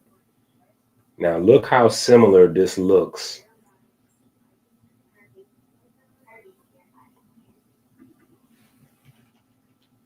to tyrosine. Do you see that? Look at that. Look how similar that look. That's crazy. That's crazy. You see how similar that look? So now when I typed in what I typed in, that's why it made me say, like, you know what I'm saying? Because you could start to get overlap, right? So here, when you read it, it says Tylenol is a blah, blah, blah, blah, blah, blah, protein, dopamine, blah, blah, blah. Here, right here. They are chemically related, both being phenolic compounds, but differ in their uses, functions, and classifications, right? Both being phenolic compounds, right? So that's where it gets very interesting. That's where it gets very interesting, right?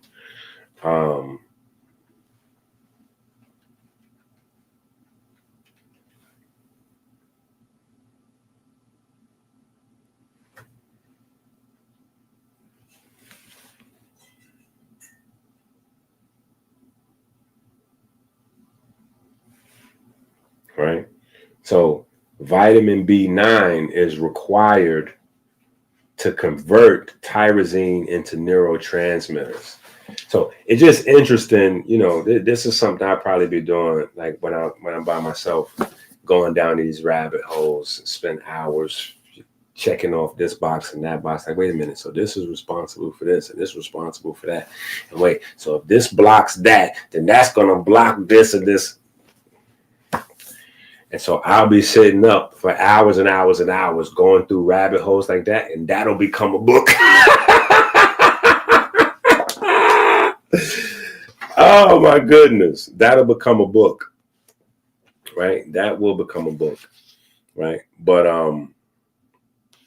we're not gonna do that right now. We're gonna try to get up out of here, right? We're gonna try to get up out of here. But it's interesting to know.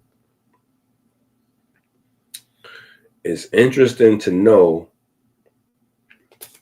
that, you know, just in the context of the conversation, folate or folic acid is responsible for the aromatic amino acid becoming catecholamines, which then become pigments, right? And not only catecholamines and pigments, but aromatic amino acids also, right? That's just a different one. That's tryptophan, right? So dopamine is tyrosine, and serotonin and melatonin are both tryptophan, right? But they're both aromatic amino acids, right?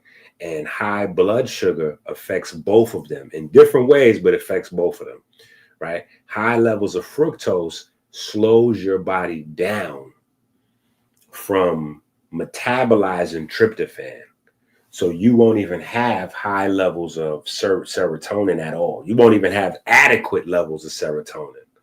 So you might think when you wake up in the morning and you're feeling groggy or you're not focused, that is because you got bad sleep. It's not. It's because you have fructose. So a part of the hangover, when a person has a hangover because they drank too much, is because a lot of the alcohol is fructose. And the fructose is blocking tryptophan, which is blocking serotonin. So because you don't have enough serotonin to get you up and arouse and focus, you know what I'm saying? You know, you like, close the curtains. You know what I'm saying? Close the curtains. You don't want to deal with no light. You know what I'm saying? Because the light almost is hurting because you don't have, you know what I'm saying? So that's aromatic amino acids and B9. So that's why you notice like they will sell you, you know, to fight hangovers, they will sell you B vitamins, right? Because B vitamins is responsible for energy production, but also for transforming these aromatic amino acids into catecholamines, neurotransmitters, pigments, and all of the rest of them, right? That's B9. Right. So how is your baby's brain going to develop if you don't have neurotransmitters and you don't have the brain stuff? Literally, B9 makes the brain stuff. You want to simplify it, right? So you ain't got to explain to somebody catecholamines and aromatic. You know, the stuff in your brain that makes it brain, you know, so the brain can start braining. Yeah, well, B vitamins makes that stuff. So if you don't have B vitamins, you don't have the stuff that makes the brain start braining. They definitely play cousins. They're not real cousins. They play cousins. They play cousins. Right? All right. So catecholamines become neuromelanin. We talked about memory being formed. We talked about NAD, FAD. I think we talked about a good bit of stuff. Right? I think we talked about a good bit of stuff. We talked about Drake. Right? We talked about Joseph. Isn't that crazy? Did y'all even think about Joseph? Like, hold on. We gotta go back to Drake for a minute. Now that we finished with this, we gotta go back to Drake for a minute. Because nobody else gonna have these conversations but us. So we gotta go back to Drake for a minute.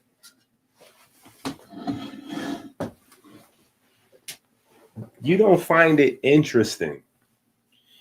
And listen, all of this is a part of the battle, right? The fact that Drake is Jewish, right? Half white, because he was called colonizer and he can't say the N-word and all that. So you don't think that it's important to this whole Iceman story that Pinocchio is formed by just Joseph? You know what I'm saying? Joseph, like, that's crazy.